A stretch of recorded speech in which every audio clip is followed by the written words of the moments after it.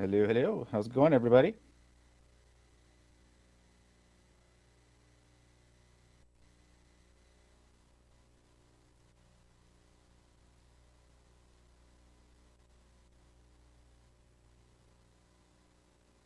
Oh, I see that. I see we have accidental face cam. Um, 1 second here.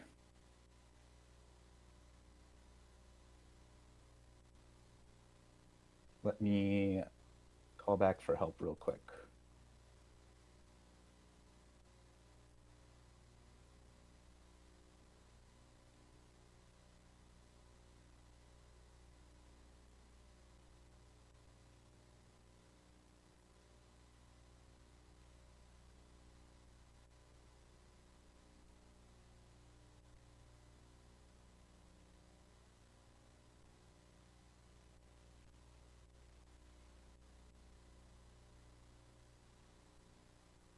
All right, our setup volunteer is going to adjust the cropping real quick so we get the bottom screen for Bonsai.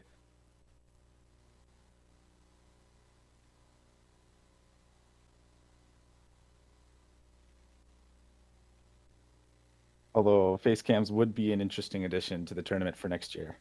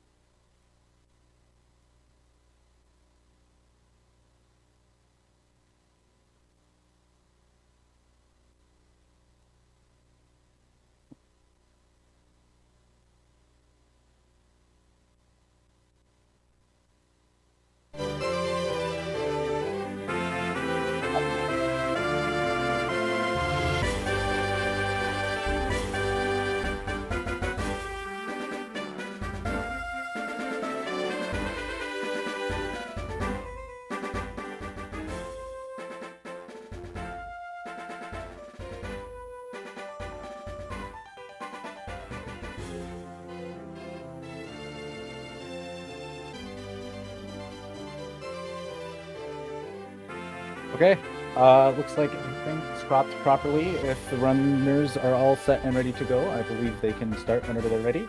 Everything looks good on our end. We currently do not have audio for Afonso at the moment, but we're hoping to be able to pick something up here as we get started. So,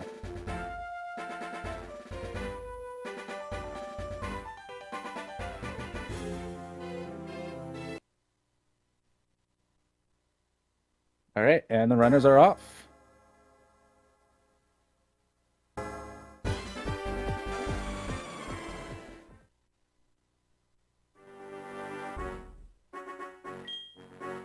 All right, everybody. So this is a Pokemon Heart Gold and Soul Silver Manipless and glitchless race, which means we'll be using no kinds of glitch in this run whatsoever.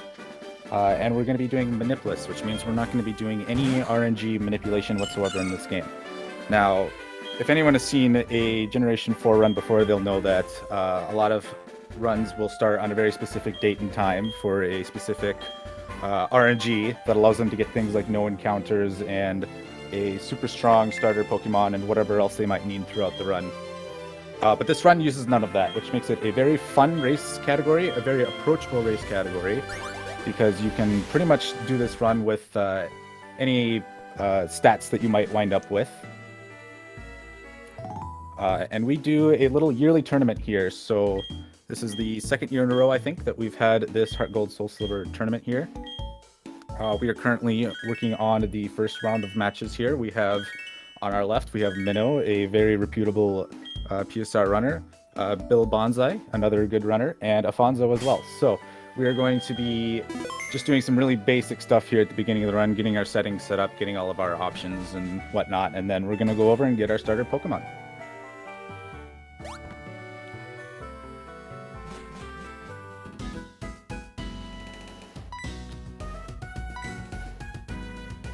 So even though I mentioned that there's no RNG manipulation in this game, we still do want to set our date and time to be something kind of specific. The idea is we want to pick a day where there is no hail on Mount Silver, and that will become very important at the end of the run when we're fighting Red, which is the most difficult fight in this category, and pretty much any category in Heart Gold, Soul Silver. And there's also a little bit of optimization that some runners will have to do with the intro text. If you set your date to just shy of 4 a.m. While you're going through the Professor Oak cutscene at the beginning of the game, he'll say less text. But then as soon as the time rolls over to 4 a.m., what happens is you start getting daytime encounters, so you no longer get hoot hoot. So a little bit of optimization if some people choose to go for it. A lot of people choose to play at different times of the day depending on what kind of lighting they like in their game. Some people prefer to play in the evening because you kind of get a lot of prettier colors on your screen and whatnot. So all of our runners here are going to be picking up a starter Pokemon. They're all going to go for Cyndaquil because Cyndaquil is the best out of all of them. Any other opinion is objectively wrong. And they're also going to be nicknaming it one character. So every character that draws on the text boxes at the bottom is one frame. So we want to name it only one.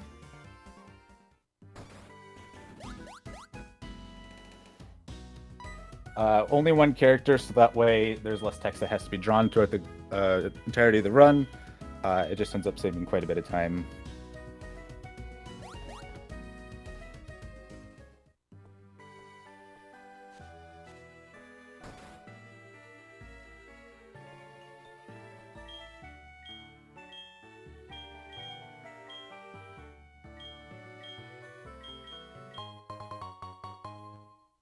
So we're just doing a lot of housekeeping stuff here early in the run, picking up the Poke Gear and all that.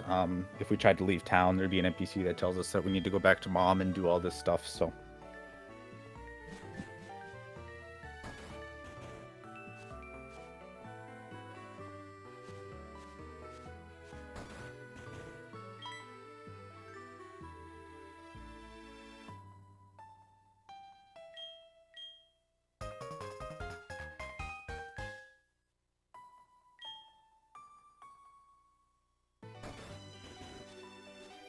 So now here comes one of the more RNG heavy parts of the run, which is dealing with encounters. So our runners are going to be trying to minimize as much grass tiles as they go through as possible in order to avoid encounters. Unfortunately, Minnow got hit with one right away. However, they still do want one encounter because they need just a little bit of XP to make some fights down the road a little bit easier. So Minnow running into this level 2 Pidgey here, he's going to beat that up as quickly as possible. Just for the extra XP. Bonzai also getting a Pidgey, and Afonso unfortunately playing at a looks like in the middle of the night, which means he's going to be dealing with Hoot Hoot.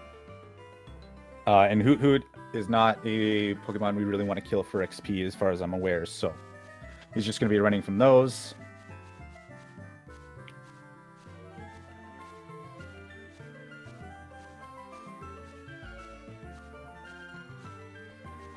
Three Hoot Hoot in a row. I hope that's not going to bode poorly for him down the road when we need to hunt specifically for a Sentret on this route. Once we obtain Pokeballs to use as a HM friend later.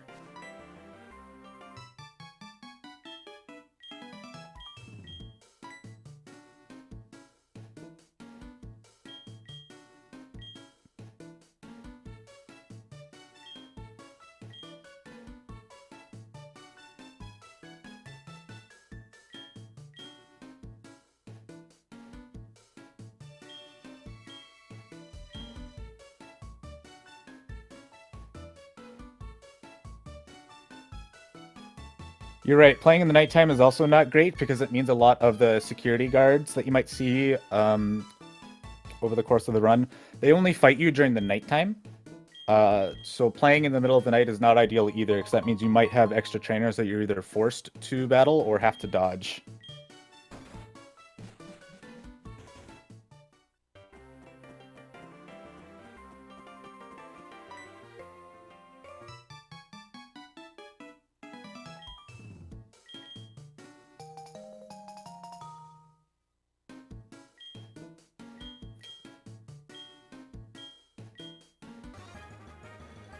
So Minnow and Bonsai here now getting through Cherry Grove and are working their way up the route towards Mr. Pokemon's house. Of course, as soon as I switch the audio, Minnow technically goes into the lead after playing his audio for the first half of the run. So BillBonzai killing a Caterpie, I believe that was, for his XP. Ideally, you want to kill this extra Mon for XP before Mr. Pokemon because you get a full heal. And you want to be full health for the first rival fight because things can go very wrong if you're not. So you see our runners stop in that one house there and pick up the apricorn box. That is because if you didn't, the guy would come out of his house and come to you to give you to it. And it just ends up being just a hair faster to stop in the house and get the box from him. So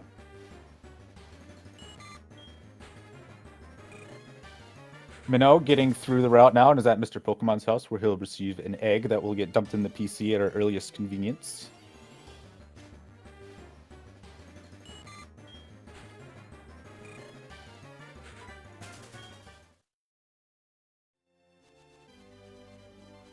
Meanwhile, Bill and Afonso were close to each other until Afonso just hit another encounter.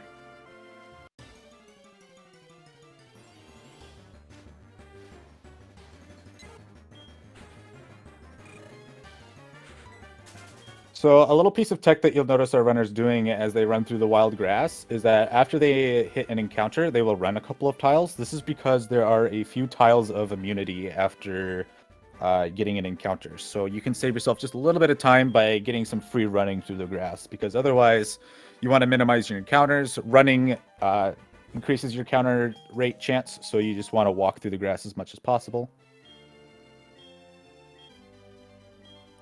Something is going on with Afonso there. Not sure what's going on. His timer has reset and he's just chilling on the route here.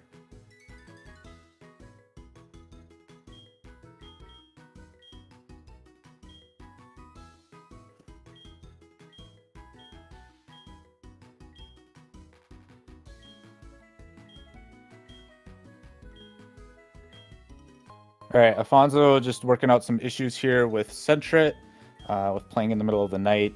Sentret encounters might not be possible during the night. I'm not sure off the top of my head.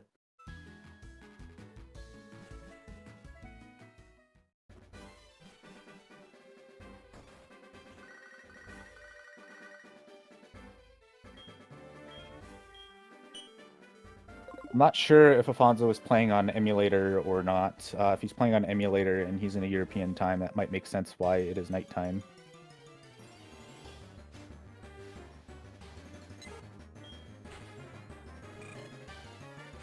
Minnow, though, encountering the first rival fight here. First rival fight, what you want to do is you want to leer a couple of times and then use 3 tackles. This maximizes the chance you can get on critting Totodile while minimizing as well as tackle misses. Tackle is a 95% accurate move in this game, which means it's about 50% accuracy in real life.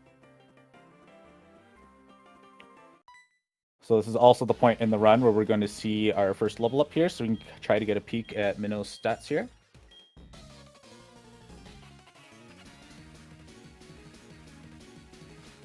Looks like he's a minus defense nature because his defense was down to 9. So I don't believe that hurts him too much in the overall scape of the run. Defense is not really a stat you need to pay attention to in the early part of this run with Cyndaquil. So Afonso opting to completely restart his run. That's going to be an unfortunate hindrance for his run overall, but he didn't have a confident backup for not being able to find Sentret, so.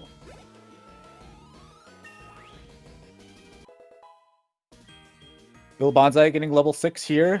Special attack looked pretty good off the top of my head.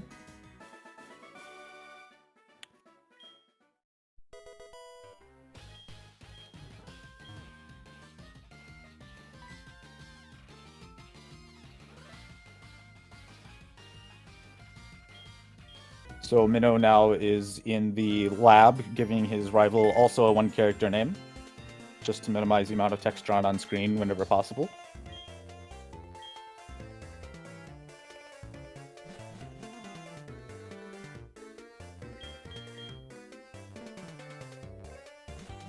Afonso's game still looks like it's playing at nighttime. Just based on the lighting, but I could be wrong. There's no good in-game way to tell what time he's playing at unless he opens up the Poke Gear.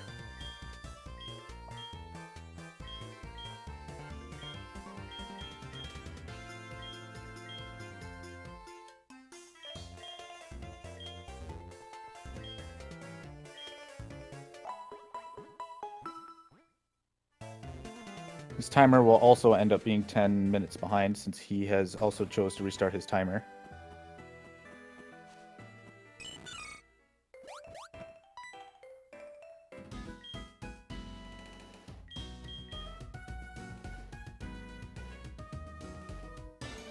So Minnow is now entering the catching tutorial. Catching tutorial is one of the main reasons why we choose a female at the start of the run.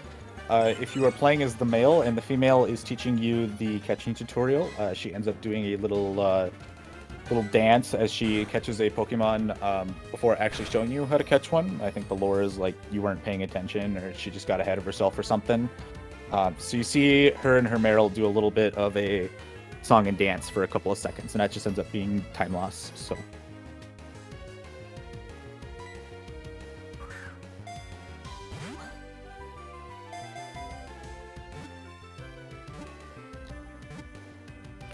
BillBonzai also entering the catching tutorial now.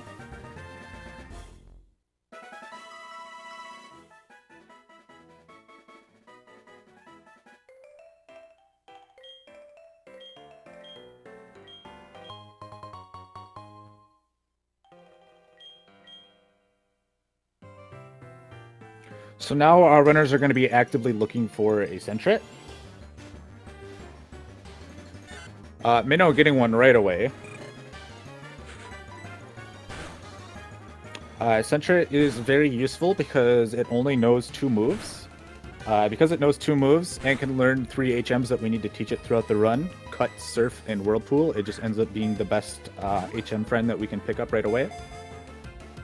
Minnow went for 2 tackles to lower it into the yellows and make it a much safer catch.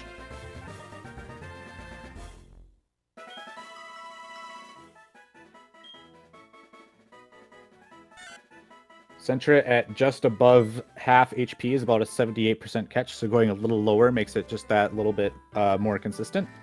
The only issue with that, though, is that sometimes Sentret can be holding an Oran Berry, and if you knock its health low enough, it could use an Oran Berry and restore most of its health and end up making things more difficult than it needs to be for you. So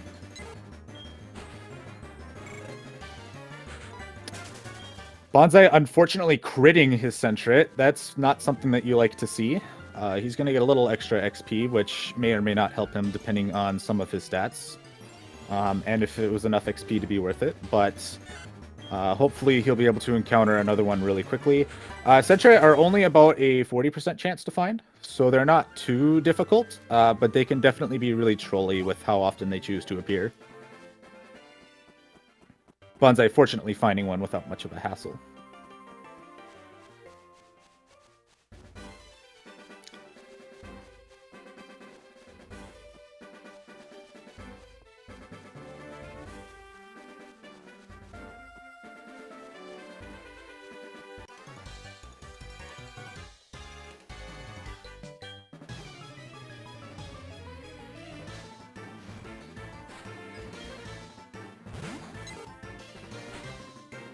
So now we're on our first trainer battle, Youngster Mikey.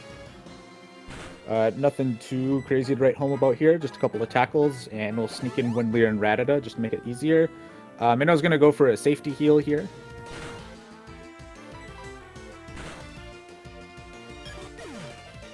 You currently do not have access to a fire-type move yet, so having your health low enough to be in Blaze does not help you right now.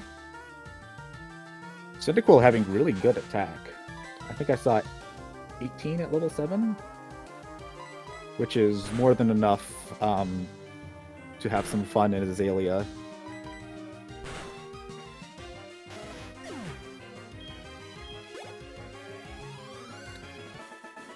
BillBonzai right behind him, just also starting Youngster Mikey. You like to see races within about a battle of each other.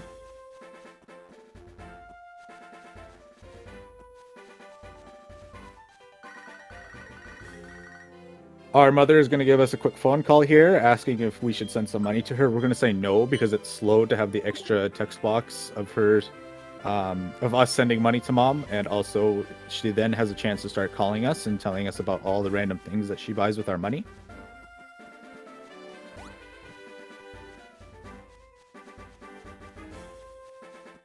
And Minnow, thankfully, getting through the route without too many encounters after Mikey, so that's good. You'll love to see it.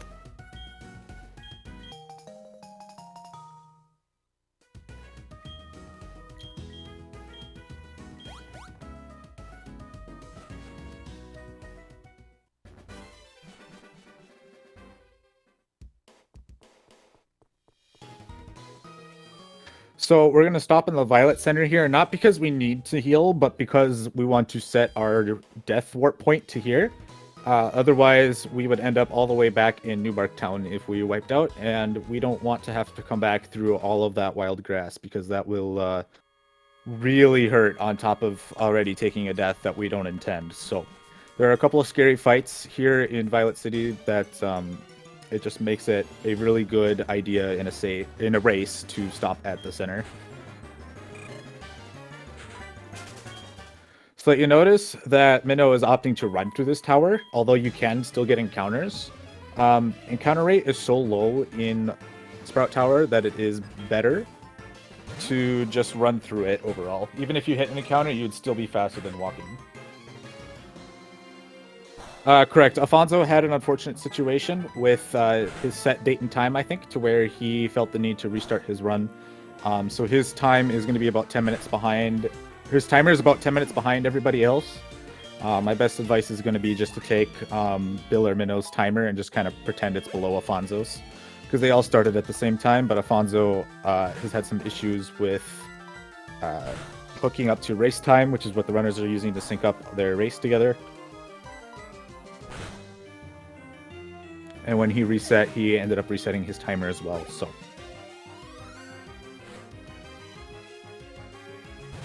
So they're all synced up, it's just Afonso's time is off because he chose to reset it. So here in Sprout Tower, we have a lot of people that we need to fight. It's not really anything special. We just use Tackle until we eventually get to level 9, or 10, sorry. Once we get level 10, then we will get access to Ember, and then these Bellsprout become a lot easier to deal with.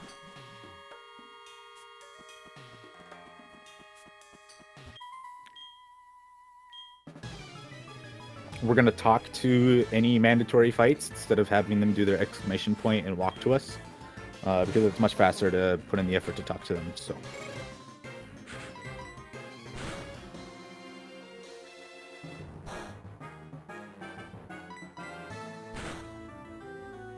No problem, Bahamut.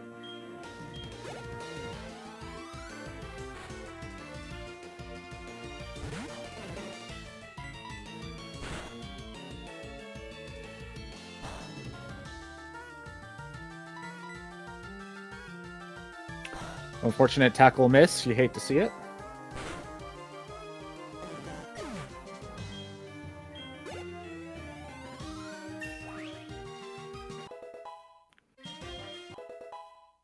But now we get to level 10 here. So now we got Ember, and now we could one-shot the Bellsprout instead of endlessly tackling and praying for no misses.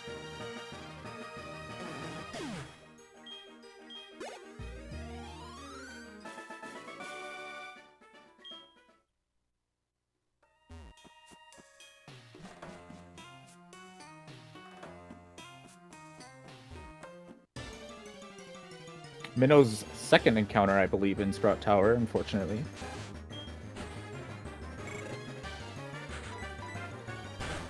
But he is going after this Rattata just to get a little extra XP. Unfortunate crit from that Rattata, though. He's going to think about it for a second. He's going to go for the heal. I believe these Rattata have access to Quick Attack.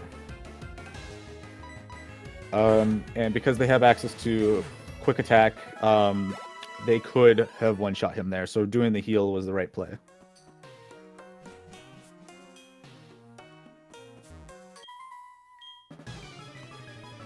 But with the XP gained from that extra Ratata, he will have a little bit better of a time against the last fight in this tower, Elder Lee.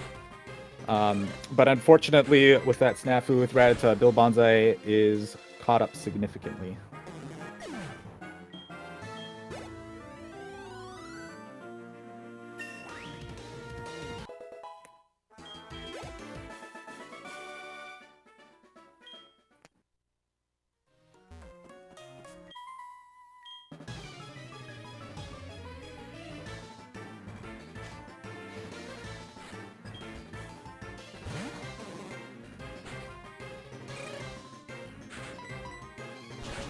Oh, now Bill gets an encounter, unfortunately.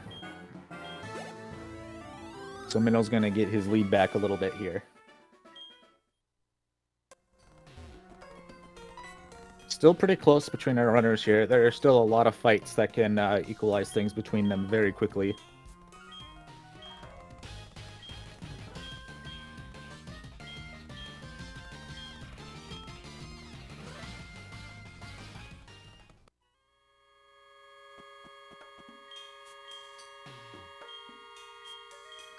So we have our first big fight here is Elder Lee. He has 2 Bellsprout and a Hoot. He sends Hoot out second.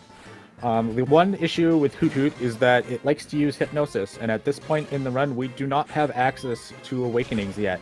So if we fall asleep, we unfortunately just have to try and push through it and hope for an early wake-up. Hoot also has Peck, which usually does about 4, depending on your stats. It can do 6 if you have a really bad Cyndaquil.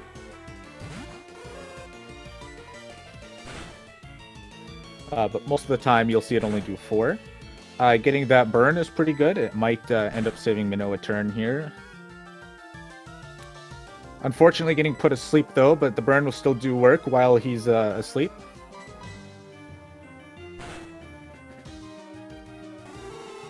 Peck only doing 3 to Minnow. I think he does have a plus defense, minus defense? I'm not sure. Not sure anymore. It's hard to keep track of 3 Cyndaquil stats at once. Finally got the wake up there on Bellsprout as Bill defeats Hoot.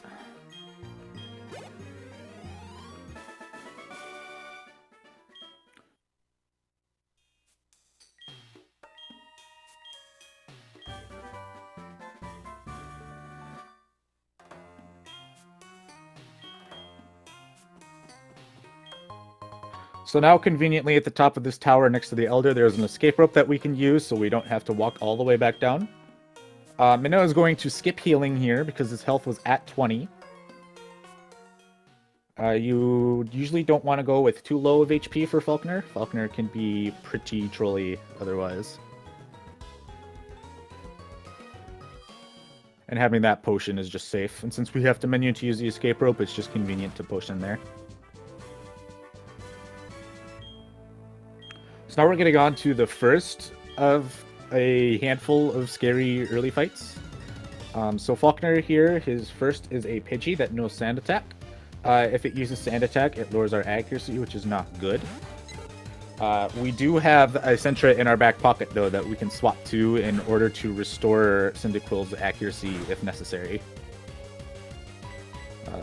A crit from Pidgey, you hate to see it. It's better than a Sand Attack, though.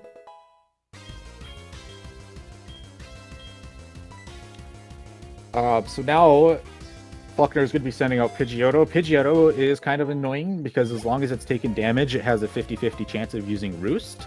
And we don't want to see it use Roost. We just want to be able to kill it. Any burns or crits are always nice to see. Minnow is going to heal because Pidgeotto is in range to kill him. Another crit tackle. Oh, you hate to see that. Usually Pidgeotto does around 9 HP to you.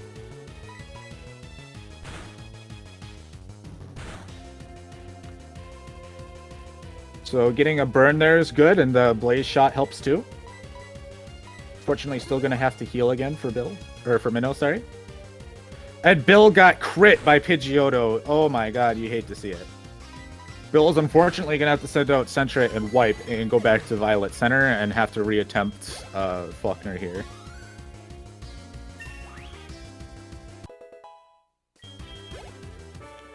Meanwhile, Minnow gets away by the skin of his teeth. I'm not sure how he's doing on healing items. I feel like he's used a lot so far. The early part of this run can get really tight when you don't have a lot of healing items.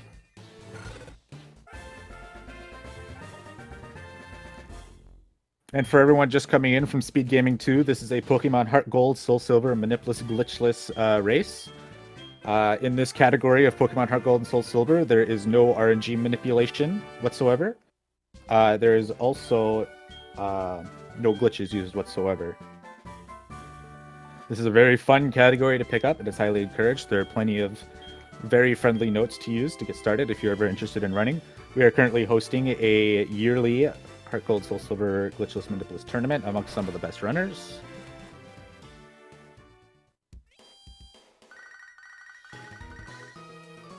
If you have any questions about the category or the event itself, you can use plenty of commands in chat. You can do !R to see all the runners. You can do !C to find out more about the commentator, me. You can also do !HGSS to figure out more about the tournament itself, including the brackets and matchups. You can donate to the prize pool for our runners and find out lots of more information about the PSR community as well.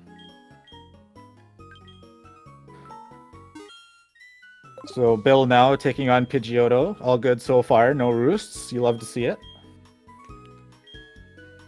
Another thing about Pidgeotto that I didn't get to mention at this point is that you can speed type Pidgeotto, which makes the fight way less convenient.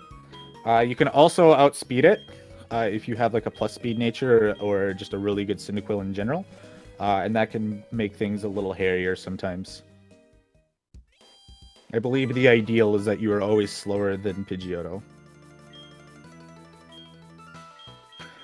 Bill now successfully getting through Faulkner on his second attempt.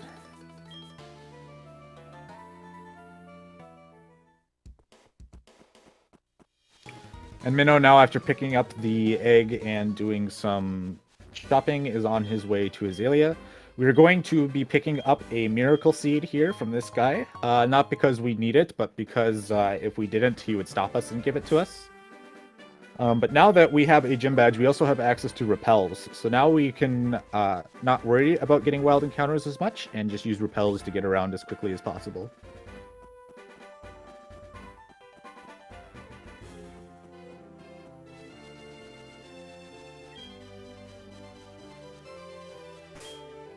So as we get closer to Union Cave here, it's appropriate to start talking about what are known as spinners. Spinners are trainers that kind of look in multiple directions, that sometimes randomly. There are a couple of setups within Generation 4 to be able to avoid spinners.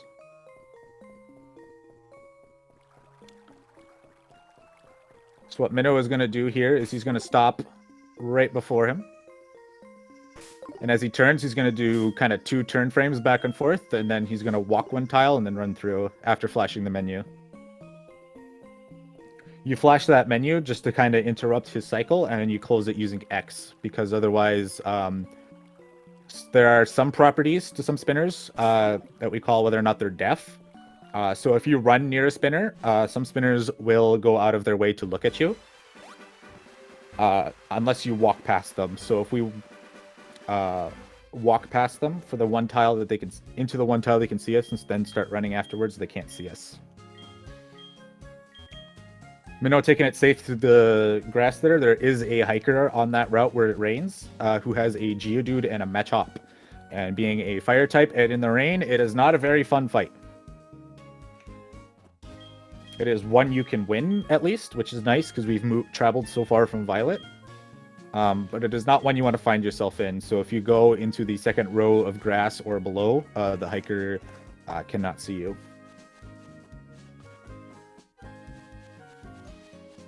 So Minnow is not going to stop at the center yet. He's going to go straight into Slowpoke Well here.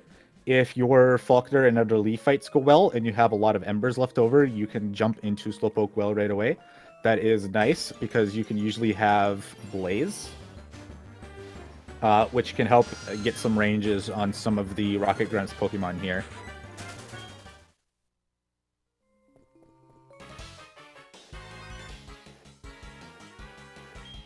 So some runners will opt to repel in Slowpoke Well, some will not. The encounter rate here in Slowpoke Well is really low, just like it is in Sprout Tower.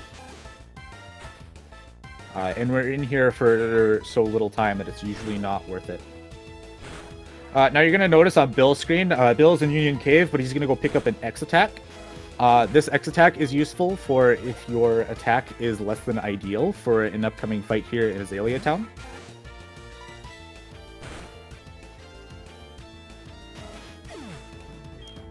Bill going for the 2 turn frames and then flash the menu to get past.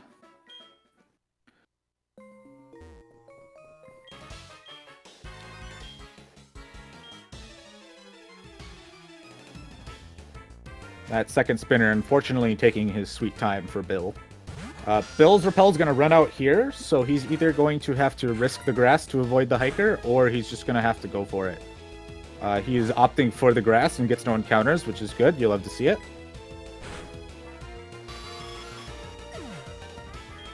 Now, the big issue here with Azalea Town is that there's 2 big fights here. There is the Rival 2 fight, and there is Bugsy. Now, each fight sucks, to put it straight, depending on your syndical stats. Doing Rival 2 first lets you have a better chance at getting through Bugsy. But not all syndicals are good enough to do Rival 2 early, so sometimes you just have to suck it up and do Bugsy. It can also be down to runner preference. By default, you usually go for Bugsy first to make Rival 2 less scary. If you have bad attack, which is a big stat that matters for Rival 2, like what Bill just did, you can grab that X attack to make it a little bit better.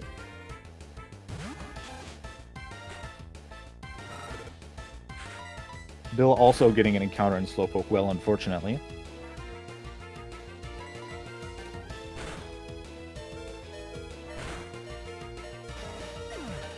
Minnow's health is starting to get low here in Slowpoke Well. Great for Blaze, but not great for the final fight here.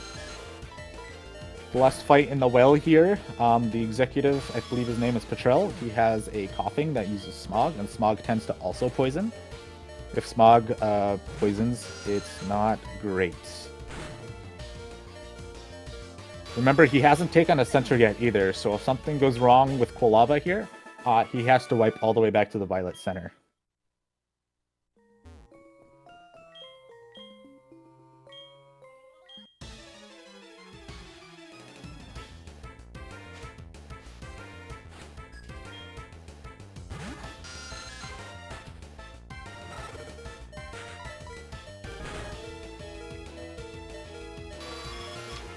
So we'll see what happens in this fight for Minnow here. Here comes the coughing that tends to poison you. It is a 2-shot, so he's guaranteed to get a hit off on you. But looks like Minnow is going for the super potion here, so he played it safe.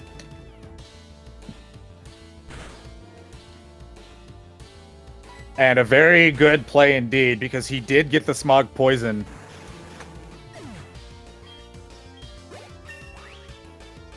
Very good play from Minnow there.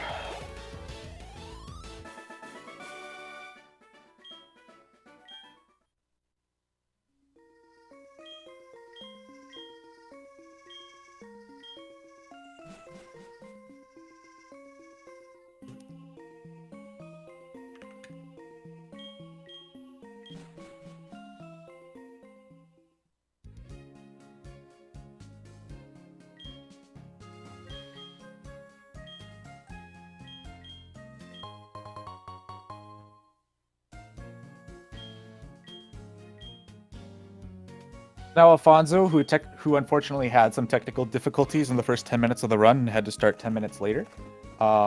He is synced up with the rest of the runners, but his timer is 10 minutes late because he chose to restart 10 minutes into his run.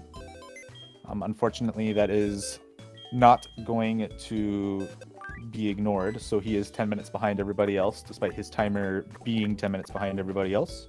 Is now entering Faulkner, so hopefully everything goes well for him. He gets a burned on Pidgey, but gets hit with a sand attack.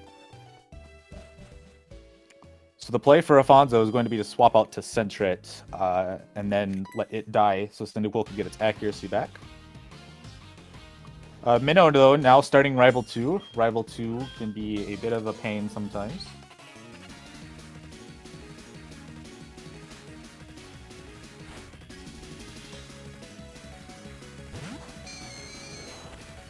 See what happens here. Let's see what Ghastly does. It does have Curse and Spite. It looks like it goes for Spite. It's going to make Ember PP a little tighter for Bugsy if he chooses not to heal before Bugsy, which I imagine will be the case. Alright, so now we got Croconaw here. One of the stats that really matter for Cyndaquil or slash Quilava is special defense. That is because if you have good special defense, Water Gun will do on average 20, and you can usually tank 2 Water Guns like that before dying. We're also going to be setting up some Leers and an X attack in order to get Croconaw into a range that is a lot easier to work with. Unfortunate crit from Minnow.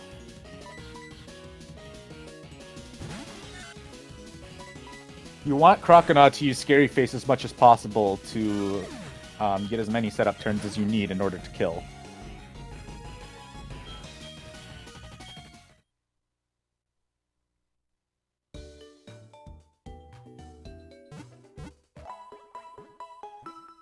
So now, unfortunately, he has lost his... No, I don't... Did he get his X attack in yet? I didn't catch if he used his X attack. If he lost his X attack, that's not great. But it is not uncommon in a Heart Gold Soul Silver run to die to Rival 2. Or a race, sorry. A crit like that can really just make things not great. But thankfully, when we white out, we're only like 10 feet away from the fight itself, so we can just go right back into it. Ghastly going for Spite again on Minnow.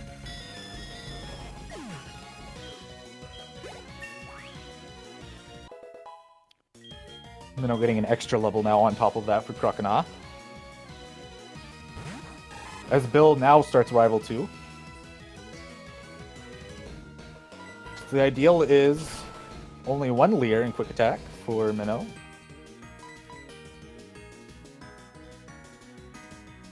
Nope, 2 Leers now. And now Quick Attack.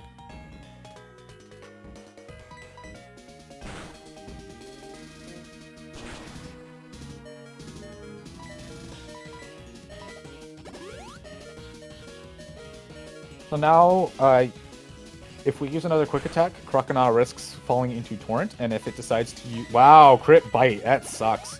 If Croconaw falls into Torrent, Water Gun does even more, and being a Fire type, that is no bueno. So what we're going to use is probably a Tackle here, just to weaken it a little bit without putting it into Torrent. And then now, because we'll use Quick Attack next, he will not get another opportunity to attack, so Minnow will survive Croconaw. Zubat can be a little bit of a troll because it has, I believe it's Supersonic to confuse you. It has a confusing move at the very least. Bill using his X attack here.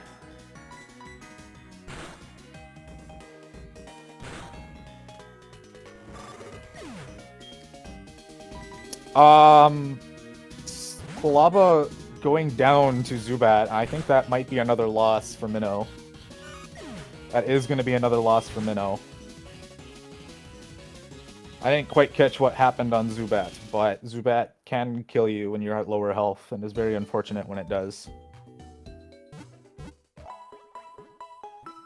Bill getting through Crocodile now. If he can get through Zubat without any issue, he can take the lead now.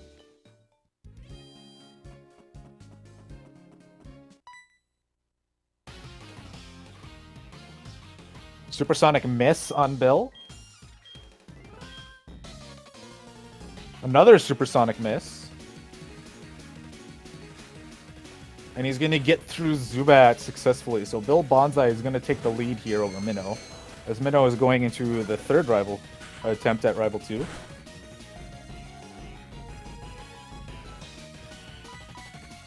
Getting Spite a third time on Ghastly. That is sometimes better to see than Curse. Some people like to see Curse instead.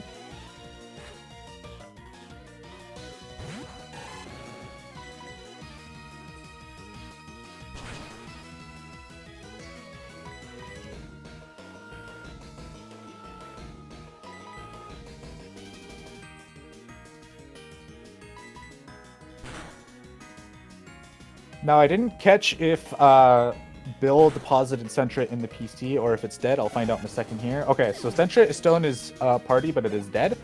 The reason that you want Centra to die on Rival 2 is because there is a double fight in this gym, and only having one Pokemon alive in your party allows you to skip that double battle. It is faster to have Centra die to Rival 2 if we do Rival 2 early, so that way we don't have to deposit it in the PC. Because otherwise we do need Centret out of the PC after we're done with Azalea in order to use Cut.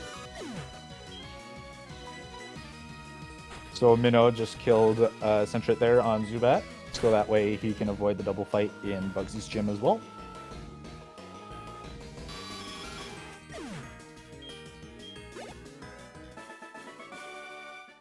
And Minnow getting through Rival 2 finally. So you'll see on Bill's screen here, there's that double fight that I mentioned. Because he only has one alive in his party, they will not interact with him. Otherwise, as soon as you get off that spider, they would initiate a double battle. Now, Bugsy is the other really difficult fight in this area because Bugsy leads with a Scyther, and Scyther has Focus Energy, Leer, and Quick Attack. All three of those moves are a recipe for disaster because Scyther is faster than us, so even if we use Quick Attack, we will not be faster. So the best thing that we can do is use Ember and Prey. So Bill's Scyther went for a Focus Energy turn 1. Now he's going to heal with a potion to stay outside of Quick Attack crit range. Quick Attack hit without any issue. Looks like Afonso hit a spinner unintentionally. You hate to see it. Bill going for a Super Potion now after taking another Quick Attack.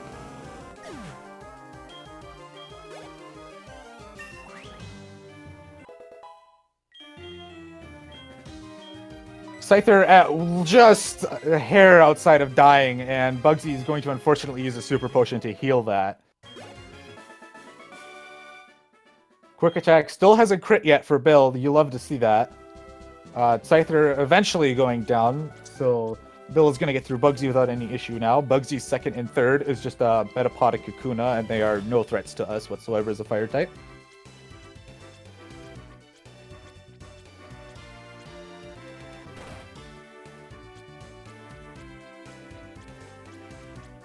Afonso also hitting the hiker spinner outside of Azalea Town. That is going to hurt him quite a bit. At least getting a burn on Geodude to help him out a little bit. With that little extra damage. But it looks like he might be out of Ember PP from hitting that previous spinner, so things are going to get extra interesting now. Since Quick Attack is not very effective against Geodude. The burn finally killing it though, so Afonso just has to get through Machop.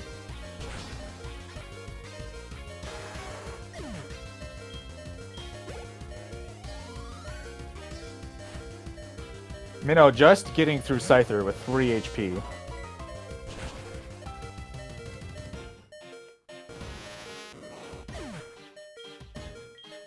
I believe with the extra experience that Minnow got, he learned Flame Wheel already and opted to use that, if I'm not mistaken.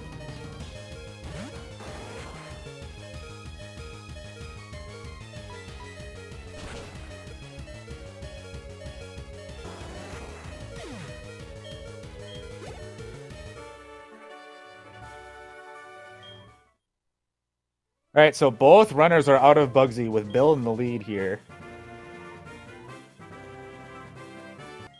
Bill in the lead, not by much though. We're going to repel just outside of the gate here in order to make things a little more efficient with our repel routing here.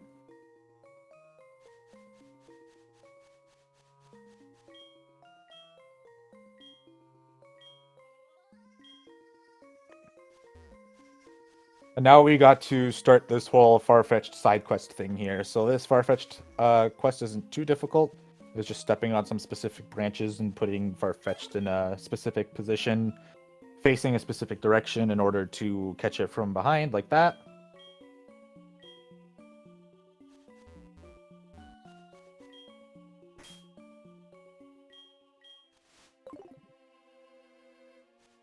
On the way to the second one, however, they're gonna duck down here real quick and pick up this revive. This revive will be nice to use as a safety item for the next kind of section of the run here, before we can actually buy revives. So we intentionally talk to that Farfetch'd head on, so he goes into the ideal location to catch it. Without wasting a ton of steps either.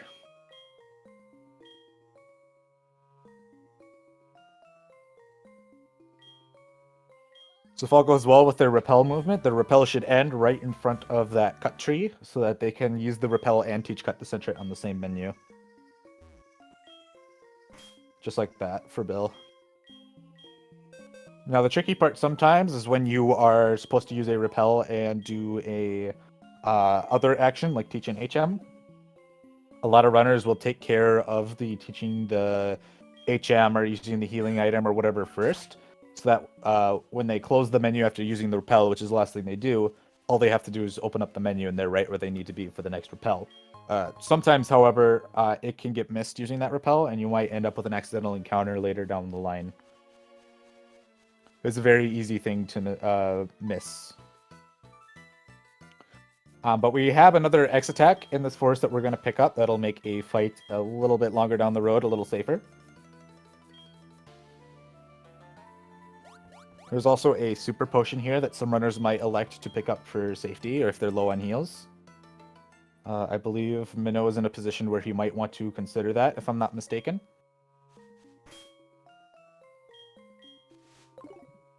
There's also two other hidden items to pick up here. So we're going to pick up a full heal here, and then there's also a ether hiding right next to it. So those will come in handy later down the line, but we're going to pick them up now since they're right on the route.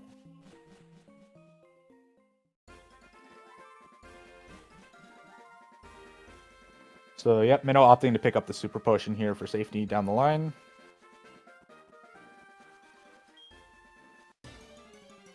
Bill, unfortunately, getting an encounter in the last tile of grass. That middle of the 3 tiles of grass there is the most optimal position to go into the next cutscene in, and unfortunately, in those few tiles that he had to run, he hit an encounter.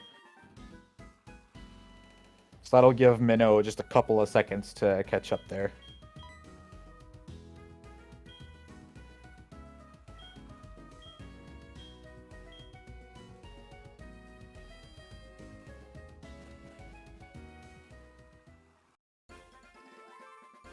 Minnow almost forgetting the ether, having trouble finding it here. He's standing right on top of it. Decides it's not worth picking up and is just going to roll without it because he can't find it.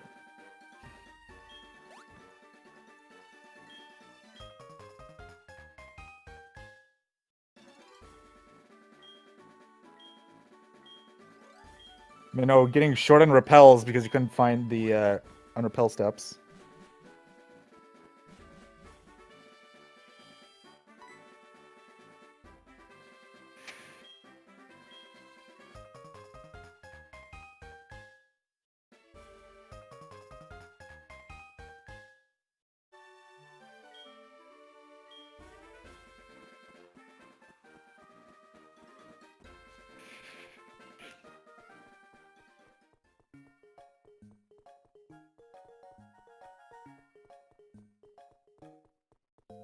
So now that we're in Goldenrod, we get access to the bike here. So we're going to take care of that right away so we can move around a lot quicker. We watch a Minnow stomp on an ether for like 5 minutes. So now we got the bike, we're going to register it right away so we can pull it out using Y really quickly and then also use it to get out of the bag. Next thing we're going to do is head into Radio Tower here, and we're going to do the quiz for the radio card so we have access to the radio. This is important to unlock Whitney.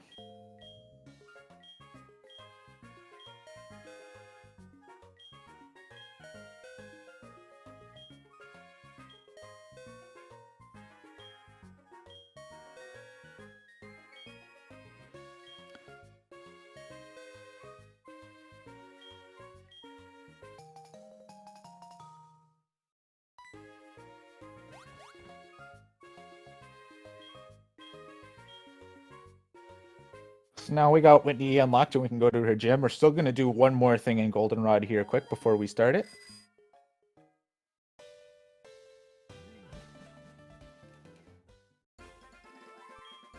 We're going to go up to this gate here, and there's this guy who wants us to deliver a letter for him.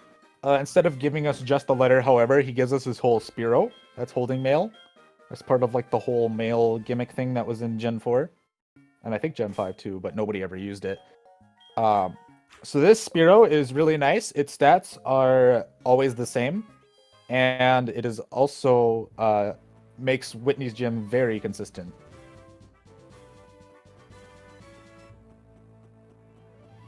So what we're going to do is we'll switch it to the front right away, and we'll use it as our main for the next 2 gyms here.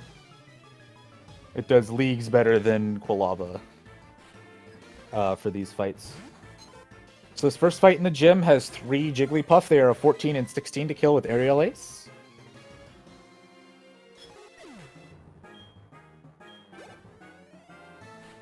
Afonso on Rival 2 now.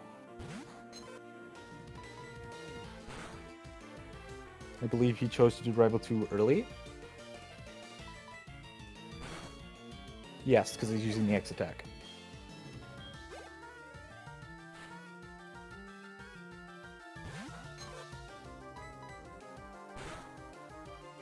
Aerial is disabled. That is not great. Fortunately, Bill got a Fury attack that managed to finish it. You love to see it.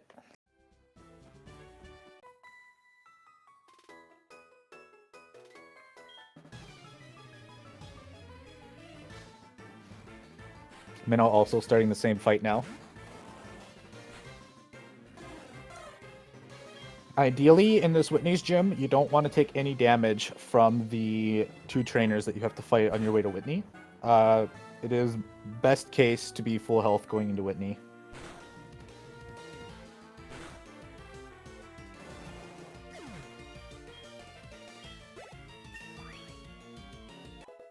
So Kenya's going to level up to 21 here and is going to want to learn Mirror Move. We're going to teach Mirror Move because if we didn't, once it evolves to Furo, it'll try to learn it again.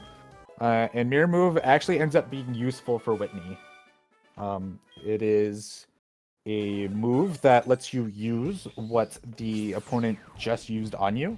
So we will use Mirror Move to use Stomp on Miltank. And since we are normal flying, we get the stab benefits, as well as a tiny chance to, I believe it's the flinch.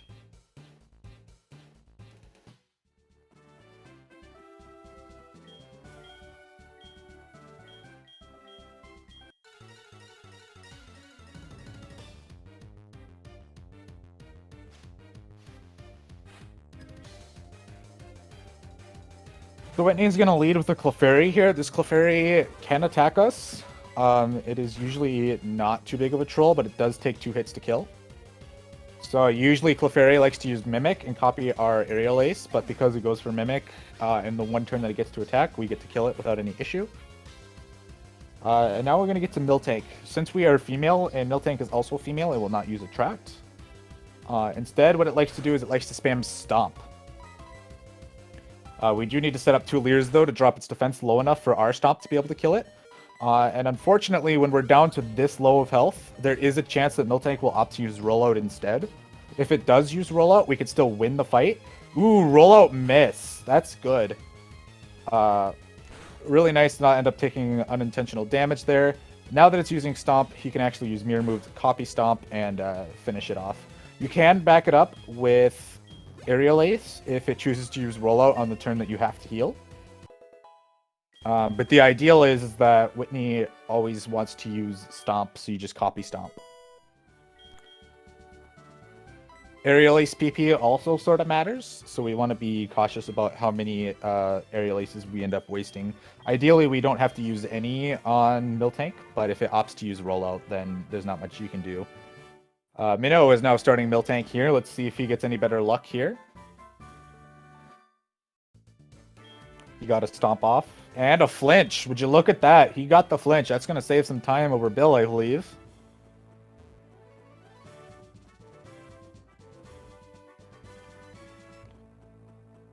don't know overall who ended up getting a better Whitney, but you love to see a stomp flinch. Next thing we're going to do is we're going to head over to this little botany shop or whatever and pick up the squirt bottle.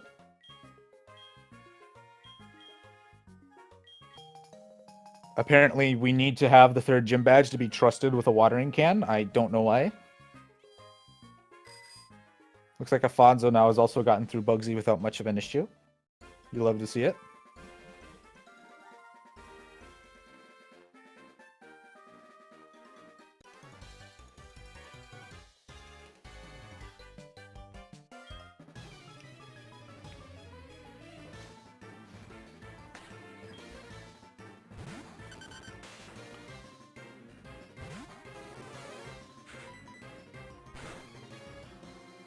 So now as we start to head north here towards Eckerteak, there are going to be 2 spinners that we need to pass here.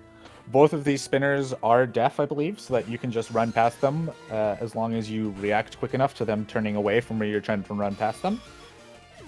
They do have some not nice Pokemon if you end up hitting them. The first one has a bunch of Voltorb, who all can paralyze you.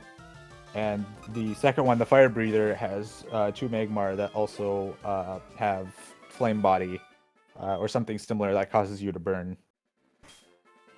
So not great fights to hit, and even worse if you end up getting a status condition.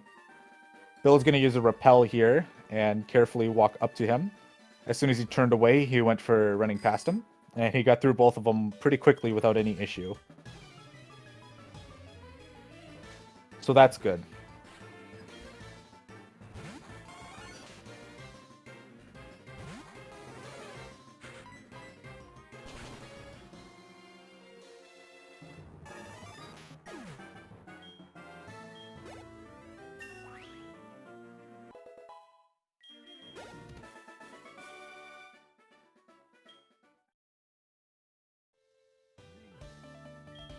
Minnow getting past the first one without much of an issue. The second one almost got him, but he managed to just sneak by. I'm going to repel now and start heading up to the next trainer. Bill on his way to the next fight here, but first he's got to do all the Sudowoodo stuff here. We're going to run from the Sudowoodo because it is not worth their time to do anything else. This next double fight coming up is very trolly. They each have a Wigglytuff and a Clefairy.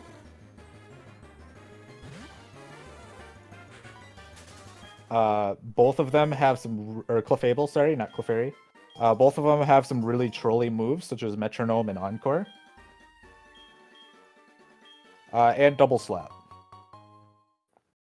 And some other moves that I may be forgetting. But not a great fight to handle overall, especially when you're at lower HP. If you get like a 5-hit Double Slap, it can make things very uncomfortable.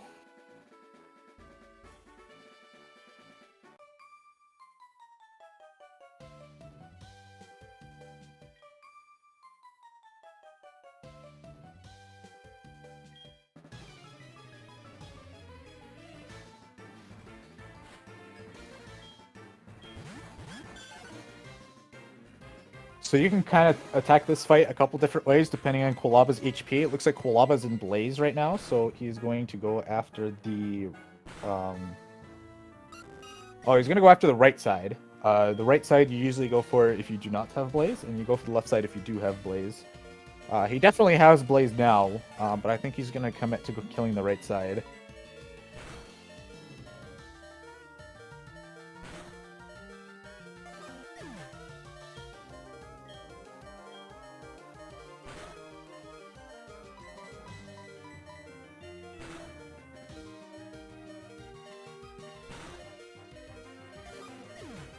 Bill managing to get through the fight without much of an issue. Just got to get through this Clefable here, which shouldn't be too hard of an ask.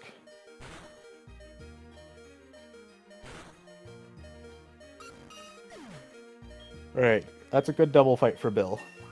And now Minnow is just starting the double fight here. He's going to go after the left side first.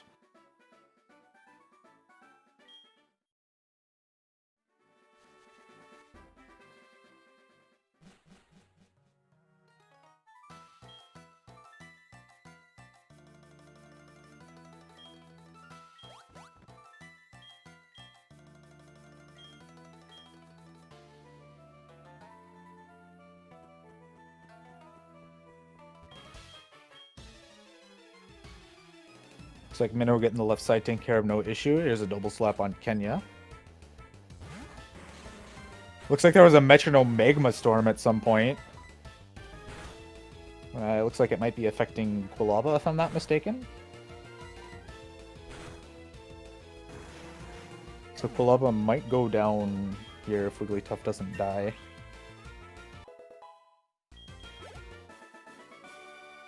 Nice crit on Wigglytuff, so Minnow's going to get through that double fight without too much of an issue. Only a really weird troll metronome magma storm.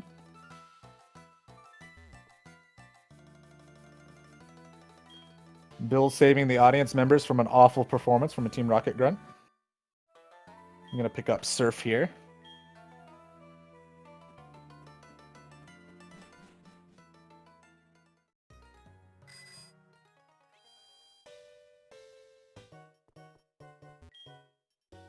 Bill's going to stop in the center here, and looks like he was thinking about selling something, or maybe he misclicked.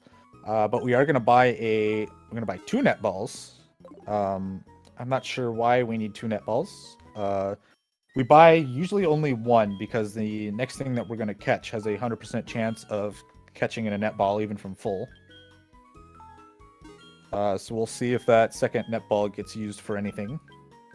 We're going to buy a couple of revives now that we can, a couple of awakenings, some paralyze heals, just to kind of help heal us up from any unintended status conditions. We're also going to pick up some super repels now, since we are just about to run out, if haven't already, of regular repels.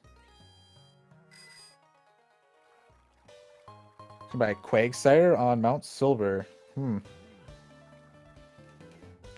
That's going to be an interesting play. I'm going to be really interested to see how that turns out now. Okay. So Bill is buying 2 net balls to back up. He has an issue with red.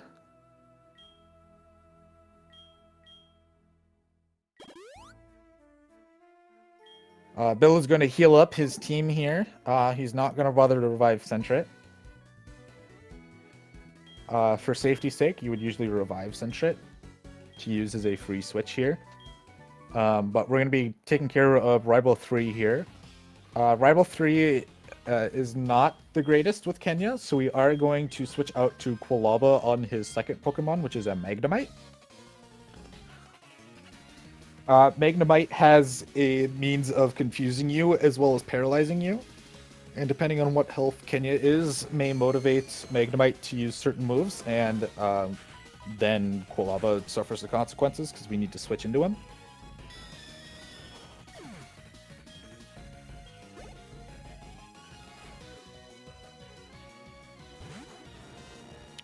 So here comes that Magnemite. He's going to do a switch into Quilava here, because Quilava does a much better job of killing Magnemite than Kenya. And he's going to get the Paralyze here, but he's going to try and hit through it, but now he's also confused and hit himself with Confusion. Looks like he's going to go for a full heal here to get rid of his paralysis and confusion. Magnemite using a Sonic Boom, which is only going to do 20 damage, and now he's going to wrap things up with a Flame Wheel.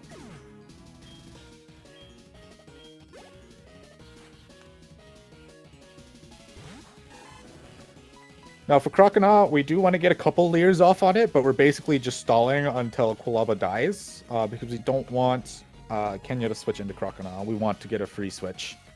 Unfortunately, though, Croconaw has not changed since the last fight and really likes to use Scary Face. And that can end up costing you a lot of time waiting for Croconaw to get around and hit you. Bill opting to just spam Leer, so Croconaw is like -5, -6 at this point, so 1 Aerial Ace should probably kill.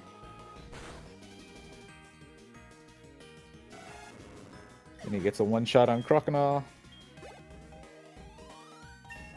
Minnow getting Magnemite here, so hopefully he doesn't get the same issue to happen before. He did have Sentret alive, so he's going to use Sentret as a body shield. Sentret's going to get paralyzed here, and now he's going to heal Kenya while he waits for Sentret to die.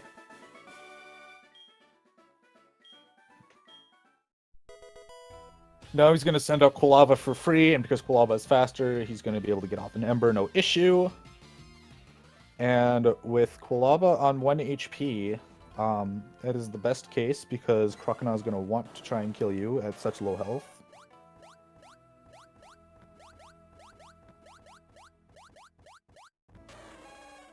You got that leer off, and then the bite's going to kill.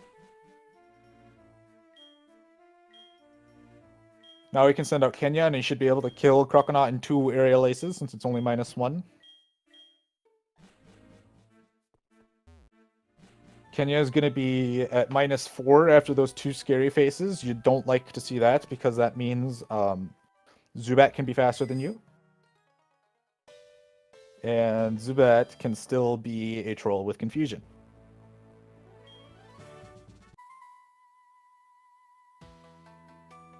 Just like that. Unfortunately, he got the confusion and hit himself in confusion. Got the instant snap out at least, so that's good. We're near instant snap out anyway.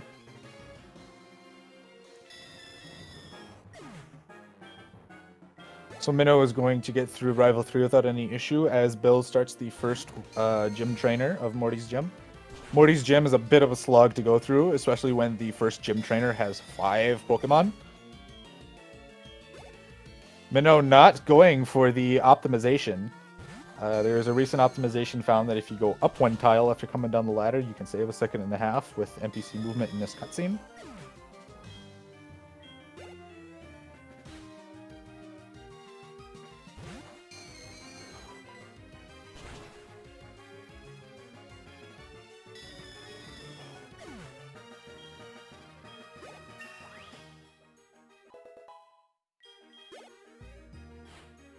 And Minnow is on his way now to the gym.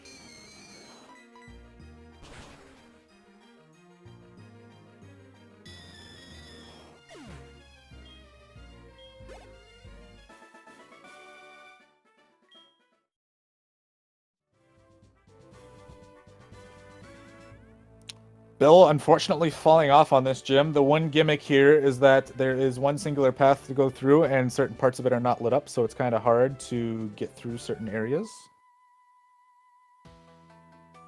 The movement is also very tight, since there's usually only a 1-tile gap. So falling off twice is not ideal, but because it's earlier in the path, there's not as much time loss.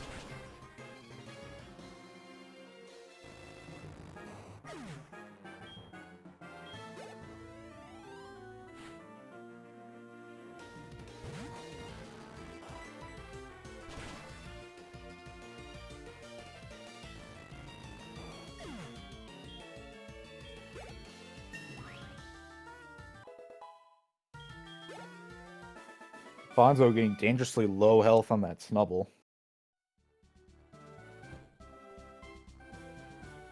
Bill taking his time this time with movement to make sure that he doesn't fall off. Triple flinched? Oh my god. That is awful. You hate to see it when you get flinched. Afonso is going to have to heal for Whitney here.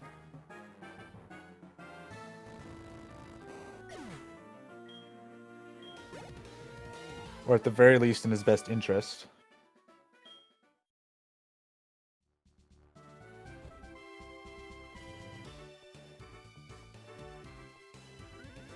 Bill being very conscious of movement, and he still fell off. Oh no.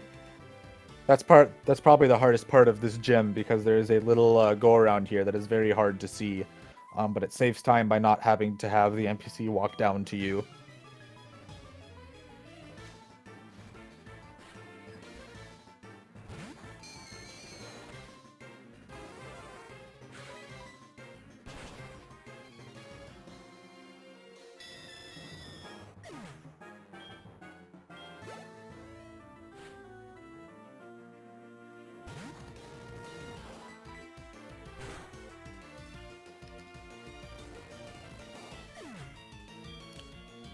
So in this part of the run, our aerial ace PP gets really tight. We need a couple for some of the fights in here, but if we have any extra, we will try to use them here instead of using Pursuit, because that would help skip the super effective text.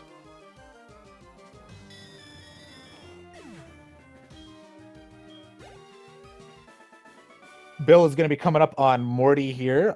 Morty is a bit of a troll. His second Pokemon, which is a Haunter, has a 50-50 chance to kill. You can do some setup while Morty heals to save having to do it later on his Gengar. But this fight can get really awkward, especially if you get Cursed. Cursed is a move that does 1/4 of your HP every turn, and if you get it, you're going to have to revive Quilava and then revive Kenya.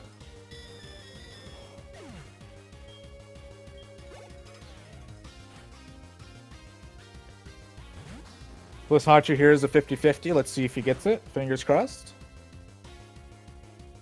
He does not, and he gets Cursed. Oh, no. At least that gets him through the Haunter, but it's going to be an unfortunate situation. Hopefully he has somebody alive that he can swap to. Otherwise, he's going to have to spend a turn getting that swap. I'm going to skip learning agility here because it's not a move that we need.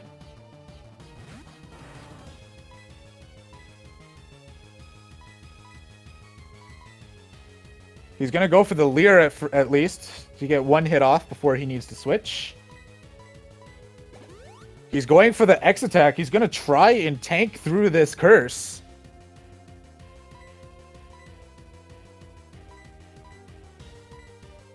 He's going to need to heal, and he's still asleep, so he's got to get through that sleep somehow. Either by sheer luck or using an awakening. But he's on a time limit here with his healing items.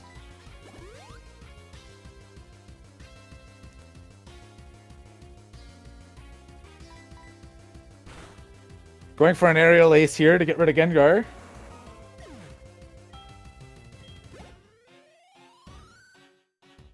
This should be still a win for him. He's at 12 health, but this Haunter should be a guaranteed with Pursuit.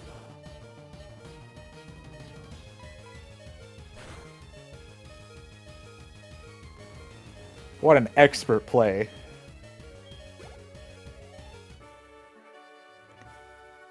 Tanks through the curse. What a G.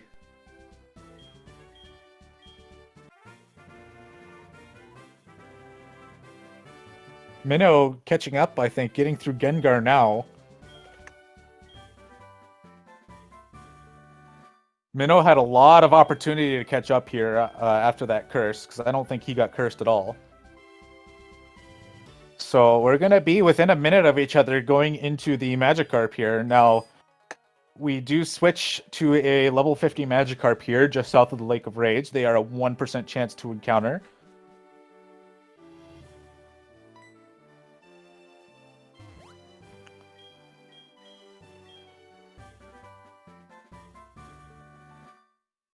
On average, this carp hunt will take just a hair over an hour, or hair over an hour. It's going to take a hair over a minute on average to find this Magikarp. So hopefully both of our runners can find one within at the same time as each other to keep this race really tight.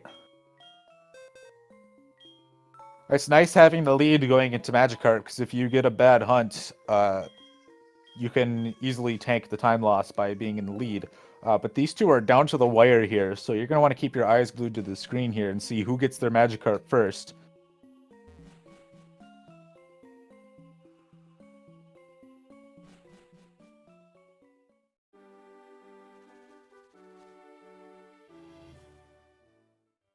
Bill's going to get a little bit of an advantage on Minnow getting to the Lake of Rage first. So we're going to hop onto this pool of water here. We're going to look up and down a couple of times in order to increase our chances of getting an encounter, and then we're going to spin as fast as we can. Now, this spinning is really easy to do on emulator or 3DS because you have, usually your controller has like an analog stick or something that you can spin around in a circle to get those turn frames really easy. You can still spin really fast on DS by rolling the D-pad with your thumb, but it is not a great time, and will definitely make your thumb feel really sore, especially if you get a really bad carp hunt. Minnow getting to the water now. Hopefully both of these guys can get a carp within a reasonable amount of time here. Minnow's got to restart his repel though.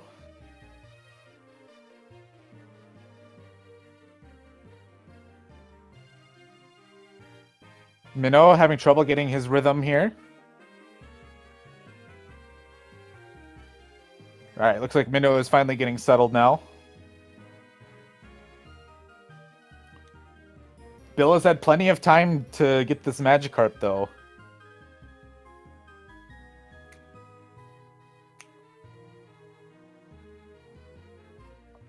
Minnow slipping out a little bit there.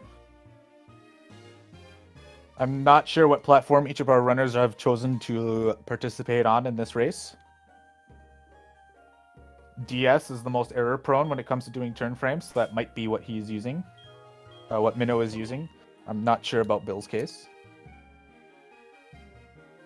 I believe Bill is on MU, actually. I think I've seen his mouse flying around on the bottom screen when he's menuing. So Bill has the advantage here because he's probably using a analog or like a thumbstick to turn around, which makes things very consistent and easy to do.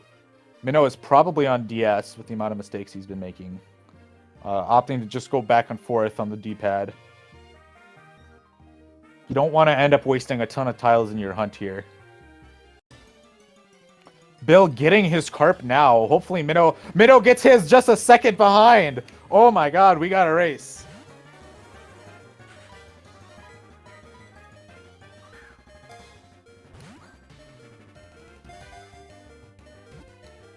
Both of our runners are going to catch the Magikarp here. You're going to definitely want to keep an eye on these Magikarp's stats.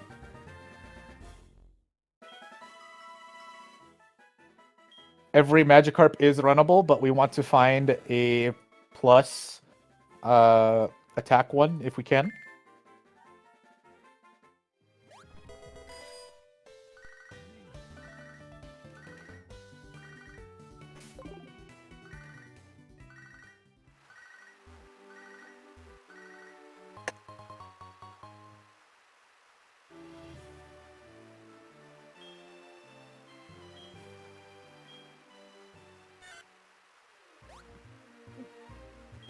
Minnow not happy with this game right now. I wonder why. Bill is going to encounter their legendary red Gyarados here, but he's going to run away from it right away because the Gyarados that we just picked up will be much better.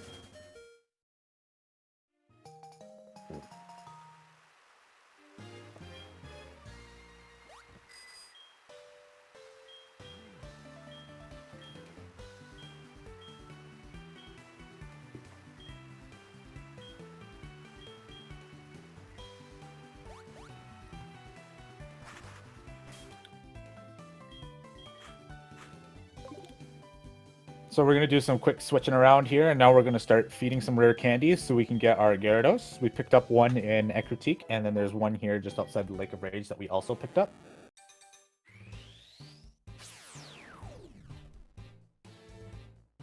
Now we're definitely going to want to pay attention to Gyarados' stats here.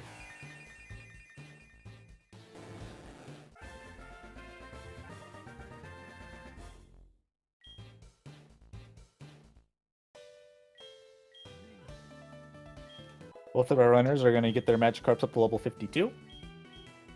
They're also going to teach it Strength, and then they're also going to teach it Surf.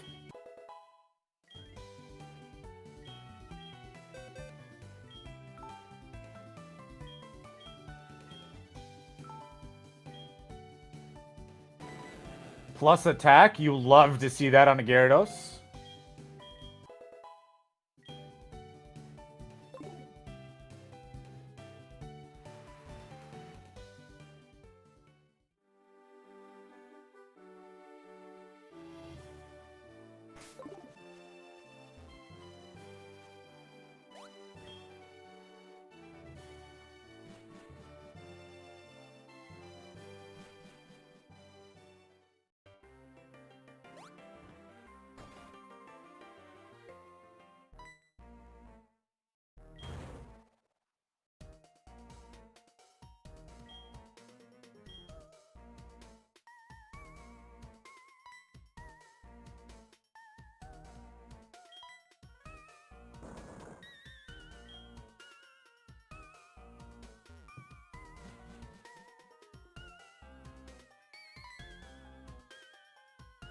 Plus attack, 0 IV. Oh, you hate to see a 0 IV and a plus nature.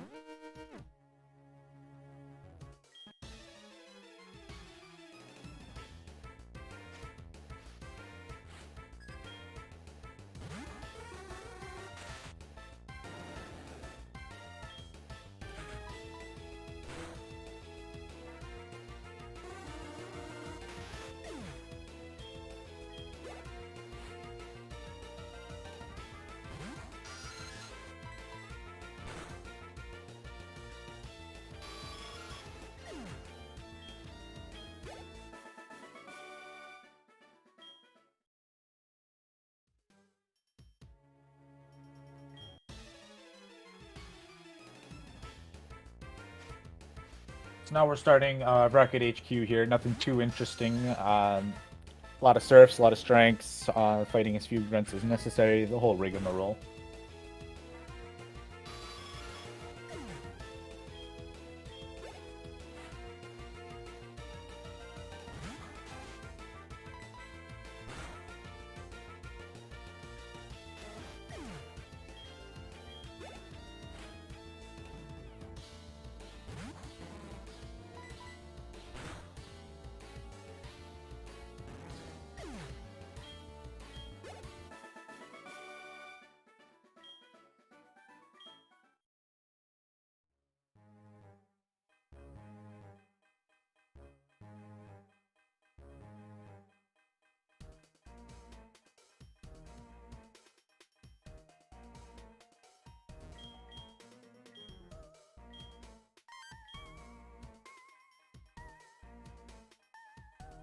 We're going to disable the security system there by going through that snaking area and dodging that scientist and just messing with the PC there.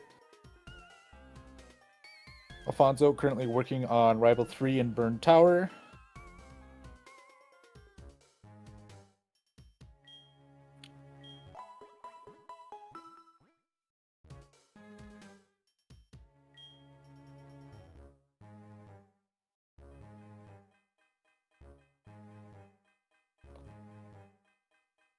Bill does have a pretty good Gyarados, even though it's 0 IV, that plus attack really helps him still. I did not catch the nature of Minnows, though. I got all his stats, but the photo that I took, it's not very easy to tell if it was plus special attack or special defense.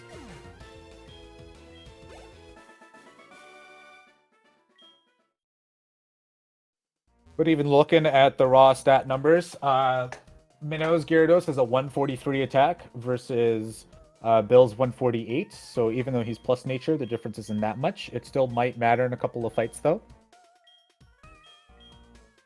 Bill is also a very high but minus defense stat at 91. That's about a 29 to 30 with a minus nature. Special attack is on the lower end with only 5 to 6. Speed is pretty quick with a 25 to 26, which is really nice to see. That means you'll outspeed a lot of fights that get really sketchy if you're slow. Not all, but most.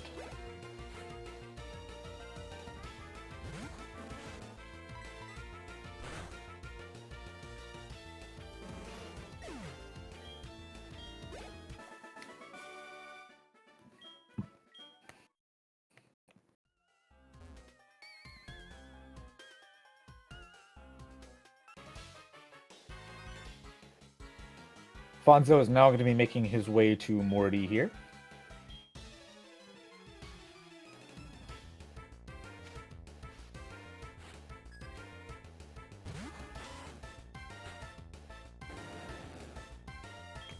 Yeah, Bill's special attack being only a 5 to 6 is not great, but it is still workable. Any Gyarados is workable. Just some stats matter a little more than others when it comes to running slightly more efficient strategies and whatnot. So, looks like Bill is still going to be in the lead here by just a little bit. Even though they got their Gyaradoses at almost the same time, Bill managed to just sneak ahead a little.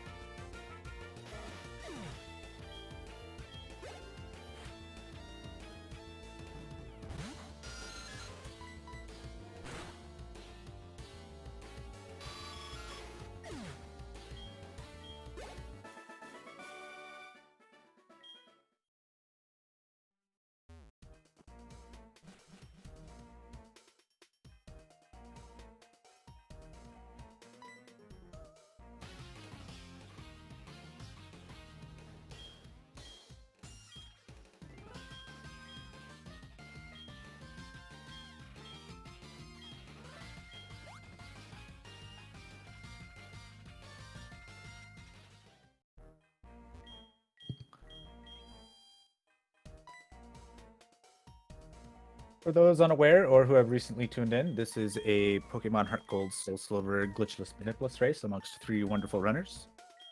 This category uses no RNG manipulation or glitches whatsoever. This is a very easy pick up and play race category for those interested. We are currently in the middle of a tournament where some of the best runners are attempting to beat each other out in a bracket style 3-man race tournament style thing, kinda.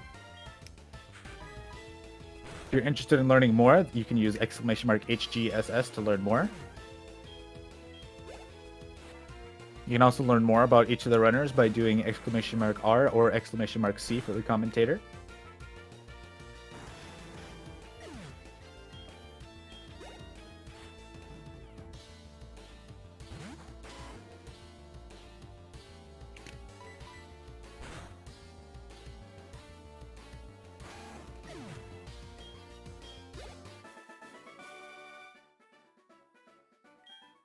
Nice.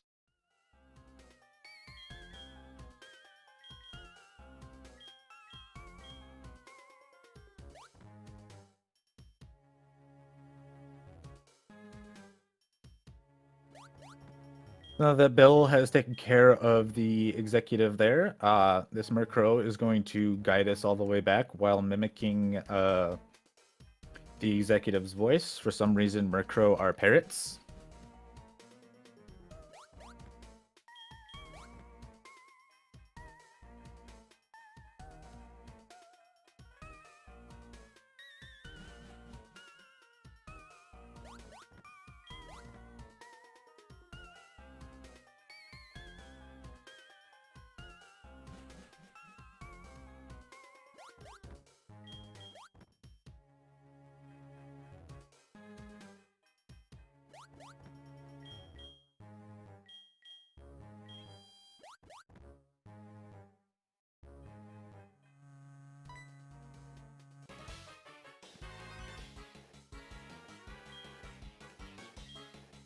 Afonso sneakily getting around the last trainer in the gym before approaching Morty.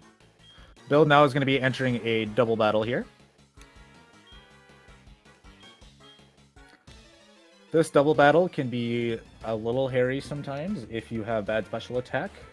You'll be using Surf for the first couple of pokes here to kill, but this Arbok is a bit of a range, and if you miss that range, you risk Arbok using Glare and paralyzing you.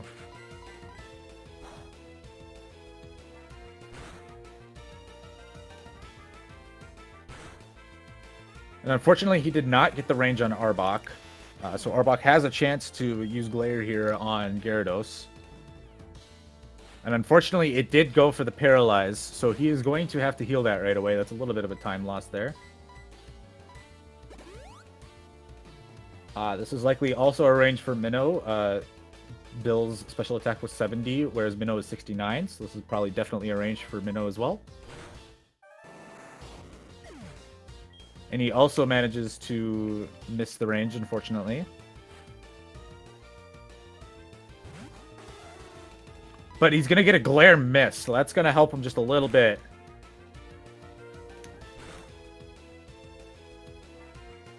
Just a little bit of time save over Bill here and how this fight has been going so far.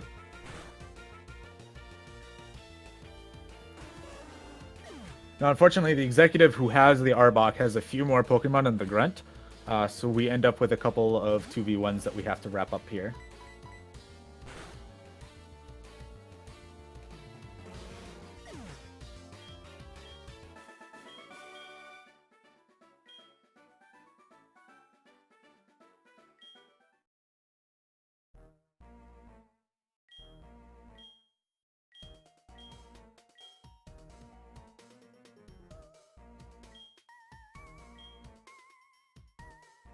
All right, so Minnow through the double fight now as well. The race is really tight.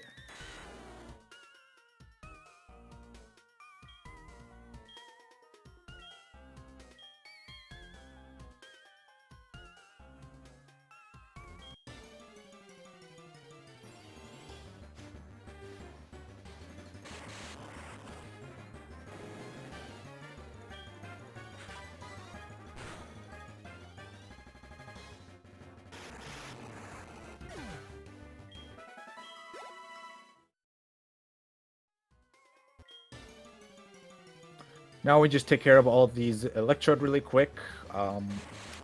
We just use surf on them because it'll insta-kill them, and it is also the move with the least amount of text. If there are multiple moves that can potentially kill a poke, we want to use the one that has the least amount of text.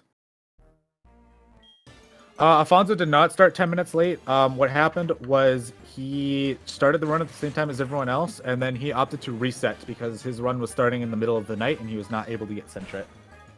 He also opted to restart his timer for some reason in the process, despite being a race. So you're going to have to ignore his timer and just put, like, Bill's over his.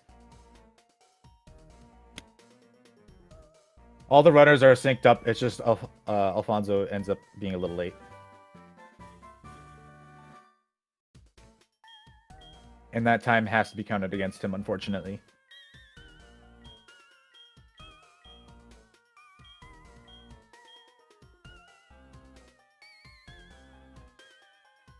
For context here, Minnow is PB is a 3:45.24.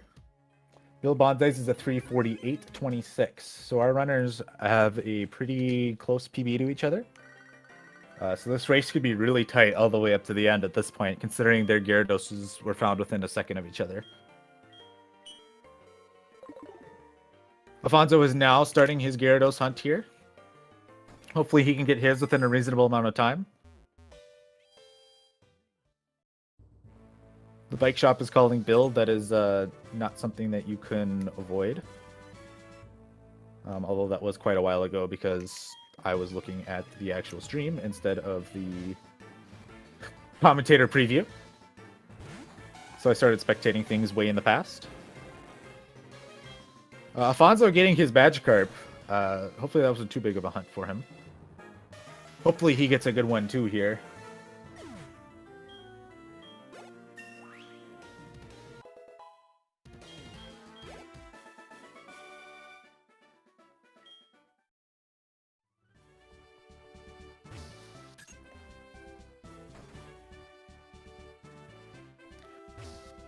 So here we are at Price's gym. Because we are so high level, this gym is usually not much of an issue.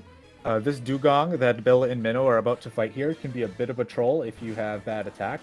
It can survive, and sometimes it likes to use rest and just full heal. In Bill's case, it went for Ice Shard, which is a priority move, I believe.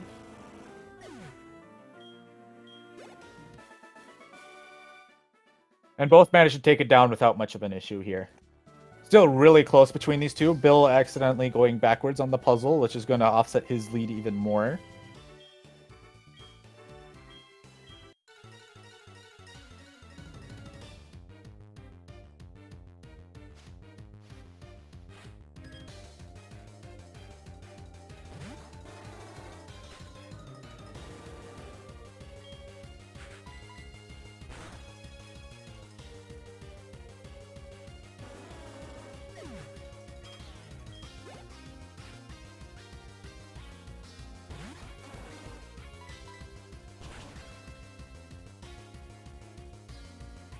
Afonso with a plus defense, minus special defense. Gyarados here at level 51.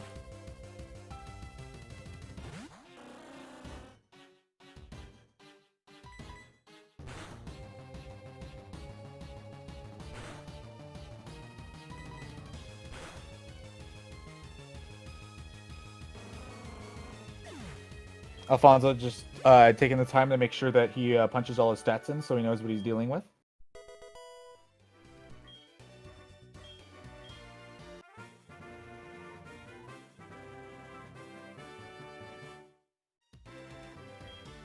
Build creeping his way through Price. Minnow looks like lost a little bit of time on the fight. I was busy punching in stats for Afonso, so I know what I'm working with as he gets to certain fights.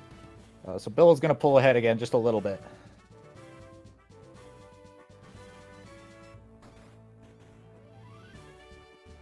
Afonso unfortunately hitting one of the spinners outside of the Lake of Rage, but since he's evolved his Gyarados already, it is a really easy fight to take care of.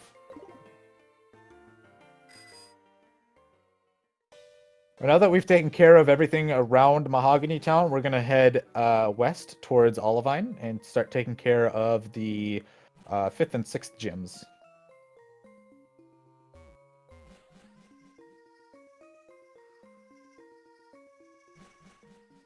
So Afonso's Gyarados' stats, for those who are interested. It has a 26 to 27 HP AV, 11 to 12 attack, 23 to 24 plus defense, 18 to 19 special attack, 20 to 21 minus special defense, and 13 to 14 speed.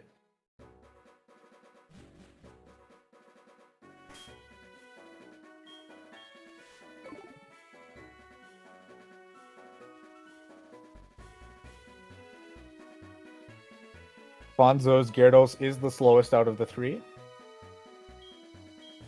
But it does have the best special attack out of the three. BillBonzai's Gyarados has the best attack, with Minnow slightly behind.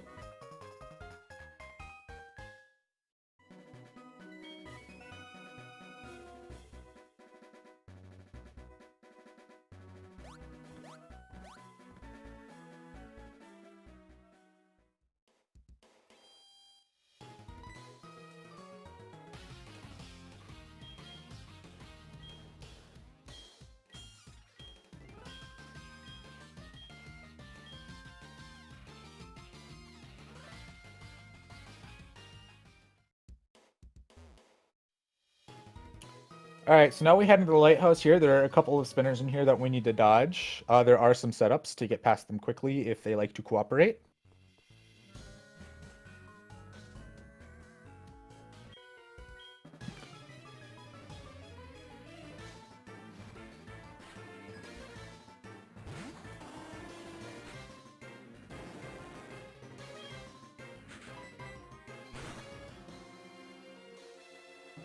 Bill opting for a surf on the Noctowl. Usually you go for a strength there, if I'm not mistaken. You can use surf.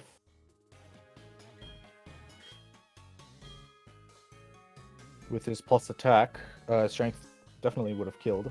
Or tackle.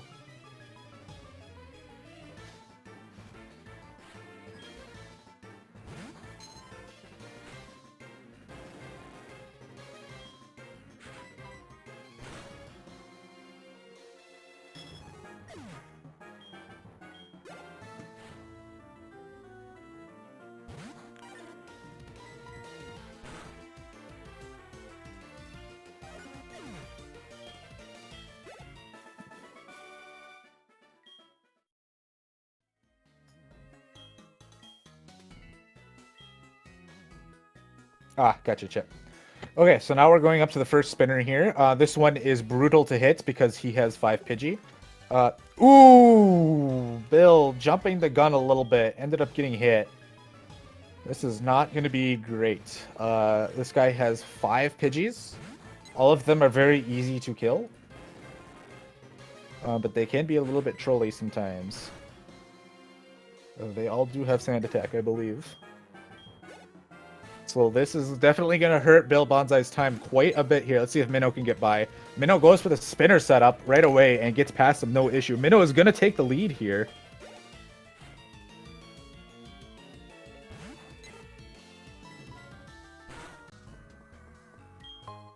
Minnow's going to pick up a rare candy here that we'll use later to boost Gyarados up another level.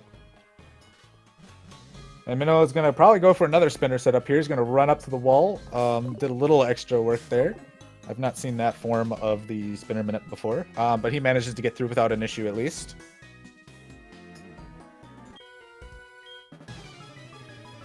So Minnow is definitely going to take a hefty lead here.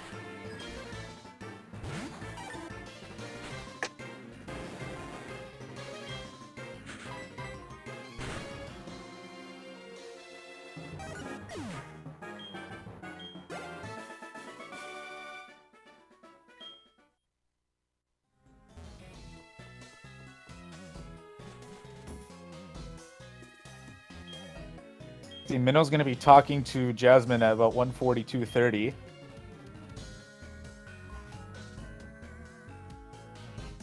Bill just going for a standard setup.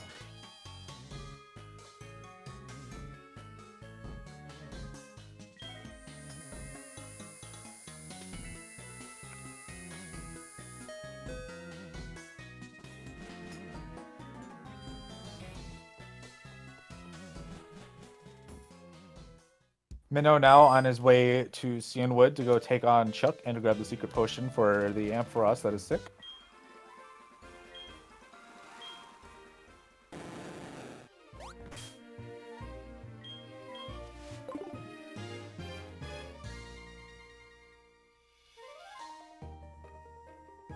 So it looks like Bill lost about a minute on Minnow, if I'm not mistaken.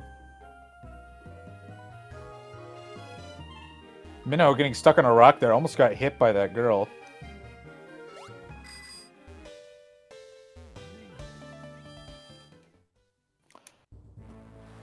Now, Chuck's movement here is going to be pretty tight. That walker that goes back and forth there, he is not bad to hit, but any spinner that you hit is going to diminish Minnow's lead here, so...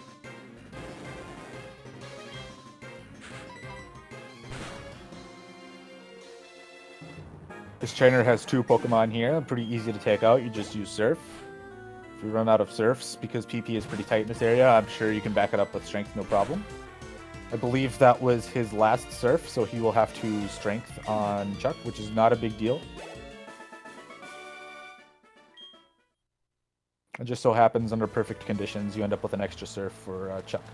Minnow almost getting punished for bad movement on the way out, but thankfully manages to creep out without getting hit. That movement is kind of difficult to do sometimes.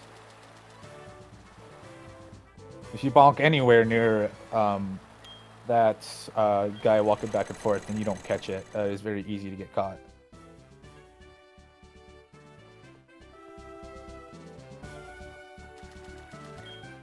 But manages to get through without any issue, so he's going to be starting Chuck here. Now, Chuck has 2 Pokemon. He's going to have a Primate, which is pretty easy to take out, unless you have the worst stats imaginable, which no number of runners have, so that's good. His second one, however, is a Poliwrath. A Poliwrath has both Hypnosis and Body Slam. Hypnosis having a 60% chance to put you to sleep, and Body Slam having a 30% chance to paralyze you. Which means, if my math is right, there's a 90% chance that you get screwed.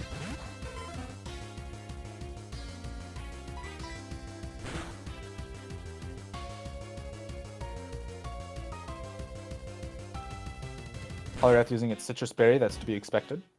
And using Body Slam, but not getting the Paralyze, that is perfect.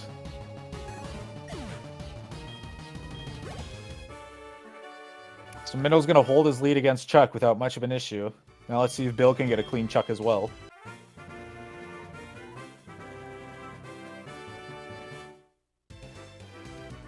As long as Bill doesn't have a status infliction off of Poliwrath, we'll be in good shape.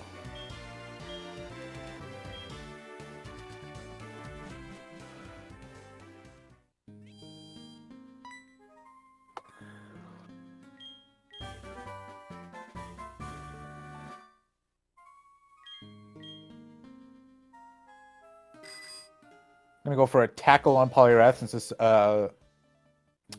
his attack is so good. Poliwrath went for Surf, so he gets a free pass through Chuck. That's gonna be great for Bill.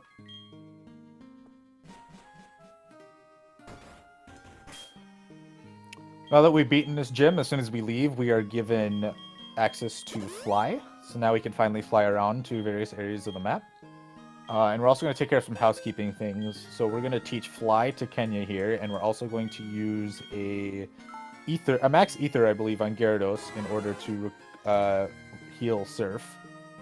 So that way we don't have to stop at a center in order to heal our PP. Once we got that taken care of, we're now going to fly off to Olivine, and we're going to get the potion to the Ampharos so we can unlock Jasmine.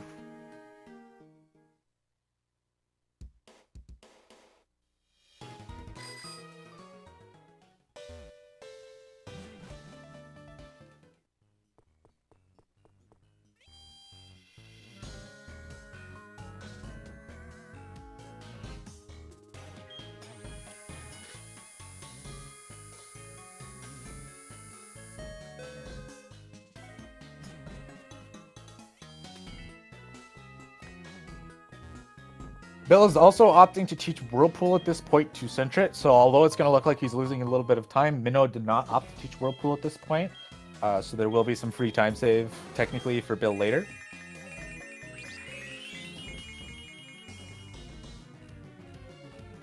Some runners opt to teach Centret Whirlpool much later, some choose to teach it now. It does not matter when, as long as you remember to actually teach it. Bill going to check out his Pokedex to make sure that he's catching them all like he's gotta. Now he's gonna fly off to Olivine. Afonso working his way back through Rocket HQ right now.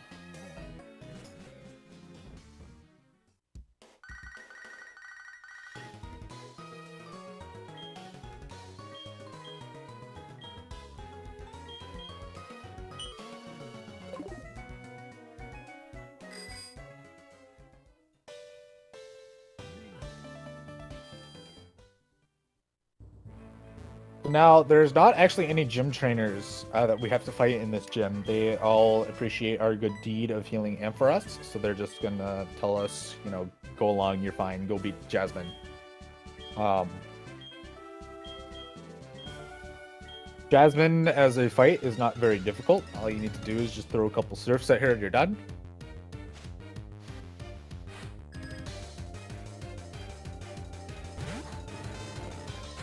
Not a super difficult fight here at all.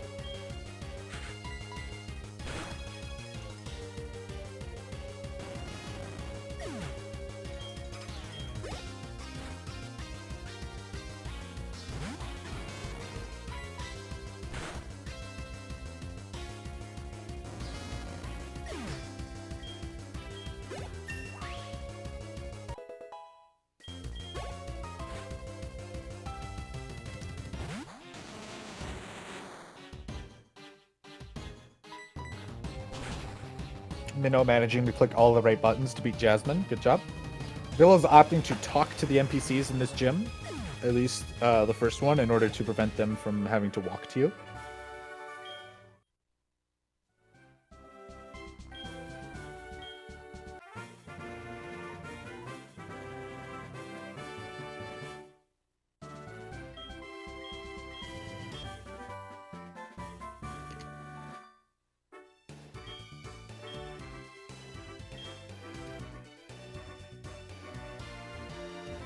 Minnow getting blocked by the gentleman and does not realize it. Then runs into the door frame at the same time.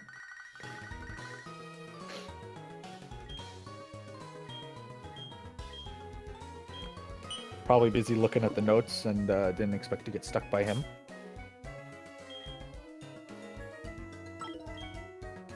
So now we get a call from Elm about the rocket tower the radio tower, sorry, getting taken over by Team Rocket.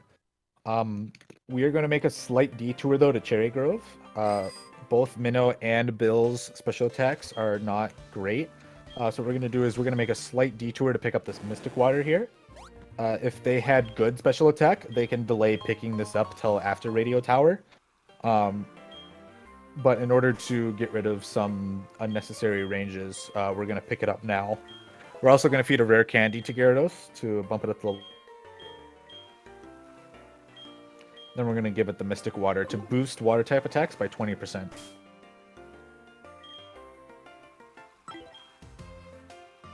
Now we're going to fly off to Goldenrod and begin the, arguably one of the lesser interesting parts of the run, which is Radio Tower. Lot of rocket grunts that are easy to one-shot and require very little brain power to defeat.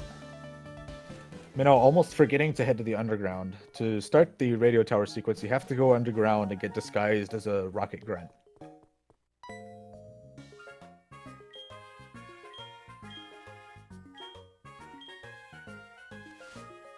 For some reason, this photo booth place just happened to have Team Rocket grunt outfits just lying around. I don't know why you would want to just casually dress up as a Team Rocket grunt for a photo opportunity.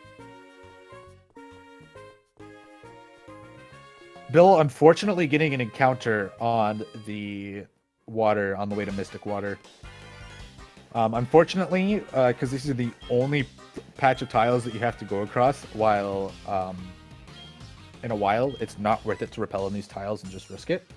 However, if you were able to hold off getting the Mystic Water until after the radio tower, then you could use a repel here in order to get past without hitting any encounters.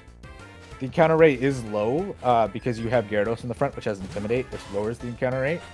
But that doesn't mean that the odds are 0. So unfortunate that Bill had to hit that, and that's going to set him back a little bit for Minnow.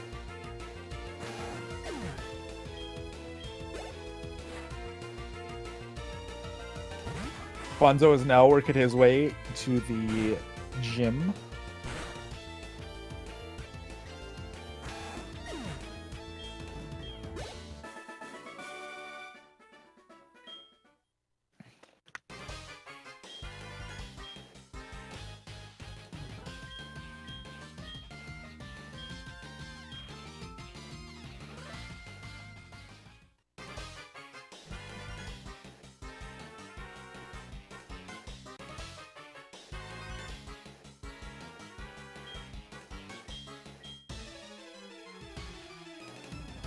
Afonso needing to reset the final room because he might have made a mistake on the puzzle.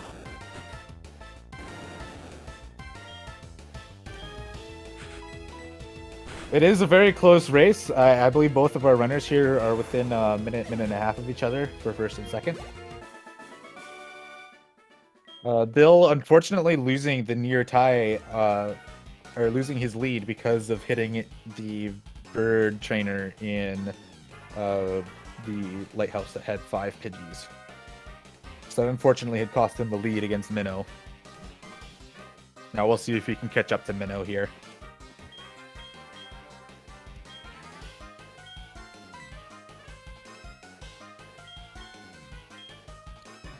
Both runners finding their carp within a second of each other as well. Really close through Rocket HQ and Gym 7. Just unfortunate that the Lighthouse was a little bit of an equalizer that cost Bill his lead.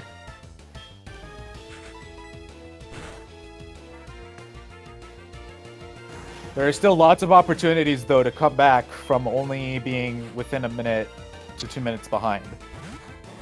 You'll definitely want to keep an eye out.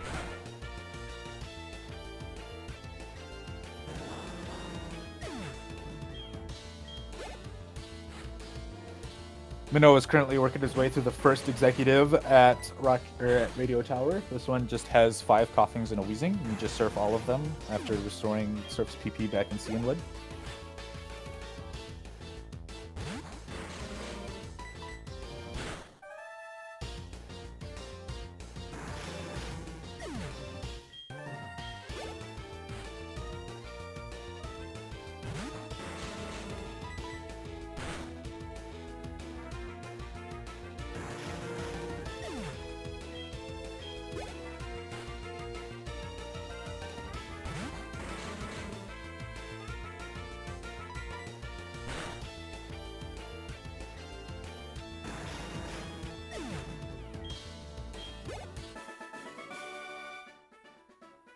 So now that Minnow has beat the Rocket Executive, he's going to get access to the basement key so he can go to the underground section of the Radio Tower takeover.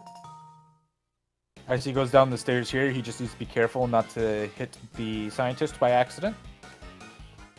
But Scientist is very easy to hit if you just subconsciously hold right to keep moving.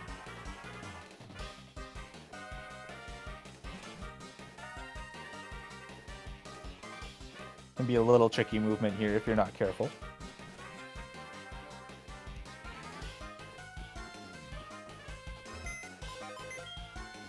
We're going to stop at the PC here and take a heal on Gyarados, not because it's low on health or anything, but because it's low on PP. So we're just going to restore its PP real quick. And Minnow is going to opt to drop Quilava in the PC as well at this time.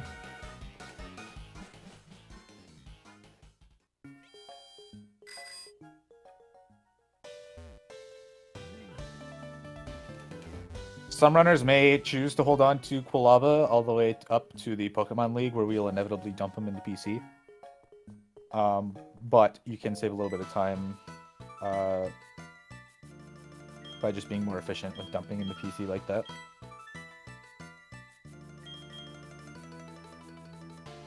Bill hit the bird keeper in the lighthouse that has 5 Pidgeys, the very first one. So that unfortunately had cost him the lead.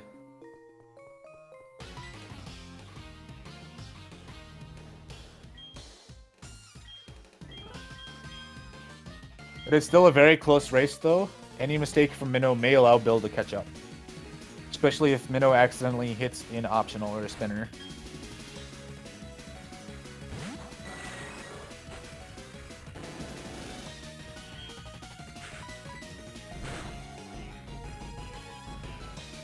Minnow's going to start the rival fight in the basement here. There's nothing too interesting about the rival fights anymore now that we have a very high-level overpowered Gyarados.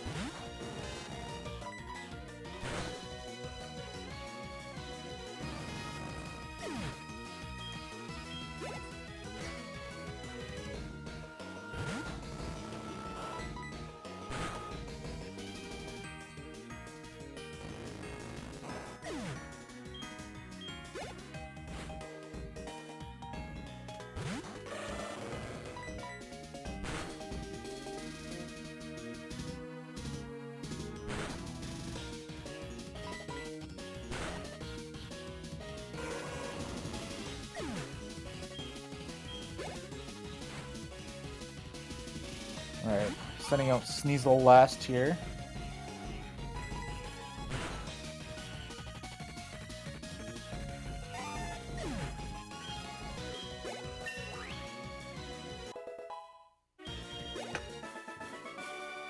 Pretty textbook rival fight for Minnow there, as BillBonzai starts working on him.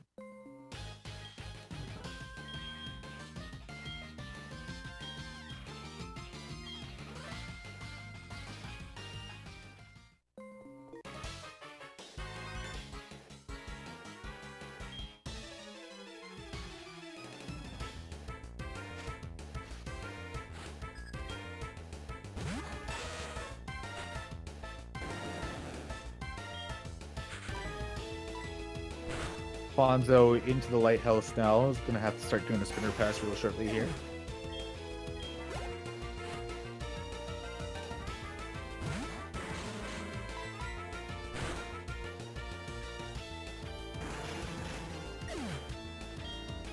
Let's see if Afonso can get past the spinners without any issue here. Because yes, that is the most interesting part of the run right out of all the 3 of these runners right now. Ooh, he went for it without a menu. He just tried to blind to get by, and unfortunately, he spun and hit him. So he's going to have to deal with the 5 Pidgey as well.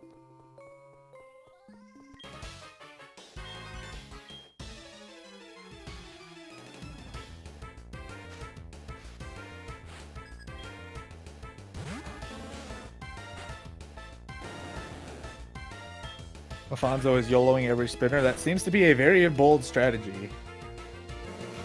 I don't know if it's going to pay off for him, though.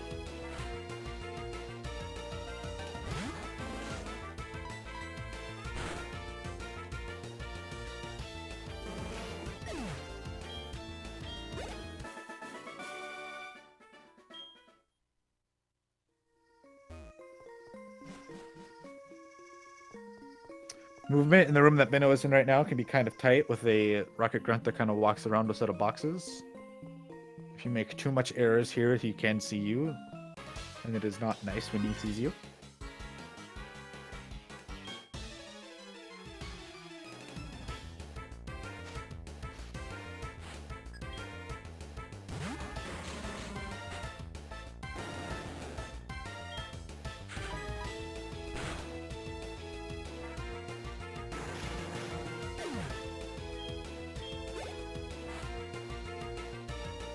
Afonso, yeah, I would say he's about 15 or so minutes behind, I think.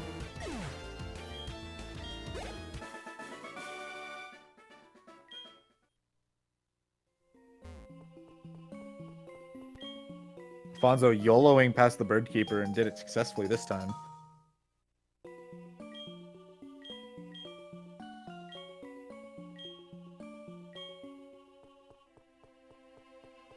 All right, so now we have finished the underground section here. Minnow is going to go up the stairs here, which is conveniently the basement of the shopping mall here. So we're going to go up to the third floor here, and we're going to go purchase a bunch of goodies, particularly X items. Very common item that you end up purchasing at some point in a Pokemon speedrun. They're used to boost your stats up one stage. We're gonna have plenty of X speeds here to outspeed some things. We're gonna buy plenty of X defense for red in case things go wonky. We're gonna buy a bunch of X attacks here to be able to power through certain fights. We're gonna buy a bunch of X speed, or we're gonna buy one X special here. There's only one fight where we really need our X special to get boosted, and a couple of X special defense as well for the final fight. So. Minnow's now going to head down one floor, and he's going to purchase a couple extra goodies. He's going to buy some escape ropes. He's going to buy 3 here. And he's also going to buy as many super repels as he can, or max repels, sorry, to get through the rest of the game without having to buy any.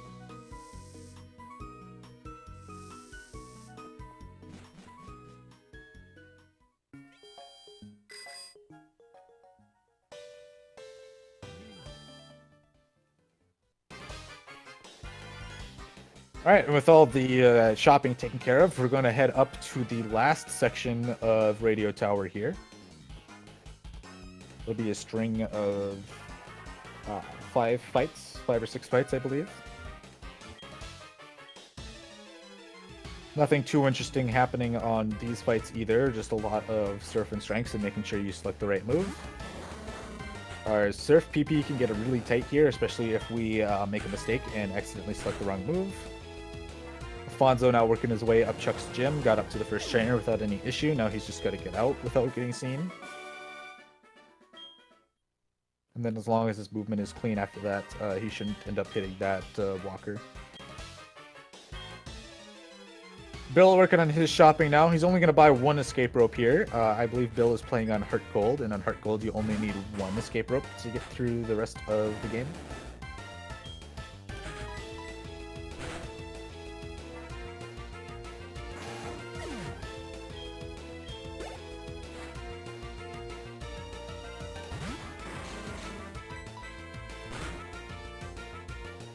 So Bill now on his way up to the last segment of Radio Tower here. Afonso taking it careful on Chuck's gym to make sure he doesn't hit that trainer.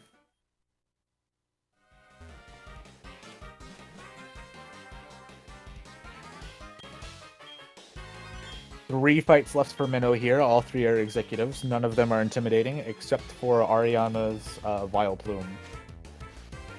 It takes 2 strengths to kill Vileplume, so Vileplume does have a chance to attack, and I believe it has some interesting moves that could throw a wrench in things. Afonso barely getting past the gym trainer. He was unfortunately trying to go down a tile early on the stairs and almost was seen. Got roots there, but he managed to sneak through.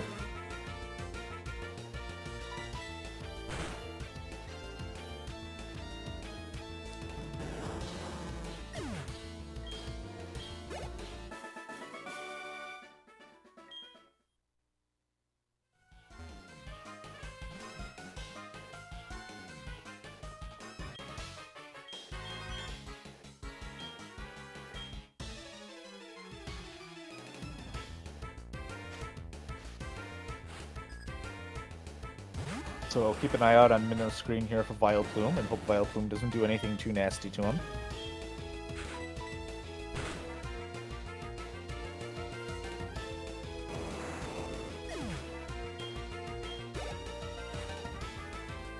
Bill opting to walk down to the executive, but not to actually talk to him. Afonso getting through Chuck without hopefully much of an issue. I didn't catch if Polyrath did anything trolly, but I don't think he did. So here comes Vileplume now. Hopefully Minnow either crits or just gets some good stuff. Mega Drain, that's fine.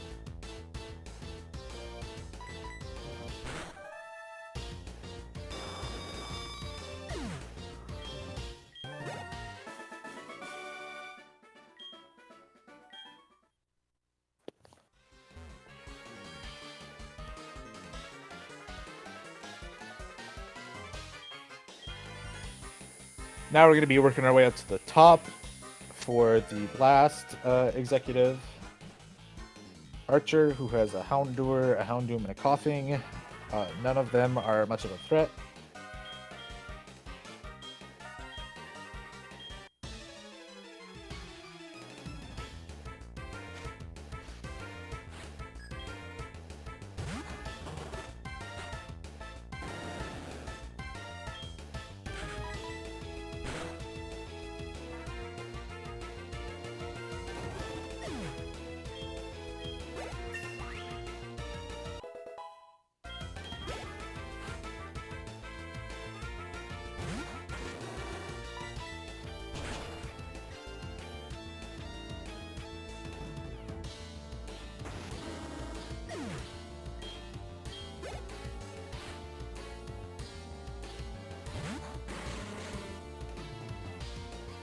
Looks like Bill getting through Vileplume without much of an issue, and Minnow also getting through Archer.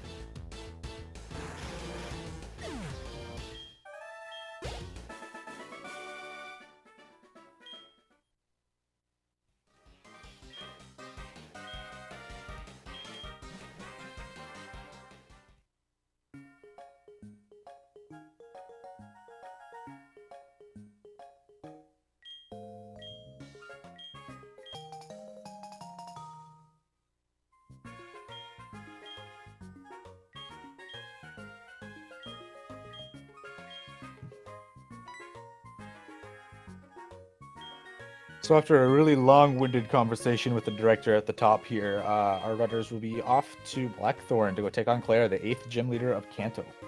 Johto. What region are we in? Where am I?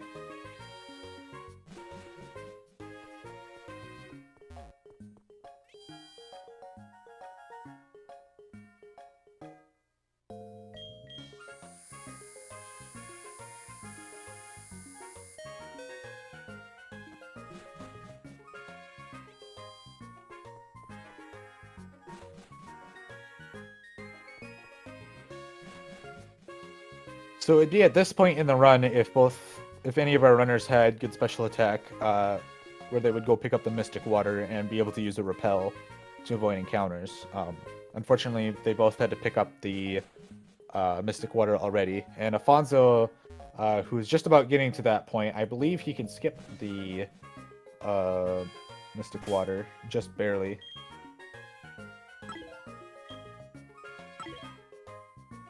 Maybe not. Maybe he's just below the threshold. So maybe it might be in his interest to pick it up as well. Looking back on the notes here. Alright, so we're going to be heading off to Blackthorn. To get there, we have to go through Icy Path, though. There's a lot of slide puzzles, and the last HM we need to pick up, which is Waterfall.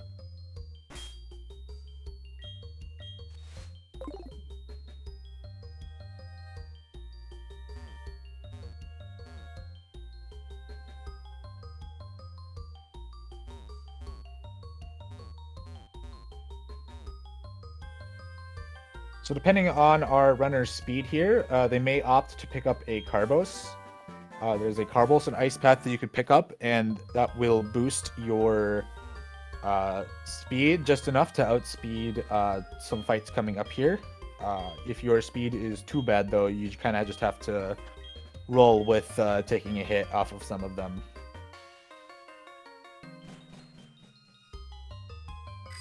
But I believe both Minnow and Bill do not have to worry about that.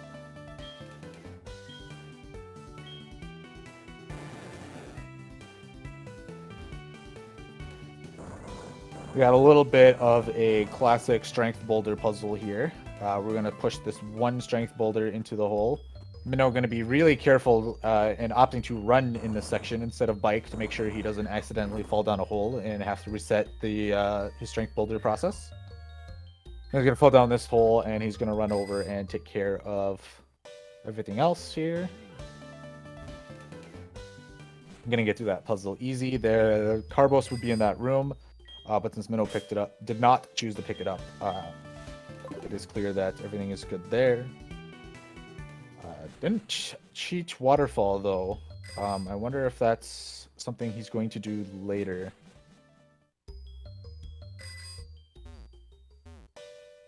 Typically, runners would teach waterfall right away here as soon as their repel wears out. Waterfall will not be necessary for Claire's gym, but it will be necessary shortly after. So he's got a couple of menus where he can go and teach waterfall before it's necessary, but if he forgets to teach waterfall, it is not going to be a very good time.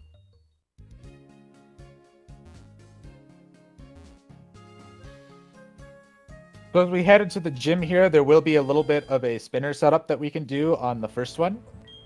Just with movement, we can time when we get to him to be perfect with his spinner cycles, so he can't really hit us on the first time.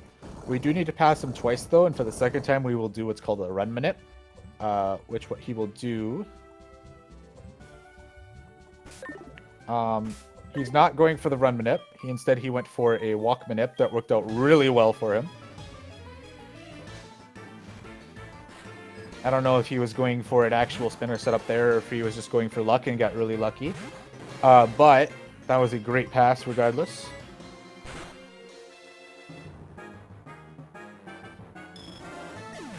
Bill is opting to teach Waterfall now to Gyarados. So Bill's going to fall behind again a little bit. But again, it's because Minnow has not taught Strength or Whirlpool, if I remember right.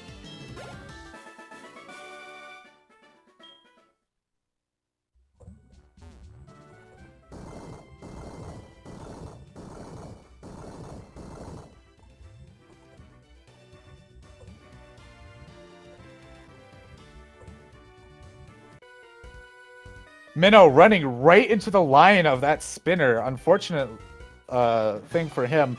Bill is going to get an opportunity to catch up a little bit here. This guy only has 2 Mons, so he's not too bad, but any spinner you hit is not great. Let's see if this will be enough to catch up from Bill's unfortunate spinner earlier. Both of our runners at one spinner hit now.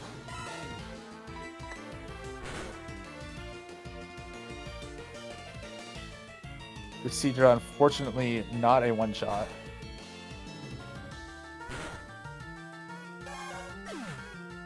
Bill getting a relatively quick pass on the first spinner there.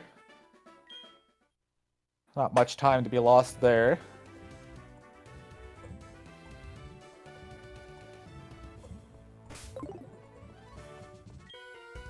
Second spinner being a little trolly for Minnow there, but at least he gets past without any issue. Afonso hitting a spinner in Radio Tower. Little known fact, apparently that one guy on the second floor of Radio Tower that spins can actually hear you. So if you run near him, he will immediately look at you.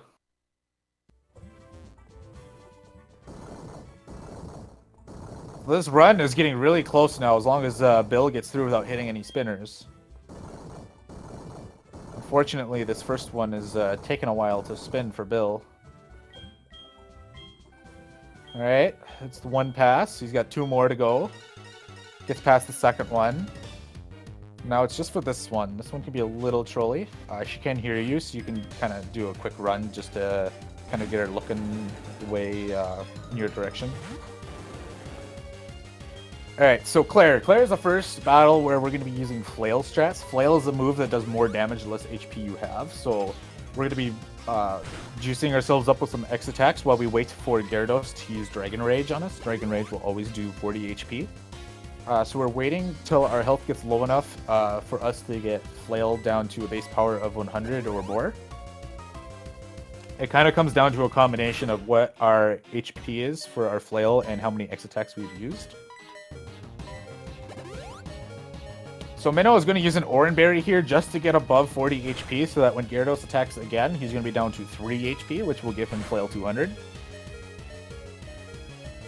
Flail 200 and the amount of X attacks he has, I think, is a little overkill for what you would typically need. But you buy more than enough X attacks to not really have to worry about wasting them, usually.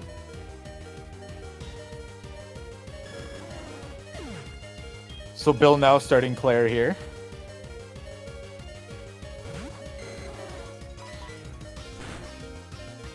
You do set up X type items on Claire here in order to guarantee King Draw.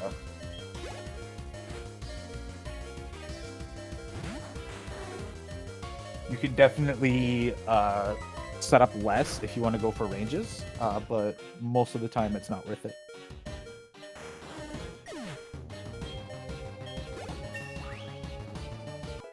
So Minnow now getting through Claire without any issue. Minnow getting out at 2:18:30-ish.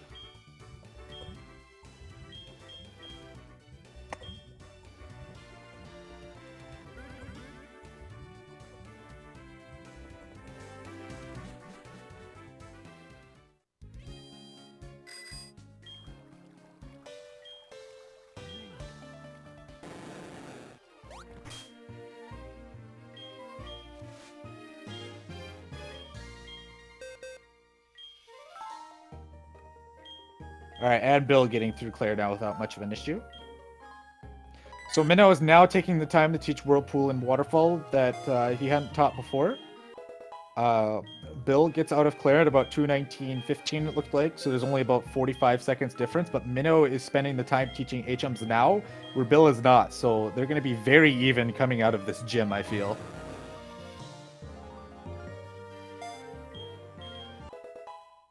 Bill hopping out of the water now, which is right where Minnow is. It's going to be frame perfect coming out of Minnow's menuing almost. Bill does need to set up a quick max repel. But now they're within seconds of each other. Bill going to check out the sign about Dragon's Den.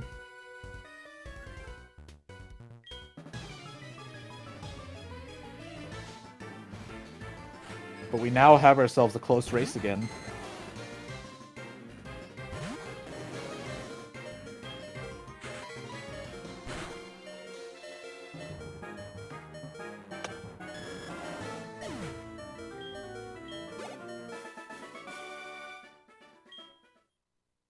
So since our health was so low from Claire, we can just take care of that Dragonite really easily with Flail.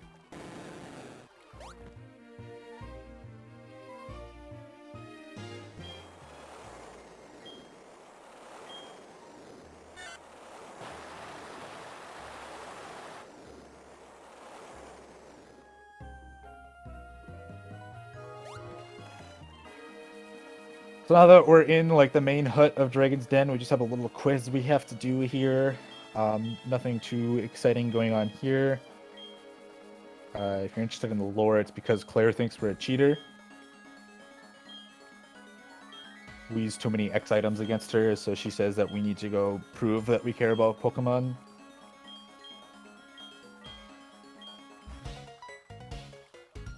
And then she bursts in and still doesn't believe it.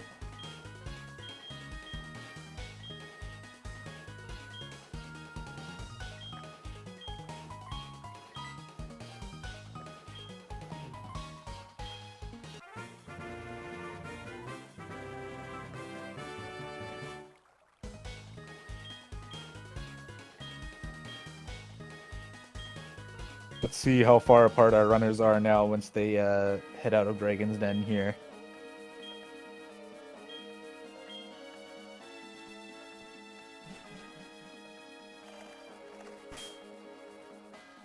So Minnow gonna bust out that escape rope here at 21:21 and escape at about 55.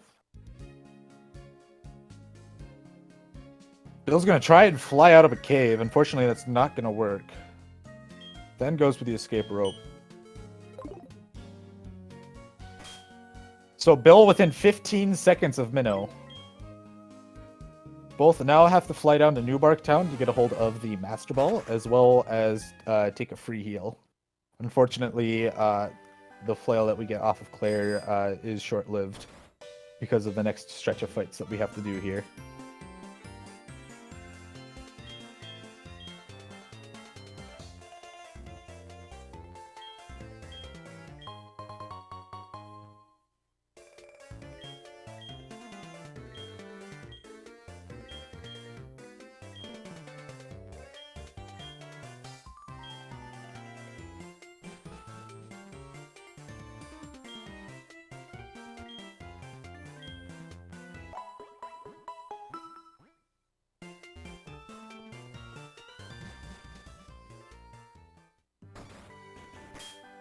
Now we're gonna head over to Ekritik City here and begin the Kimono Girl fights.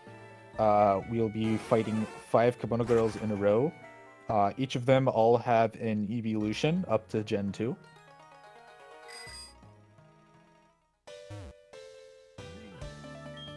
Each of them can be a little bit of a troll.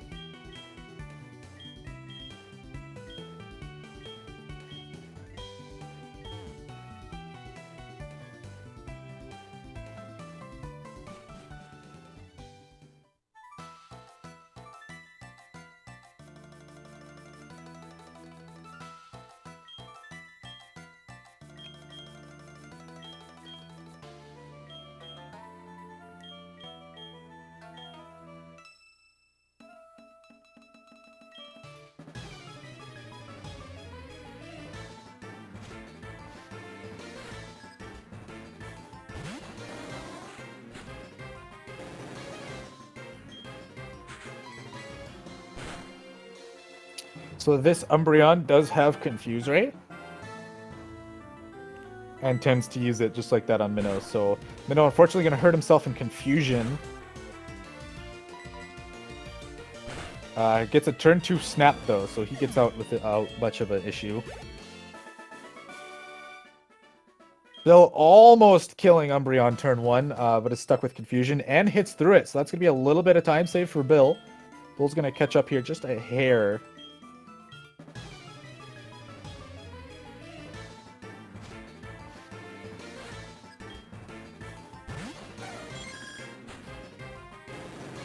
Bill only about 10 seconds behind now. Picked up maybe 5-ish seconds.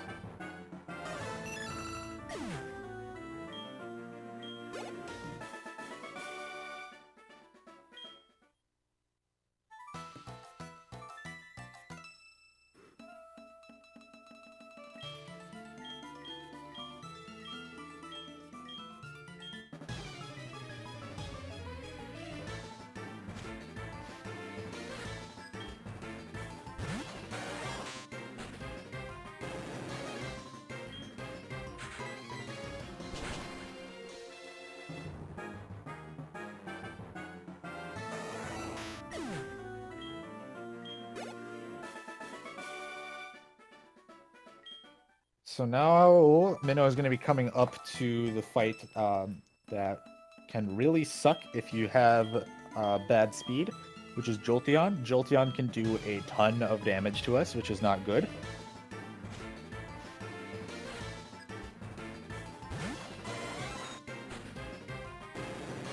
Fortunately, though, both Minnow and Bill outspeed Jolteon, so they should be able to take it out without an issue, so long as they select the correct move to use.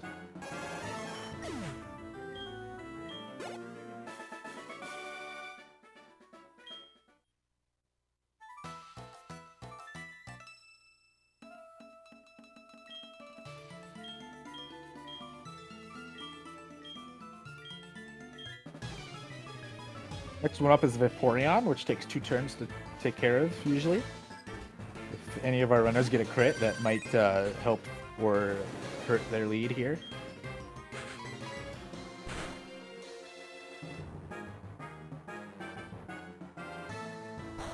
Minnow not getting a crit. Getting a Surf, though. Whereas Vaporeon went for Quick Attack. Bill might catch up a little bit of time not having to deal with that not super effective text, but not enough to bother counting.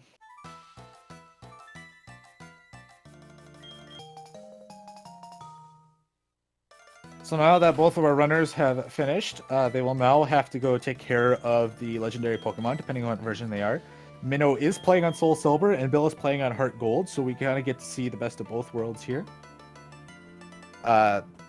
It does not matter what version you play when it comes to doing a race. You can win with either version, because there are a lot of other factors that determine how good or bad a run is than just having to take time to go to do Lugia or Ho-Oh. There are some strengths and weaknesses to each version. For example, climbing up the bell tower itself is a lot slower than going to the Whirl Islands. However, it is easier to run away from Ho-Oh than Lugia if Lugia is really fast and your Gyarados is really slow, or some combination of that. it can be harder to run away on turn 1, which means you have to tank some hits for Blugia and lose time just not getting away turn 1. Also in Heart Gold, there is a max revive in the bell tower that is right on the way. So it's very easy to pick up and something that we do need to pick up at some point during the run for the final fight against Red. So having one just conveniently just a hair out of the way in bell tower is really nice.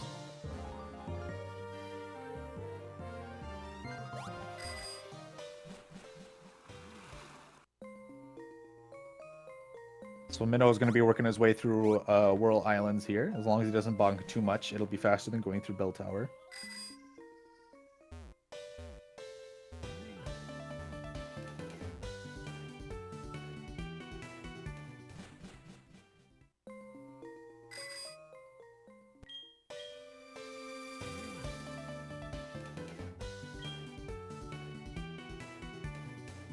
With 11 IV or higher, you always outspeed Ho-Oh. Okay. And it looks like Bill has 25 to 26, so in this case, it should be a guaranteed runaway.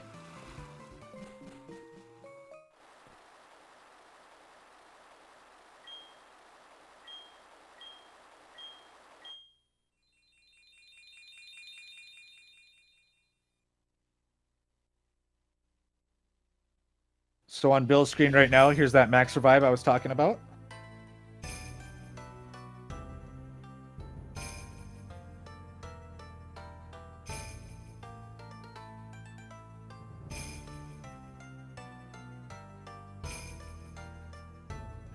So at this point in the run, this is now the first and only bathroom break you get in the run. This is usually just under a 4-hour run, so for some runners it is advantageous to make a quick sprint to the bathroom during this cutscene.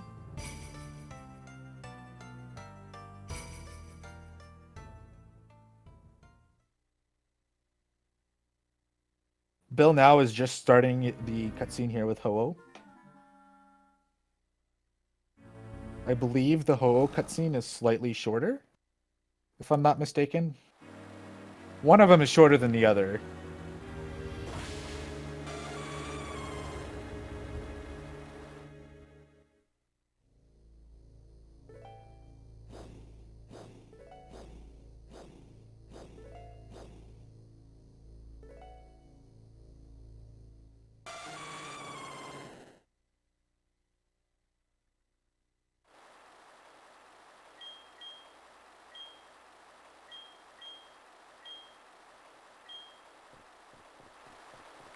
Minnow gonna hop onto the water here and talk to Lugia and hopefully run away turn 1.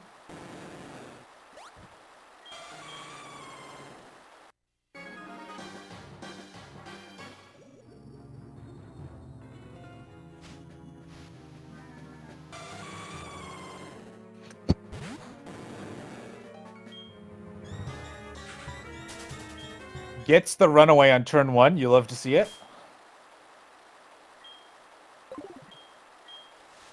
It's gonna pop one more max repel here and then use an escape rope to get out.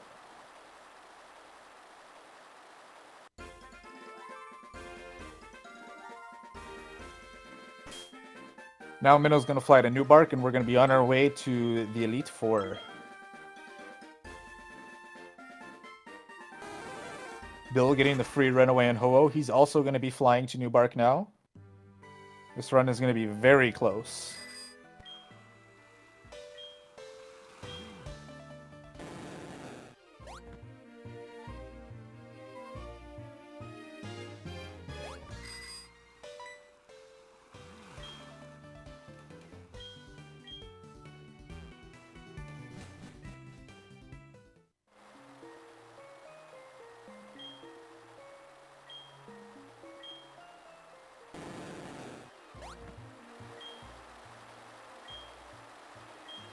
Gonna climb up the waterfalls here. This is the one place where we need waterfall in the run. Let's see if they go for swag waterfall here. Minnow not going for swag waterfall. I think his run sucks now. Gonna be careful of that ace trainer. Oh, both these runs suck now. None of them went for swag waterfall. How could they?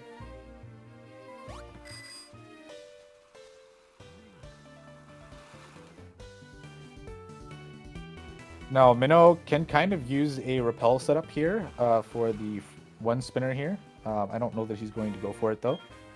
He's just going to do a regular spinner pass here. Really sketchy, but he gets through. He's going to try and get past the biker here without issue.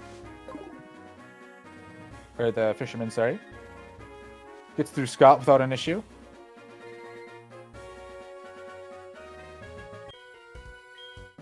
Now he's going to be taking care of the first ace trainer here. Bill getting past the fisherman without any issue too now. Both are very close.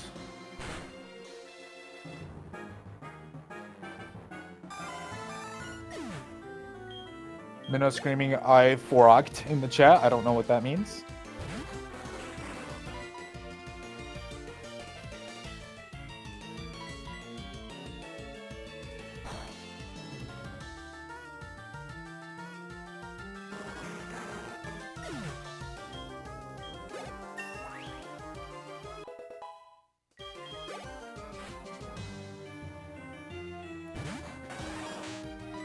Both on the same fight now, only one Pokemon apart.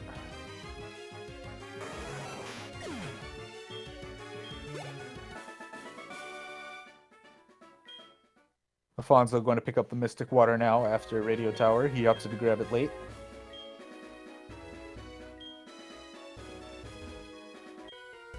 Minnow bonking a little bit on his way to Ace Trainer Jake. Bill opting to just have the Ace Trainer come to him.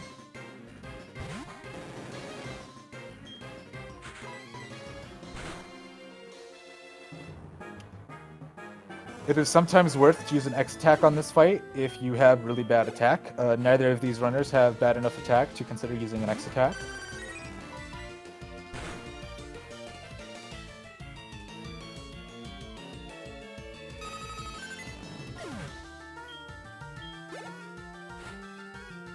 Afonso unfortunately hitting a spinner right outside of Mahogany Town. If you don't head towards the top part of the route right away, it's very easy to hit him, unfortunately. That spinner does look left and up. He only has not to and like another psychic type, something rather that's easy to take out at least.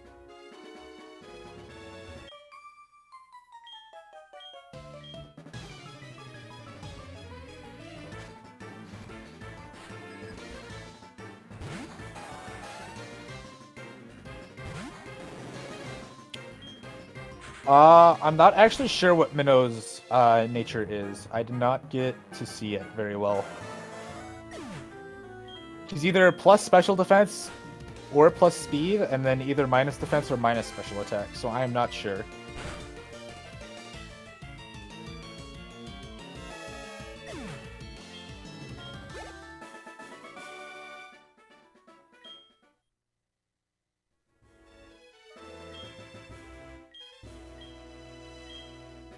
I think he's minus defense plus special defense, is my guess.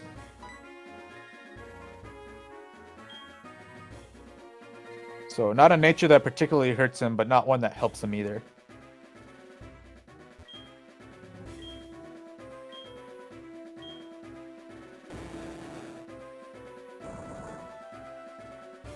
Alright, so both of our runners are now starting Victory Road, just seconds within each other. Minnow is going to have to pick up a Max Survive in here, since there is not a good equivalent in Whirl Islands, if I'm not mistaken.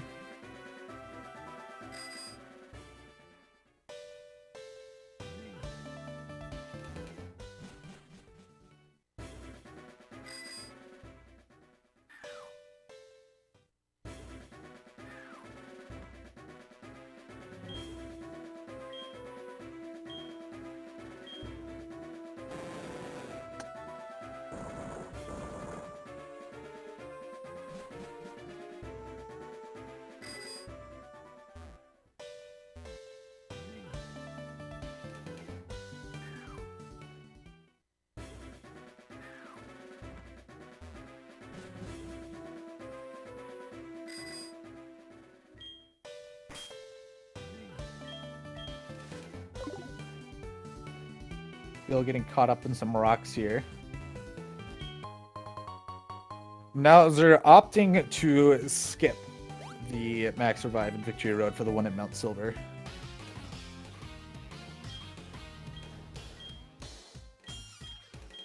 It is a little faster, I believe, to get the Mount Silver one instead of the Victory Road one, but having the Victory Road one is nice as a backup for safety in case Gyarados dies. Now we'll be heading into, I believe, the final rival fight of the run. Again, our Gyarados is still very overpowered, so there's nothing to really worry about here. As long as your PP is all in line, you are pretty much guaranteed to win this fight as long as you click the right moves.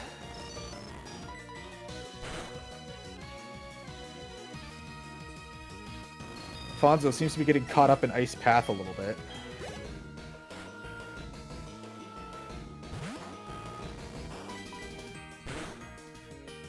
Looks like he's finally got it figured out, though.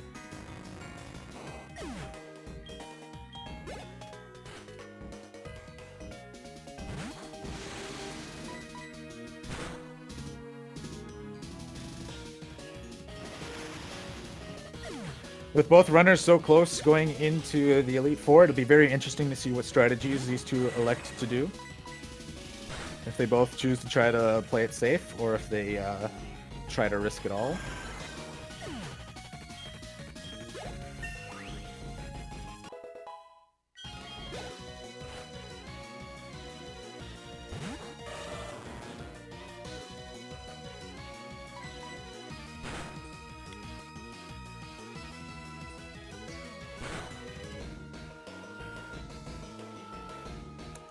Alligator landing a crit on Gyarados.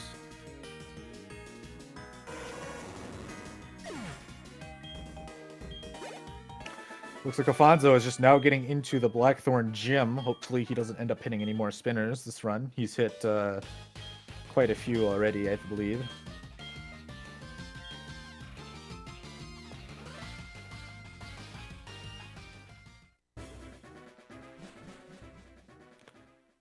Afonso getting himself stuck in a corner with the puzzle.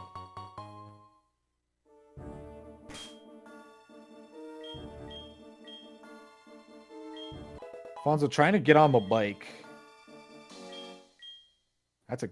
Ooh, and he chose to ran. That spinner is unfortunately not deaf, so if you run, he's going to look immediately at you. So unfortunate that he went to run that tile. He must have tried to close the menu pressing B or something.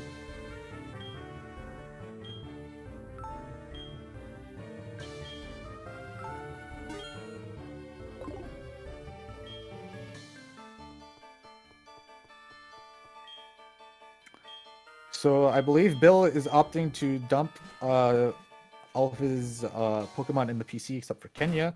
I believe Minnow is opting not to heal Gyarados and hold on to Centrit.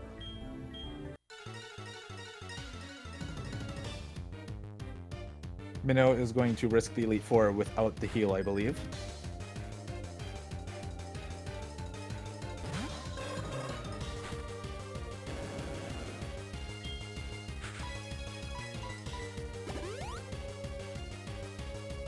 So being at a lower health starting on Will means there might be less turns you have to take in order to get set up. The strategy here is to use either Flail or Strength. Ideally, you would wind up using a Flail because Flail is less text and also requires less X attacks to get set up compared to Strength. If you take the heal in the league, you end up at full health and kind of have to go for Strength strats, which aren't too bad for Will, because you only really need 3 to 4 X attacks, which is pretty good for having to go for Strength strats.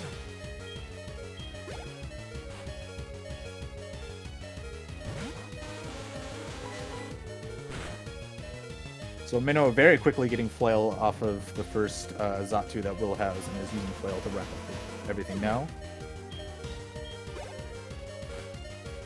Afonso using speed up on his emulator and has gone to Goldenrod to do something. He's going to take a photo here. I think Afonso is forfeiting his run. He is not forfeited yet on race time.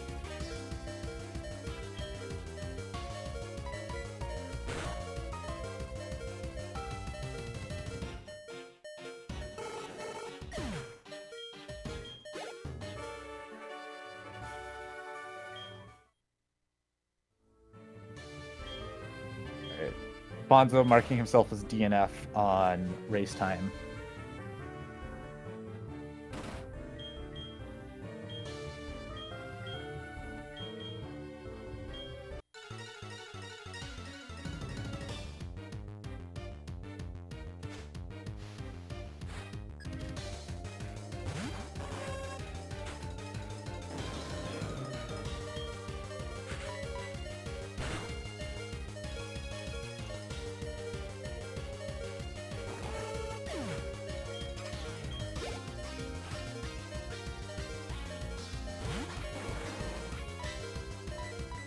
Alright, unfortunately that will be it for Afonso.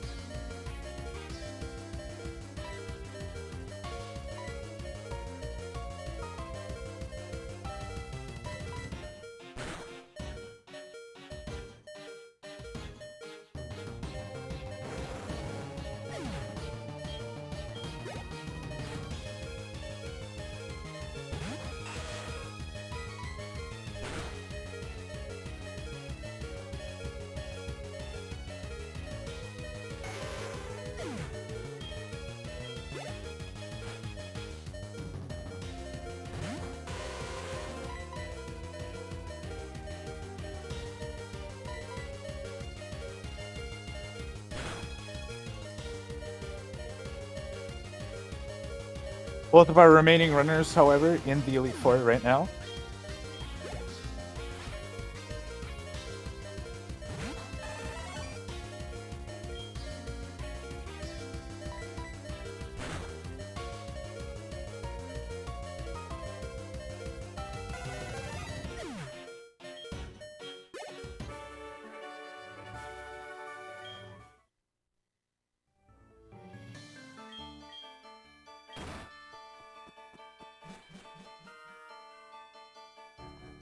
Minnow working his way to Bruno now.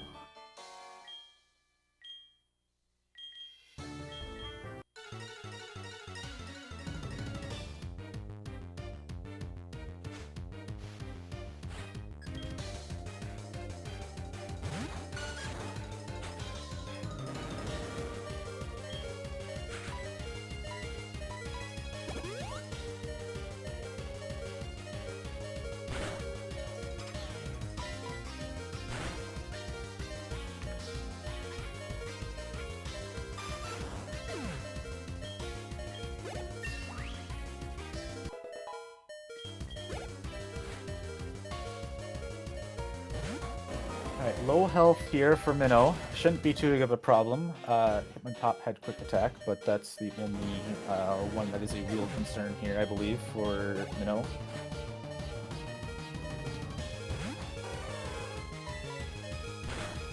There is a range on Machamp you can opt to go for by not using an X attack. I did not catch if Minnow used an X attack on this fight at all or not.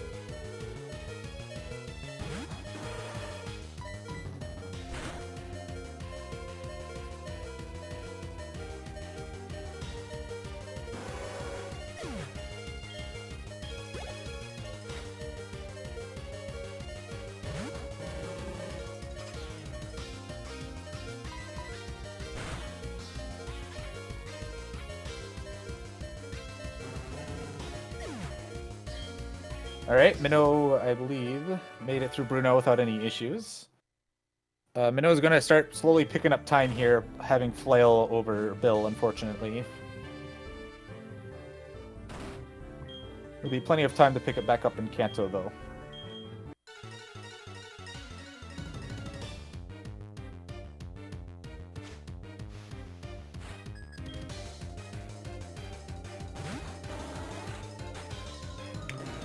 Umbreon does have double team here.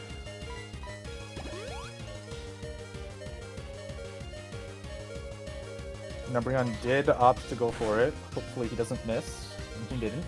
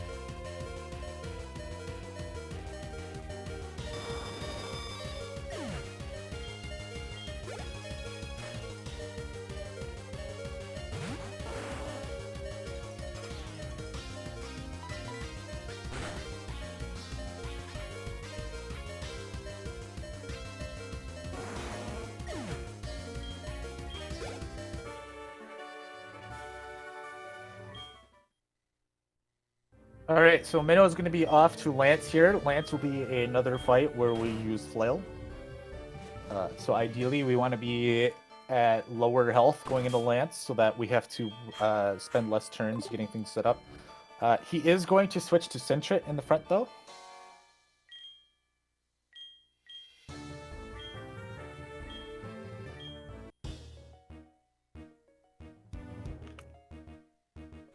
Our layout is going to switch down to our last two runners here. Thank you to the volunteers.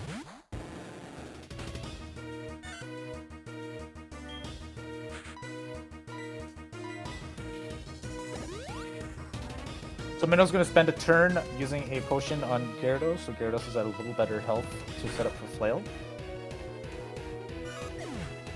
Lance's Gyarados will usually do just under 20 HP. We do need to spend a turn setting up a X speed.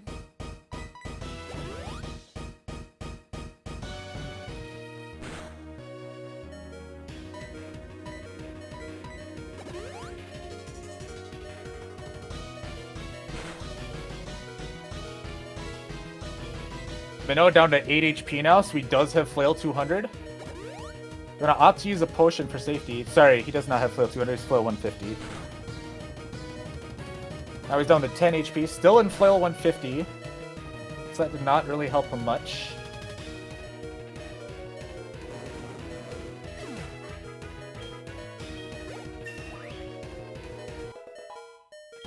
So Minnow is now in go mode for Lance.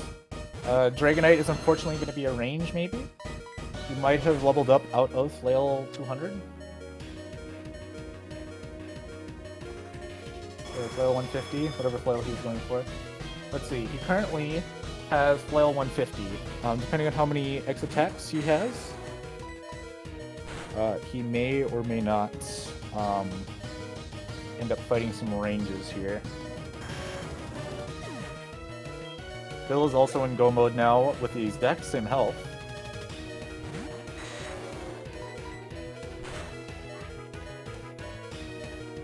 For Bill at 18 health, he barely has Flail 150. If he had 20 or more, he'd be in Flail 100. This level 50 Dragonite is what you set up to kill, so as long as Minnow gets away without any issue. He manages to kill the Dragonite.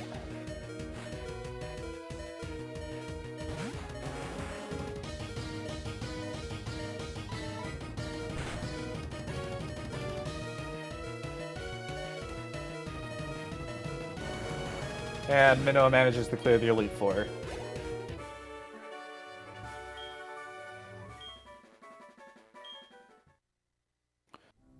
So Minnow clearing Lance at 252. You could expect Kanto to usually take about an hour, so we can expect Minnow to finish at a time of about 252-ish, barring nothing crazy going on.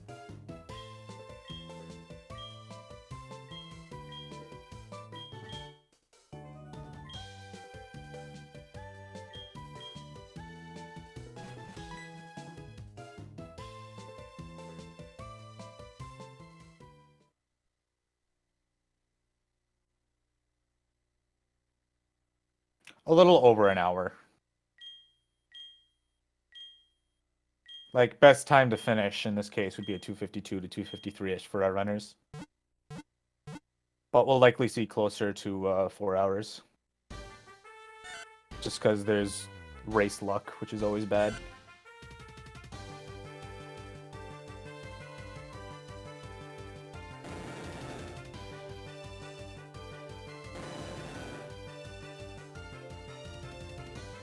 Did I say 252? I meant 352. Yeah, race is over, folks.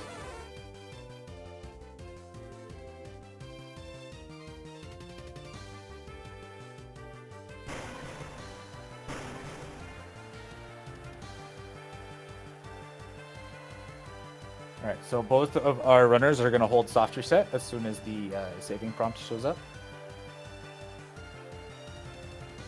That way the game will soft reset as soon as it's done saving. The game will not soft reset if you hold the soft reset buttons while the game is saving. But you want to make sure that you don't do it too early so you accidentally don't save. That is bad. Don't ask how I know.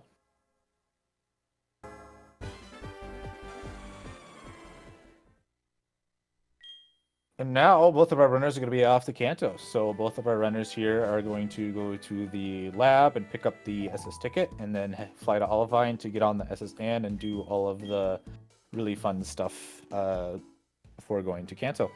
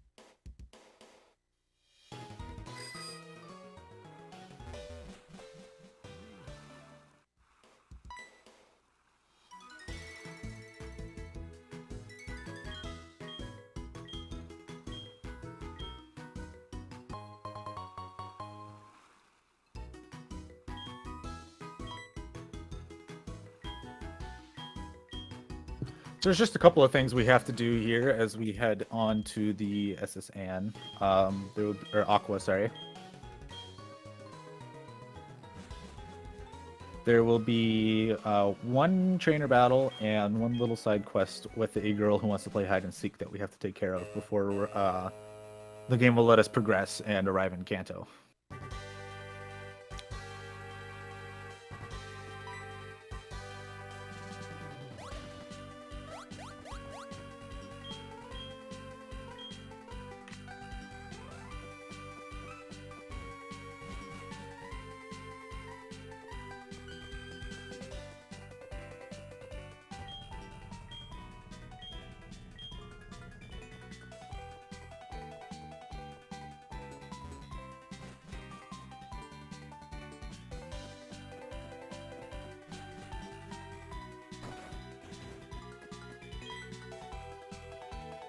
Here's that trainer fight that Minnow's going to be taking care of right now. There's nothing too interesting here, just a couple of surfs and a strength to take care of his team.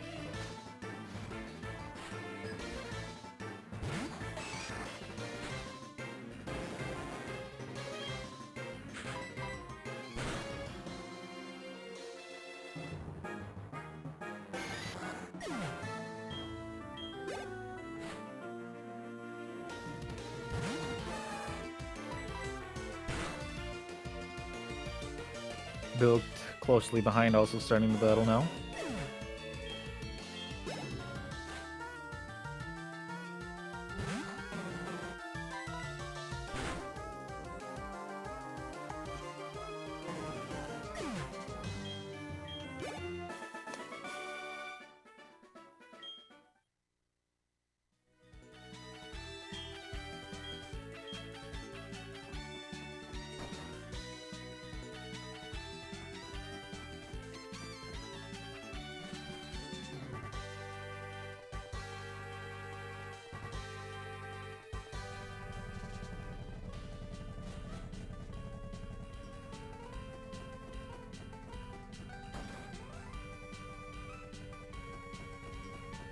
Now we gotta play hide and seek with this girl a little bit.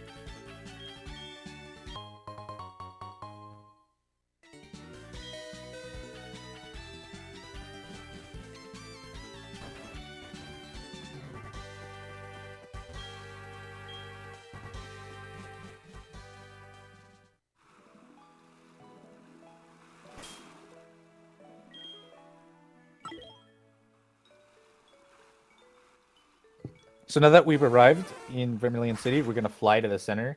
This is a little faster than going through the city itself and then all of the little gates and stuff while getting off the ship. Now, Minnow is going to elect to do a little more of an advanced strategy, which involves actually starting with Lieutenant Surge instead of Sabrina. So we're going to get to see Minnow's trash can luck right away and see if he can find them very quickly. Finds the first one without many issue. Let's see if he can get the second. And he gets the second, so he gets first try cans. So just like that, he'll be ready to start Surge.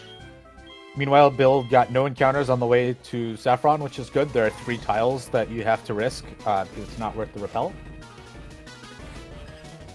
So Bill's going to be making his way through Sabrina's gym here, making sure to avoid the 2 spinners that can get in the way.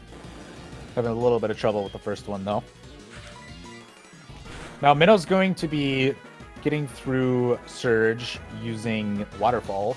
The only issue with that is that Waterfall is a contact move, and most of Surge's team, with the exception of Magneton, all have static. So, an ideal situation involves not getting paralyzed, but I believe we still need to use 1x speed here at some point.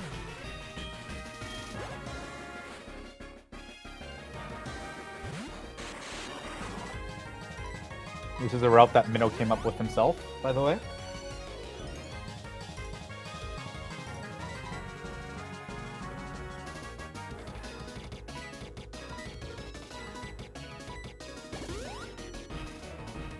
Minnow unfortunately getting paralyzed there that he needs to heal.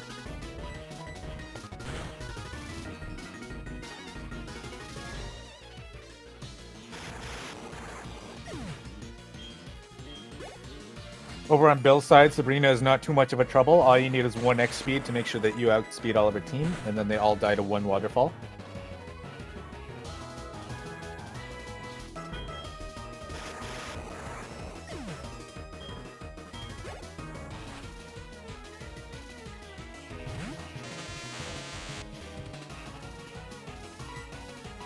Unfortunately paralyzed, coming into Electabuzz, who's going to elect to heal it.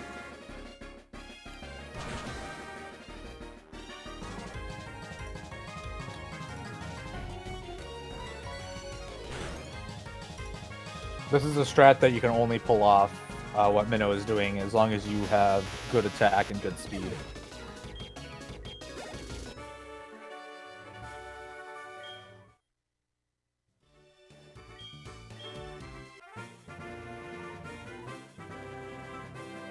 Otherwise, you would elect to go Sabrina first like Bill is.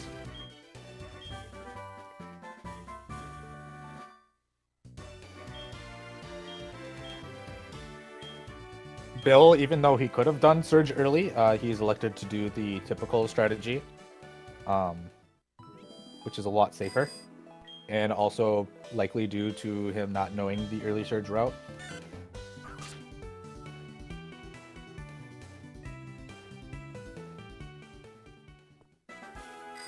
Minnow very carefully walking through the 3 tiles to avoid encounters as much as possible, instead of just YOLOing it.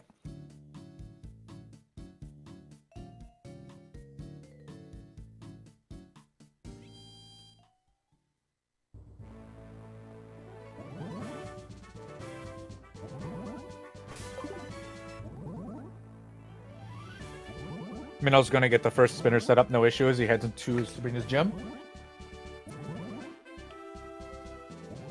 He's going to run 1 tile here. Oh, maybe not. He's not going to go for the run manip. He's just going to do a basic spinner manip on the second one. A little bit of time lost, but it is safer.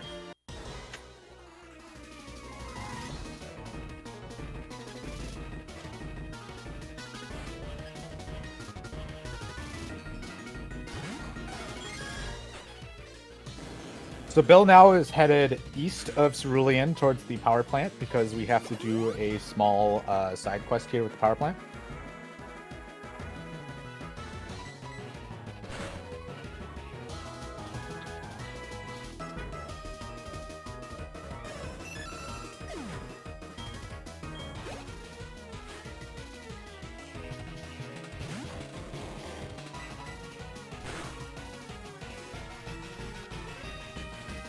So we need to talk to the head of the plant there so that activates the machine part side quest here that is necessary for completing the game.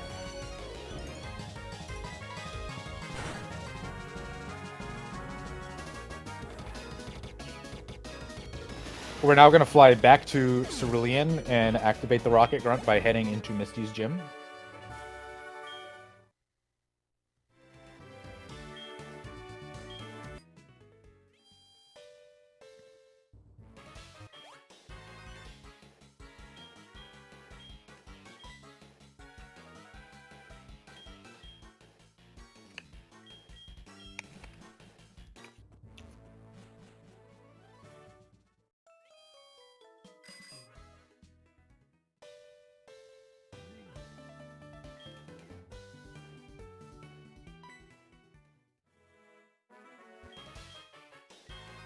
Minnow is now also going to work his way up to Cerulean City. As Bill makes his way up Nugget Bridge. Keep in mind that Minnow has done one more gym leader already than Bill. But Minnow is now also going to start the machine part side quest.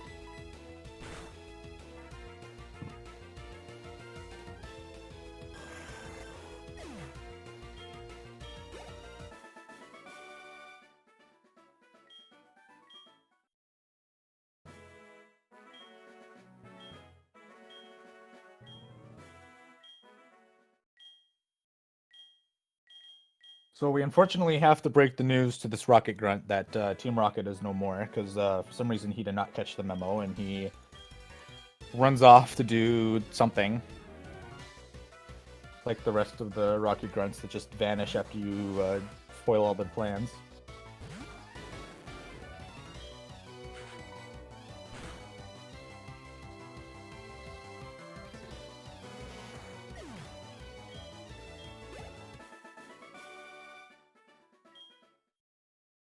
So now we have the Nugget Bridge trainers. There are quite a few of them. They're not very interesting to take care of because they all have much lower level pokes than we do.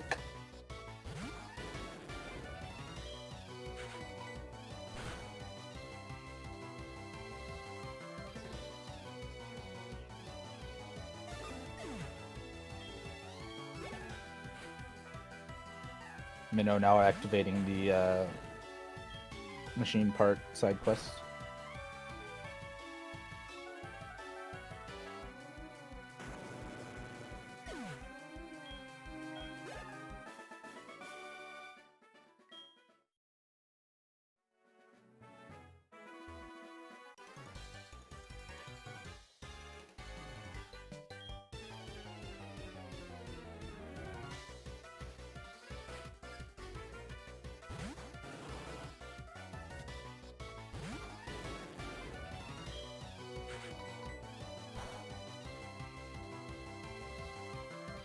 This Rocket Grunt has quite a way with words. Bye bye, a go go.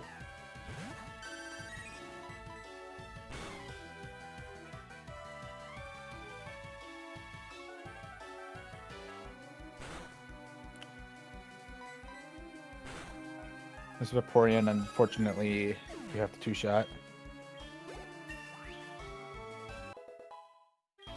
I don't know if the Rocket Grunt is German. I'm not sure what his whole shtick is. I don't know what accent he's trying to put on, if anything.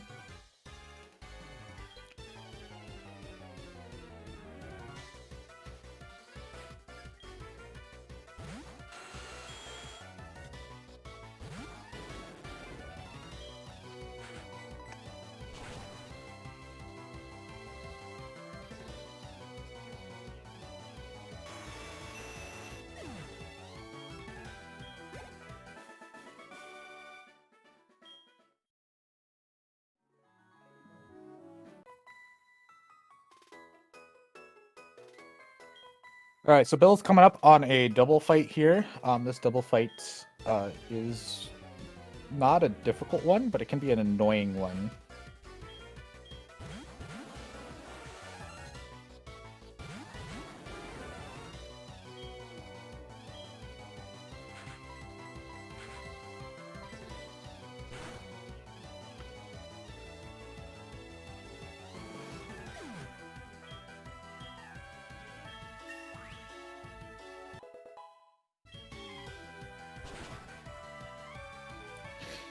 And since we still have Kenya in the party, it is very convenient. And that's part of the reason why this fight gets really annoying. As you can see, Kenya was put to sleep by Effect Spore, since Air Release is a contact move.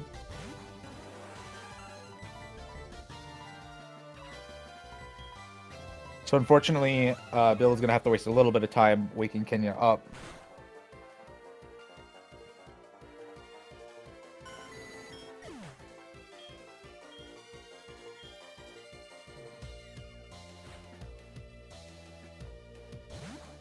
This Blossom that comes out here is one that you want to make sure is killed immediately once it comes out on the field. So you have both target Blossom in case Gyarados doesn't kill, because most of the time it is not a one-shot for Gyarados. Or at least that's how it feels.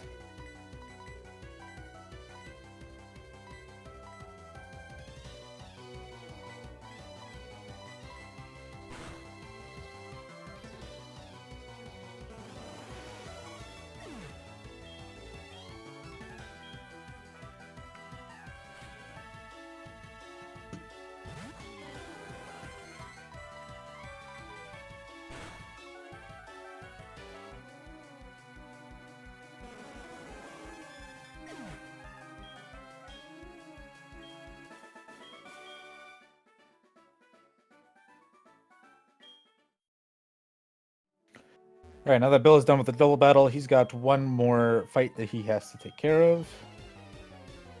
This guy just has a Porygon that gets one-shotted by Waterfall. No big deal.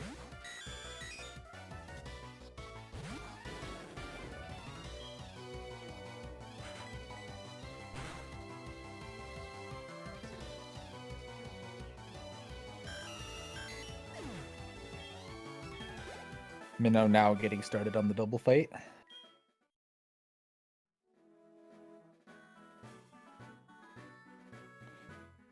So now once we get to the end of the route here, we're going to see this guy run off, likely because he was too embarrassed to show us his Yu-Gi-Oh collection. Misty's going to get mad at us because the dude had a really sick deck and he just ran away. So now we're going to fly back to Cerulean and we're going to go take care of Misty.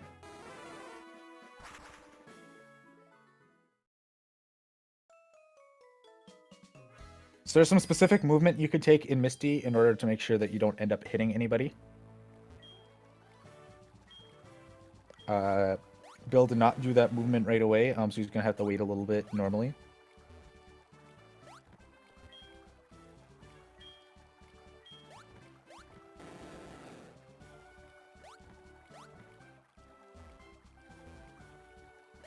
Bonking on the little dividers there in the lanes of the pool, but still getting through without getting hit, and that's what matters. Minnow's in a bit of a situation here. Blossom is still on the field. Kenya went for a fly on Paris.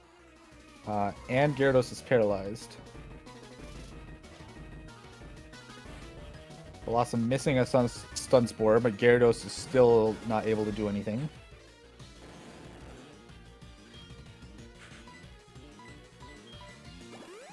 Minnow's going to heal that paralysis now. Bill's going to start setting up on Golduck here. Unfortunately, Bill's health is very high, so he is going to have to opt for strength strategies more than likely. Psyduck is not guaranteed to use Psychic, and even if it does use Psychic, it only does about 30 HP to you or so. So it is not really efficient to wait around until Golduck decides to hit you down into a flail range, so you just set up to use Strength instead. And you'll have just enough strength to get through Misty, so long as you didn't hit any spinners or use a wrong move or anything.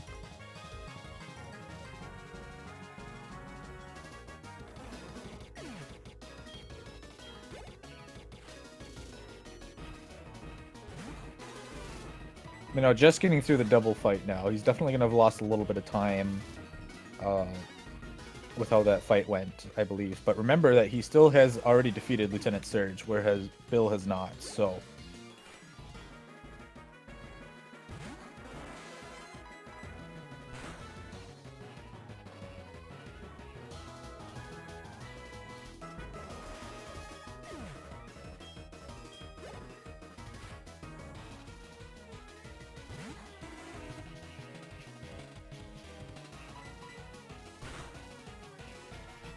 So Bill getting through Misty without too much of an issue there, just a couple of strengths and all set.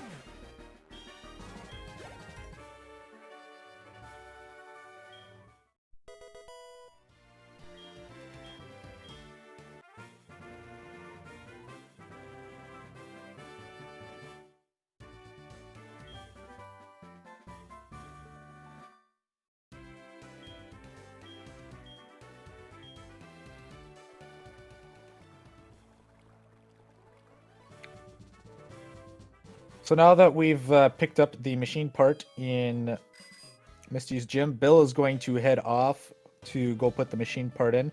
Minnow is going to make a detour actually to Celadon City and go take care of Erica right now, I believe. Yep, he's going to go take care of Erica.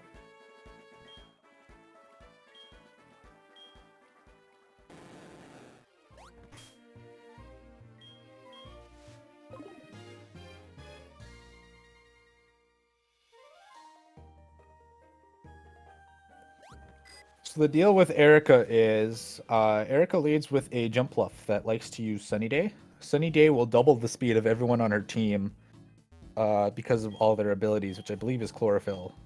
So it is not great to attack while the sun is up. However, you can use the next speed to outspeed everything, but it just results in another turn of setup.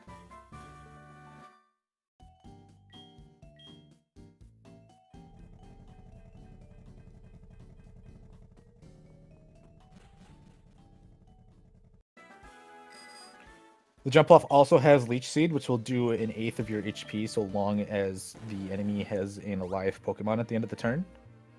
So you definitely need to be careful of that as well if you're going for a flail strategy.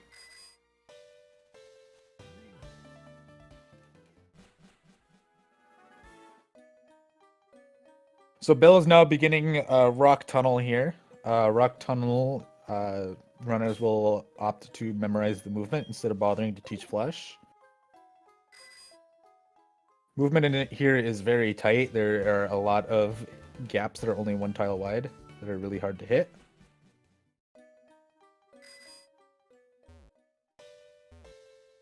Minnow took a level right at the beginning of Erica that might screw up his flail here. At 225 HP, he is now out of flail 150 and instead at flail 100. Now he is down to 1 HP, and Tangela gets an Omni boost. Still faster, though, so he's going to get Flail 200 off. And Tangela still survives and Ancient Powers. And gets another Omni boost. That is not a great scenario to be in for Minnow. Meanwhile, Bill is going to PC heal Gyarados and pull out Quilava and Sentret.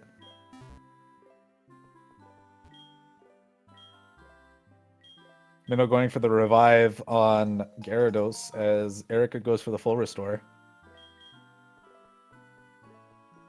Another ancient power on Kenya. Let's hope it is not another another Omni boost. That's what, 3 in a row? Is that 3 Omni boosts?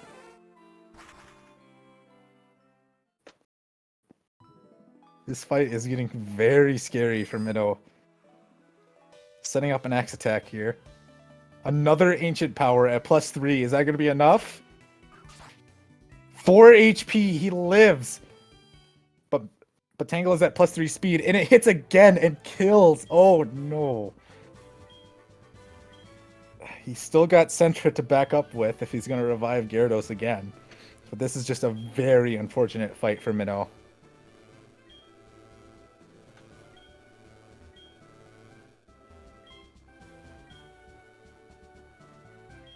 That Omni boost on Tangela is brutal. Meanwhile, Bill gets the first trash can, but he doesn't get the second, unfortunately. So he's going to have to try again. Finds the second one immediately. Minnow whiting out. That's going to end up putting him all the way back in Newbark, I believe.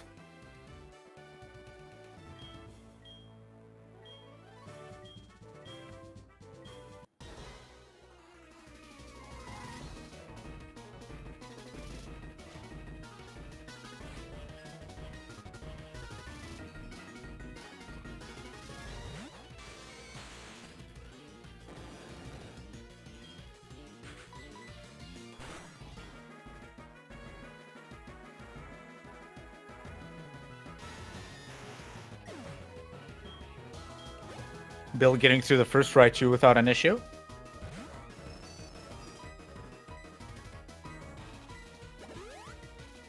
Gonna go for an X accuracy. That's an interesting play. I'm not sure what the strat is here.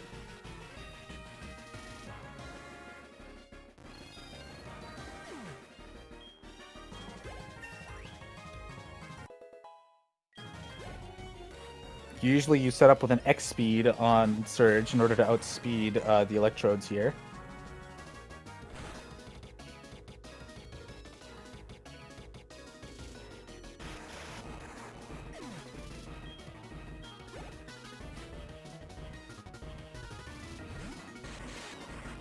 This electrode has another chance to hit. Now he's going for the X speed. Electrode not getting punished by it, with only getting double teams.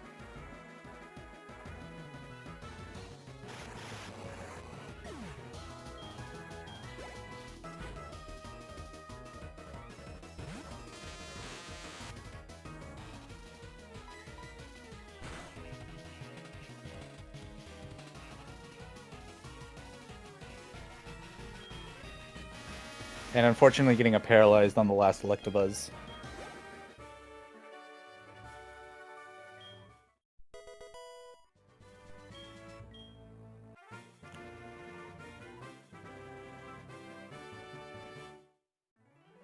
Afonso has opted to forfeit his race already.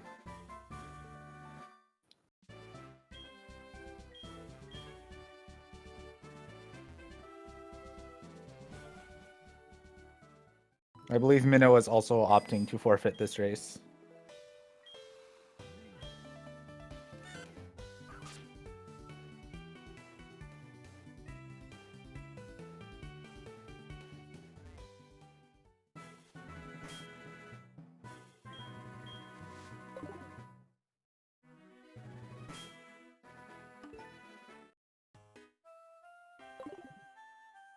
Based on the results of this race, I believe both participants will end up in the lower bracket, based on how the bracket is laid out.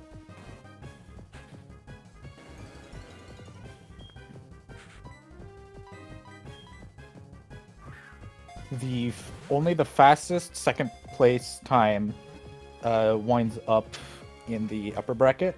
So I believe both Minnow and Afonso, for their forfeits, will wind up in the lower bracket.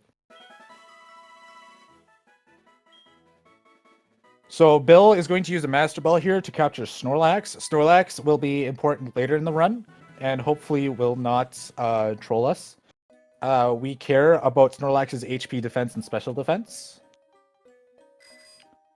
Bill has opted to buy a second Netball to back up a Quagsire if necessary for red.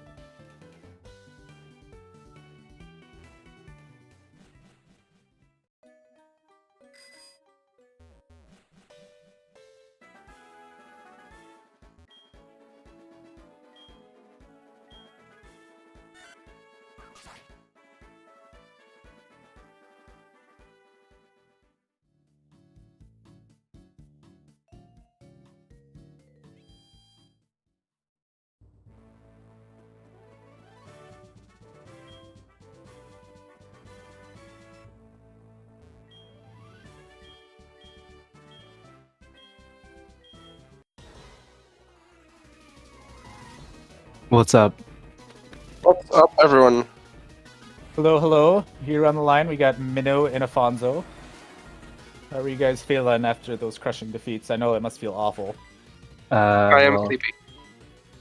Yeah, I don't know. I kind of misplayed, but it's like that Tangela. I don't know. If it didn't Omni Boost, it would have been fine. So what can you do? I know those Omni boosts were absolutely awful. And after that, I don't think that even if I had after the blackout, I could have continued, but it would have been a second place, maybe 358 at best. So I don't think it would have been I don't think I would have qualified for the next round. Well, at least both of you guys will have another chance in the lower bracket, right? Oh, is it double elimination? Yeah, did you not know? Is a lower Oh bracket. man, I thought this was my final race. Oh my God. Nope, there is a lower bracket. The best second place time remains in the upper bracket. All other second places go to the lower bracket. But I think you have to be a 340, high 340 now to get second, whatever Rubentus's time was earlier. Oh, okay. So I'll have to keep playing then. I could have continued that then. I thought this was my final race. Oh, you got one All more good. chance. Yeah, alright. No worries. I think you would have ended up in the lower bracket anyway, depending on your time. And it wasn't looking great after that Tangela wipe, so... No. But yeah, I guess it's just Bill. Bill just has to finish now. Yeah, it's all up to Bill. Hopefully Bill will finish and we don't have a three-way tie. Well, a three-way tie would definitely be something after we try. Yeah, it would be something. I don't know how we would handle a three-way forfeit. Maybe because he's the last to forfeit, he defaults first? I don't know. Surely he knows. At this point, he can just lose to Brock a couple times. Yeah, right. Catch Mewtwo, beat Red with it. Honestly, at this rate, if I had continued, I could have just banked on him forfeiting. Damn. Would have finished second. Good game. Good game, Minnow. Good game. Well, that's what you get when you don't play this game for like a month and then you try to run it. It doesn't go well. You should practice. Don't be me. Now we know for the second race. Ooh. Afonso, you got a lot of echo coming out of your mic here. You might need to take a look at something quick. Alright, I'm probably just going to go then. Thank you very much. No worries. Thanks for the race. Better luck next time.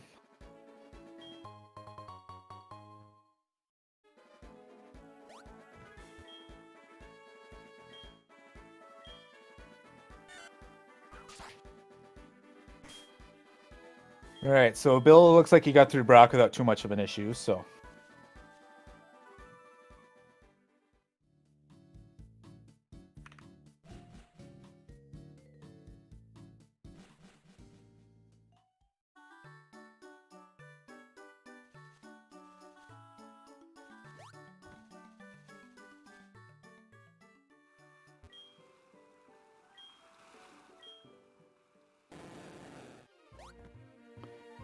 Alright, so Bill is making his way down to Cinnabar Island here. If he can get back into the menu really quick after this rappel, he can avoid the one lady swimming back and forth here without much trouble. He opts to play it safe, though, and just wait for her to go past and go the other way.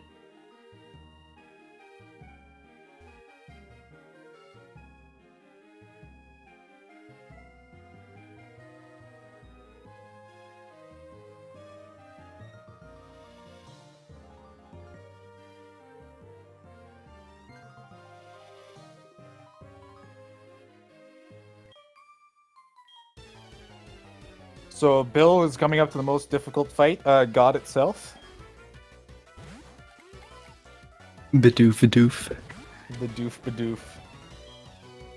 The doof be doofin'.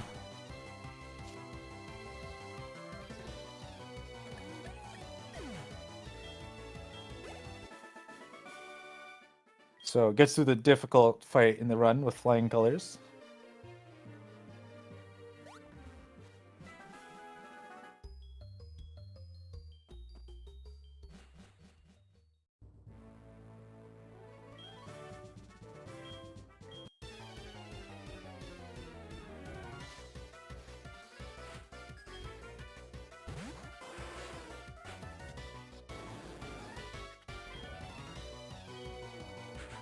And for all those interested, there is one more race happening. It is happening at 6:30 p.m. EST against GT Magic Man, Affected Ashes, and Stochi. That is going to be hosted on SpeedGaming 3 tonight.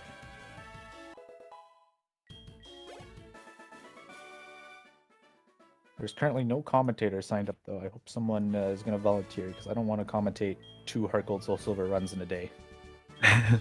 That gets to be a lot with a 4-hour run. Yeah, that's like, 8 hours.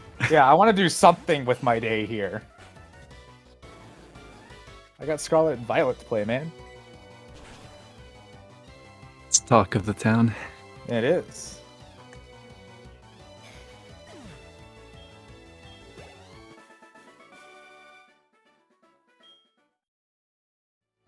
So nothing too crazy to say about Blaine's gym here. It'll just be a surf fest to kill everything in here. Blaine can be a bit of an issue if you have a slow Gyarados. There are a couple of situations you can be in if you're slow enough. Magmar, if it outspeeds you, knows Thunder Bunch and can do quite a bit of damage to you. Otherwise, Rapidash can use Bounce, and Bounce not only wastes a turn because it's a 2-turn move, it can also paralyze. Otherwise, it can use Flare Blitz and Overheat, which can be really good for setting up Flail HP. Yeah, so Quick Attack is the best thing to get here. Quick Attack is the best. Unless you But if you're outspeed, looking I for guess. Flail. Uh-huh.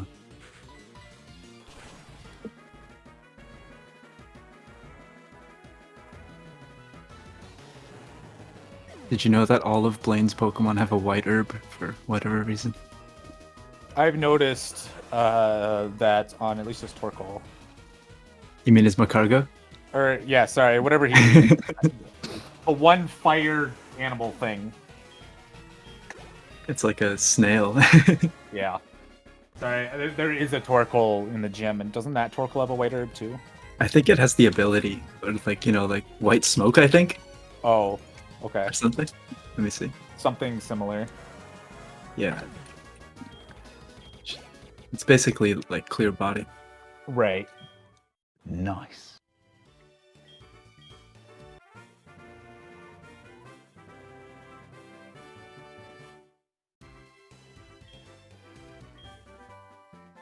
Slow fire animal, yeah, there. That's how you describe it. They both have shells. They both live in their shell. Like, what's the difference? Alright, so now Bill is going to fly off to Celadon City, and he's going to take on Erica and hopefully not get a triple Omni Boost Tangela.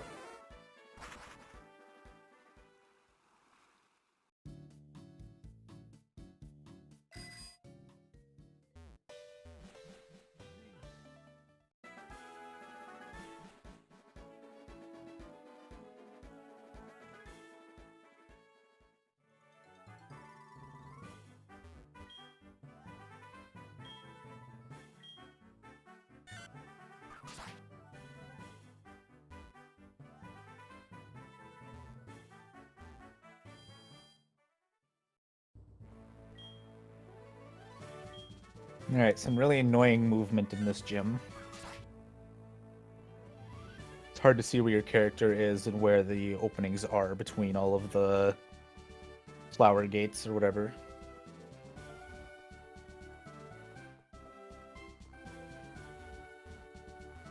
Minnow was Yep. opting for a riskier strat where you take the gems in a slightly different order in order to maximize flail.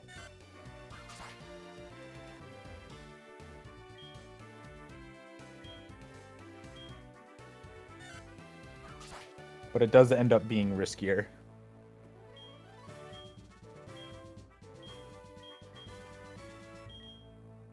Yeah, since you're like usually with the route BillBonzai is doing, you're at pretty high HP for Misty, but with the route I was doing, I was gonna be going into Misty at like 50 HP at most. So if I had gotten crit by Psychic or something, triple Omni Boost, then it's easy to die. Right.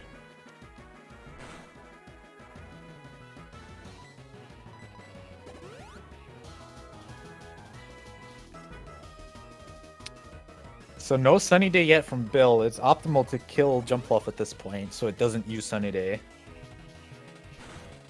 Looks like he's gotten 3 turns of setup without Jump Fluff using Sunny Day. That should be enough to sweep with Strength.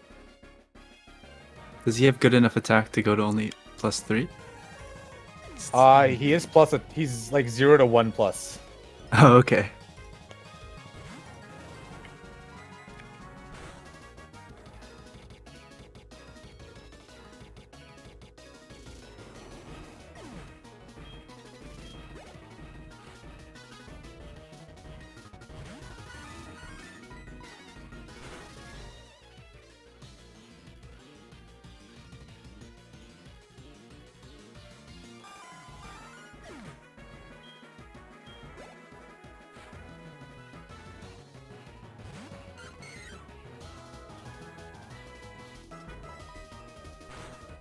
All right, so Bill managed to click all the right moves and got through Erica without any issue.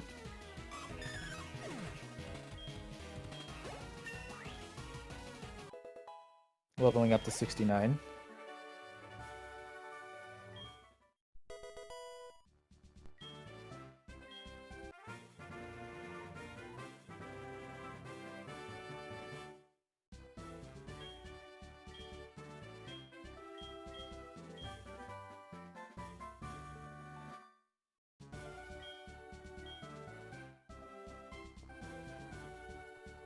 All right, so now we're going to be working our way down to Fuchsia City, and we're going to go to Fuchsia City through Cycling Road to the west of Celadon. And what's notable about that route is there is one spinner on there that we have to avoid. There is one spinner setup, or there's a couple of spinner setups you could do, but it is still a very difficult pass to do quickly and optimally. A lot of runners will instead kind of slowly creep their way down to the spinner in order to get a safer pass. So we'll see what Bill elects to do here. There's absolutely no pressure for him, though. As long as he completes his race, he is the winner of this race.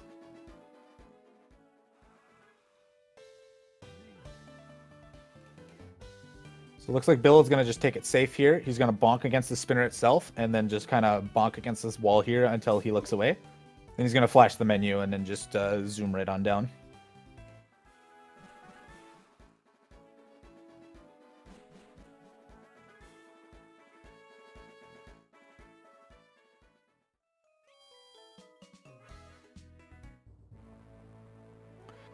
So now that we're in the Fuchsia Gym, there's a lot of invisible walls that we have to dodge, so we're just going to sneak around them real quick. And then we're going to fight Janine. If you have good enough attack, you could skip an X attack on Janine here and just go for it. Looks like Bill does have the attack to be able to skip using a X attack here. And you can see that because he went right for Waterfall. Crobat is a bit of a troll in that it has some confusion moves. So it's a really good thing that we got through Crobat without getting confused. Wheezing is what you would set up for if you needed to use an X attack. This should be a guarantee for him.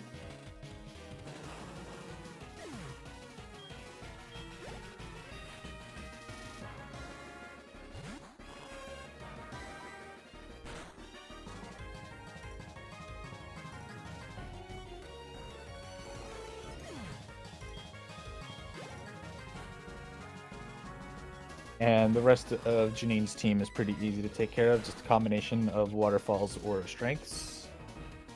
If you're feeling particularly special, you could use strength on Venomoth here. JK, LOL, waterfall. Waterfall everything. I'm reading the notes wrong, don't listen to me.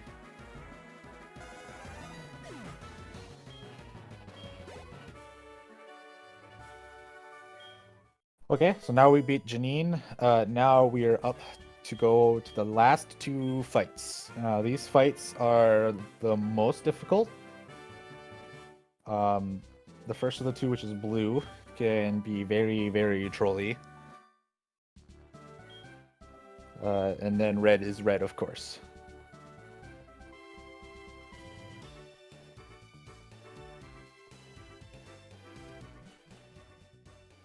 So we can't just fly to the Viridian Gym, unfortunately. We do need to fly. Before we fly, though, Bill's going to elect to full heal his Gyarados, as well as probably restore its PP as well. Just to make sure that he has enough PP to survive the rest of the fights up ahead. Now he's going to fly down to Cinnabar Island and talk to Blue. Blue will be kind of hanging out on the shores of the island until you talk to him.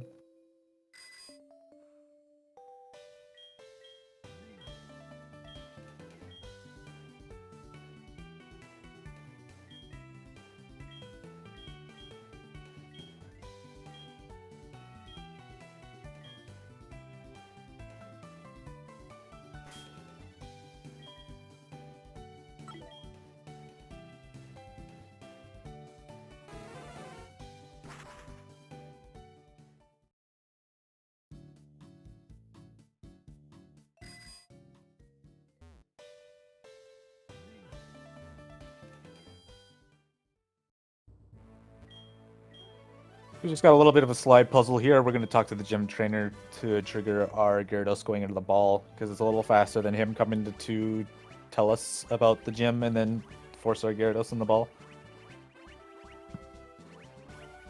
Just going to navigate our way through the slide puzzle. It's not too difficult here.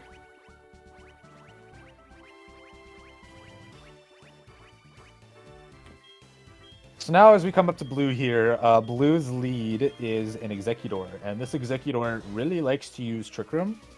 Now, Trick Room is a move that makes slower Pokemon move first, and we want to be faster than everything in blue's gym so that there's no chance of them attacking us or doing anything weird.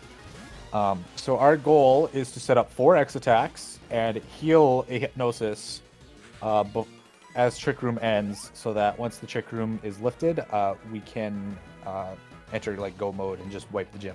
So there's Trick Room first one, so that's good to see. Now we're just looking for a Hypnosis to put Gyarados to sleep. That miss is unfortunate. Alright, now he finally fell asleep. That's good. You like to see that. And a miss Leaf Storm. That's interesting. So now he's going to use a Awakening here to wake up Gyarados. Since Executor has failed to land a hit yet, he's just going to use the Awakening instead of wasting a full restore. Now the Twisted Dimensions have returned to normal, and he's going to use Strength to take out Executor.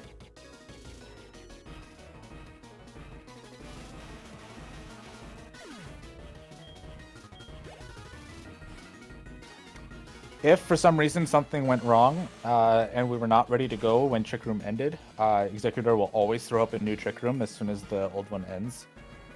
So if we were stuck in the middle of a Trick Room, we can either go to +5 and throw some Pokeballs to kill some turns or heal again or whatever. So rest of blue is not too scary now, as long as we select the correct moves. Arcanine does have Extreme Speed, which can be unfortunate if we are too low of HP. It also has Roar, which can throw Gyarados back into the ball and throw out another Mon. And that's really bad, because then we lose all of our stat changes.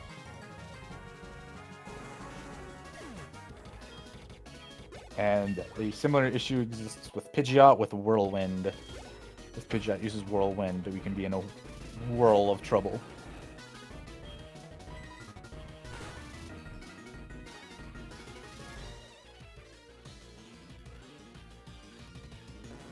Gyarados here is fortunately a guarantee for Bill, having a plus, or no, sorry, that was a 15 and 16. No, not even a 15. It was a 14 and 16. It was a 14 and 16 to kill Gyarados there, so good thing that he took care of that.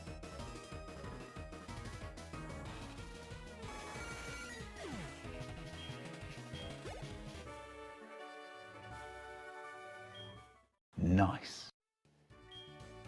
Alright, so blue is taken care of now. Now it'll be time for Big Bad Red. So there'll be 5 variables here that matter when it comes to how we're going to handle red. That comes down to Gyarados' current HP, its max HP, as well as Snorlax's max HP, its defense, and its special defense. So with red, he leads Pikachu, of course. Pikachu has a lot of moves that it likes to use, of course. But in particular, we're looking for Pikachu to use Volt Tackle. Now, Volt Tackle is a move that deals recoil damage.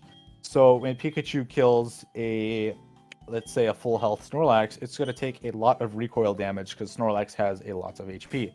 The issue, though, is if Snorlax's special defense is too low, Pikachu will look at Thunderbolt and go, I can kill with that and use Thunderbolt. So that is not a great situation to be in. So hopefully we want Volt Tackle to not really... Or we want Volt Tackle to be pretty much guaranteed out of Pikachu and Thunderbolt not on the table at all.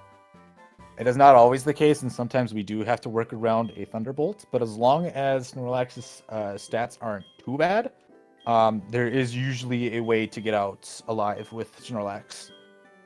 In the event that Bill has a really bad Snorlax or doesn't feel comfortable using the Snorlax strat that he has to do in order to finish the run, he did buy an extra net ball way long ago that he will use to capture a Quagsire. Quagsire being a ground type, so electric moves don't do anything.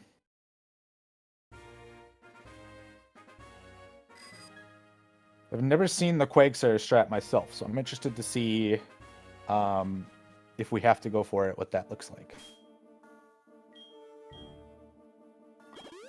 It's definitely not something you want to resort to, because catching Quagsire takes a little bit of time. So we're going to teach Rock Climb to Snorlax, and that is when we're going to get a peek at stats here. So 88 and 117, that should be fine. The defense is really good, so Pikachu will not think about using Iron Tail.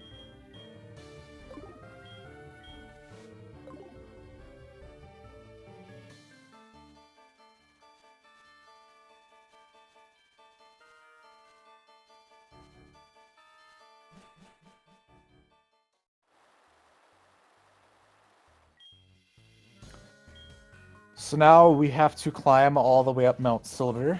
This is a very difficult area to move efficiently in, especially if you are also trying to do all the math on the side to figure out what the strategy is for handling red.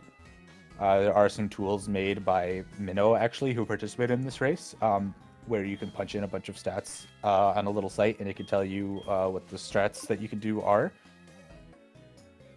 So that way it kind of takes out a lot of the brain power required to figure out what strategy you should use while you climb up this very tedious dungeon to go up. There's not a lot of good opportunities where you have a free hand to jot some notes down or punch numbers in or anything like that, so...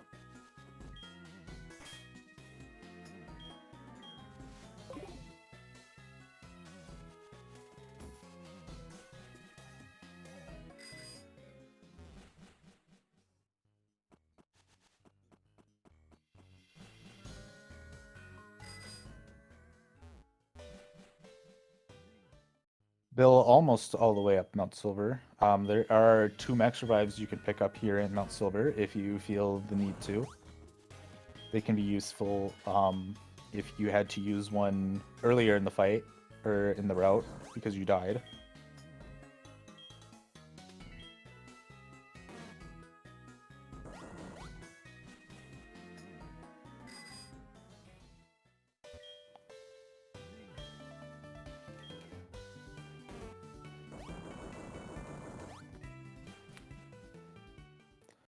So, because at the very beginning of the run, we set our date and time to be something very specific, at least the date for sure.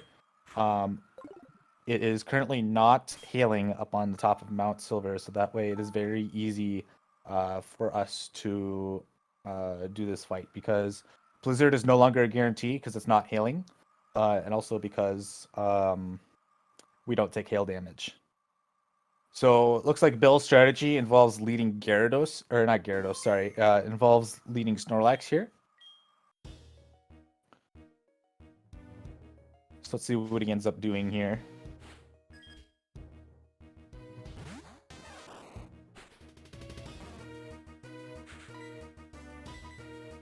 So he's immediately going to switch to Gyarados, so Pikachu deals Volt Tackle to Gyarados instead.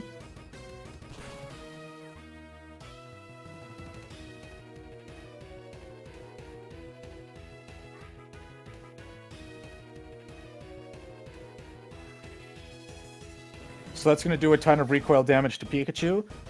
While we're dealing recoil damage to Pikachu, we do want to be very careful of how much recoil Pikachu takes when. Because if Pikachu gets too low of HP, Red is going to use a full restore to heal it, and kind of diminish all of the effort that we've put in having Pikachu use recoil to kill itself. So we're going to max revive Gyarados here, so it's all ready to go for later in the fight once we kill Pikachu. We're going to send Snorlax back out, and I would imagine I'm going to switch into Kenya, so Kenya takes the Volt Tackle now, and Pikachu takes a little bit more damage.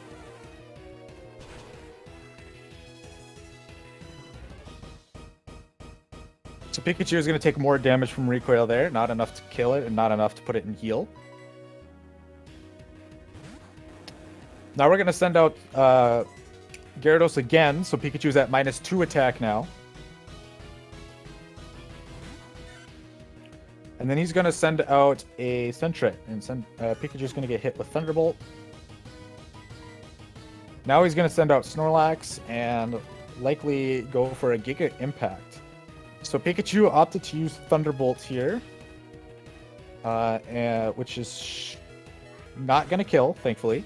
And then now he's going to use Giga Impact, and that'll finish off Pikachu.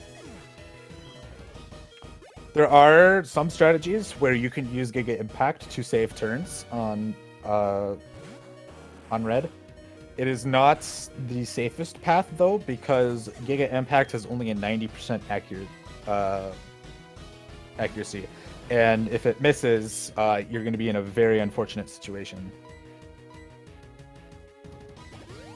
So now that we got Gyarados in, he is going to safety revive Quilava just in case something happens to Gyarados over the remainder of the run, so he doesn't have to start from scratch. And he's going to use NX Special Defend to be able to tank Blizzards. Blizzards here can be really scary, which is why we're going to use the 2 X Special Defense to tank them better. If they still crit, it is still a very scary situation. Oh no, he crit. Oh no. Oh no. Okay, so we barely survived, but frozen solid. That's okay. We can heal that with a full restore.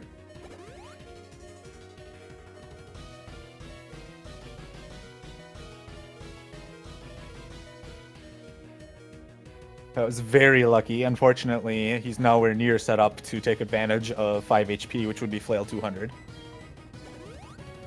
He's going to set up an X speed now to make sure that he's faster than everyone on Red's team. And now he's going to start setting up X attacks.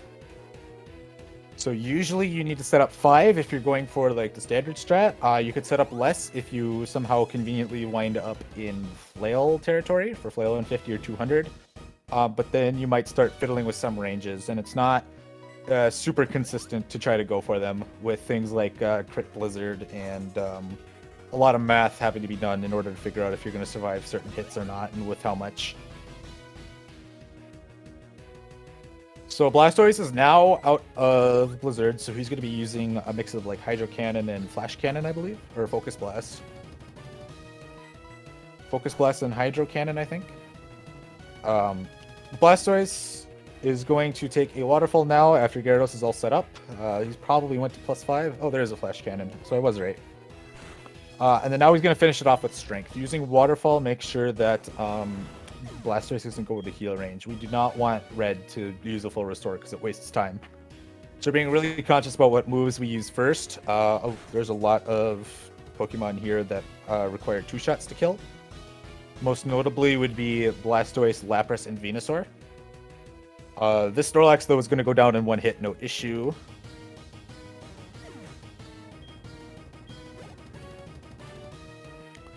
Now Lapras is going to come out here. Lapras does have Body Slam, which can paralyze you. I don't know if he's in kill range at this time, so I'm not going to say that there's a risk of dying, but there is a risk of getting paralyzed if it uses Body Slam. Unfortunately, he gets the flinch, though. So Lapras doesn't even get an opportunity to hit. That's a great thing to see.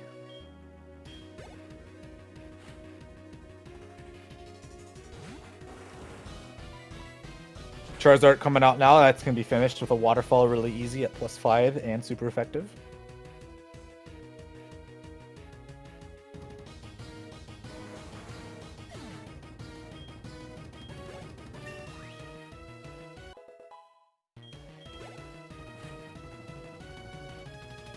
Now, Red elected to take a Venusaur last, so as long as nothing goes hairy here, this will be a GG for Bill. Venusaur does have Sludge Bomb, which likes to do a lot of damage. Instead, opted for a Sleep Powder, so he's just going to use a full Restore here. Get rid of the Sleep and be able to tank whatever Venusaur plans on using here. Venusaur, fortunately, just goes for Giga Drain, so that's not too scary. Minnow opted to forfeit because he died to Tangela. He went for a much riskier strat early on with that takes Erica early, and he ended up dying and decided to forfeit his run. Bill, though, congratulations, finishing with a time of 3:54:37, it looks like.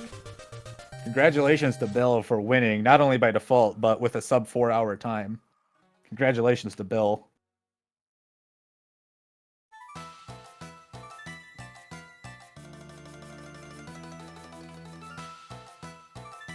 Bill is our winner for this race. I have gone ahead and marked him done, so he should be coming in here shortly to talk about his run. Well, hello there. Hi, Congratulations. How do you feel? thank you. Well, everybody at DNF. Yeah, the DNFs were definitely unfortunate. What's going on to Alfonso? Because I know Minnow take ancient power on Tangela and miss a range. Yes. So Afonso decided to forfeit around Blackthorn Gym. He hit the first spinner, trying to do a spin manip, and accidentally ran into him. And I think knowing how far behind he was, I think he just decided it was worth his time to forfeit, I think. Okay. Because it was hitting that spinner that kind of drew him over. And Minnow can't continue. Minnow could have continued, but I think he wasn't in the right headspace to try and finish out the run or something. So he just opted to forfeit. He didn't realize that there was a lower bracket that he could still fight for. Okay. so Because he just- the battle between Minnow and me was very close. I have 20 seconds behind after the cap, but Yeah, you I guys- take an optional, so it was 40 seconds during 1 hour, one half hour, Yeah. I think. Yeah, there from Magikarp all the way to the champion, you guys were within like a minute or two of each other, taking lead back and forth from each other. It was definitely a really worthwhile watch. I had a lot of fun commentating over it. My execution was so bad, so bad. So many bonks, so many extra steps, but sub 355 is okay. Very good. That is definitely good. You didn't hit any optionals either, did you? Sorry, I don't, Sorry, which optionals did you hit again? If you hit Uh, any. I take the first during the lighthouse Oh, yeah, that's right. You did with hit a the 5 lighthouse. PG, but Yeah. with the 5 PG yeah. and the IV in speed, I Yeah. outspeed Rapidash Yeah, because that of this definitely helped. extra trainer. That was a stupid. Right. Yeah, and that you had a really good cart too. That plus attack Yep. definitely helped you out in a lot of places. Plus attack, but 0 or 1 IV. yeah, So that part I you don't take, like to see. I take I'll take some range on some Pokemon. Right. In a chuck split, I take the range on the I don't know the English name of this Pokemon. Who's the trainer? Yep. Check. Oh, on Chuck? I Okay. use the tackle plus strength. Yes, on Polyrath. Yep. Yep. Okay. Polygrass. Yes. Mhm. And I take the range between with blue. Okay. Well, it was 50, 40 on 50. Well, it was 80%, I think. Mhm. So no, it was a pretty good race. Very lucky. If you forget the start, the start was awful. So Yeah. many Pokemon, and the fight between River Falconer with two crits. Mhm. But no. Yeah, you did take a death to Falconer, didn't you? Yep. Yeah. But good race, but not happy about my execution. So I hope that during the next race I'm going to be better, because too many bonks and too many extra steps. For sure. Hopefully you get some good matchups in the next round here, sitting in the winners bracket. It's gonna be some stiff competition though. You have to, Yes, work on Yes, that yes, movement a yes. little bit. it's going to be fun. Oh, of course. I'm looking forward to your performance to the rest here. Unfortunately, I'm in the lower bracket myself now, so it'll be hard for us to end up racing together if you just steamroll through the upper bracket, which I'm rooting for you to do so. So how many raced? How many race? Mince. So there is one more race today, and I One think more? that is Okay. the end of the first round. Okay, that was my question.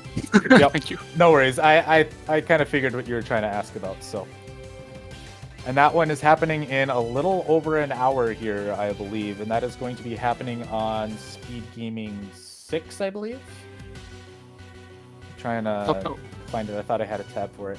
Nope, that's happening on SpeedGaming 3, which is twitch.tv/SpeedGaming3. It'll be JT Magic Man, Affected Ashes, and Stochi. That'll be another interesting match here to look out for today. Okay. So thanks to commentary, and I'm going to eat. Yeah, I know. I had to sneak off and grab a bite too. I was getting so hungry. So thank you, and see you next time. Of course. And for the people watching on SpeedGaming 3, I hope you guys enjoyed. It was a blast doing commentary for this amazing race. Stick around in an hour at twitch.tv/SpeedGaming3 for the Heart Gold Soul Silver Manipless race amongst the people I mentioned earlier. And I hope you guys have a good rest of your day.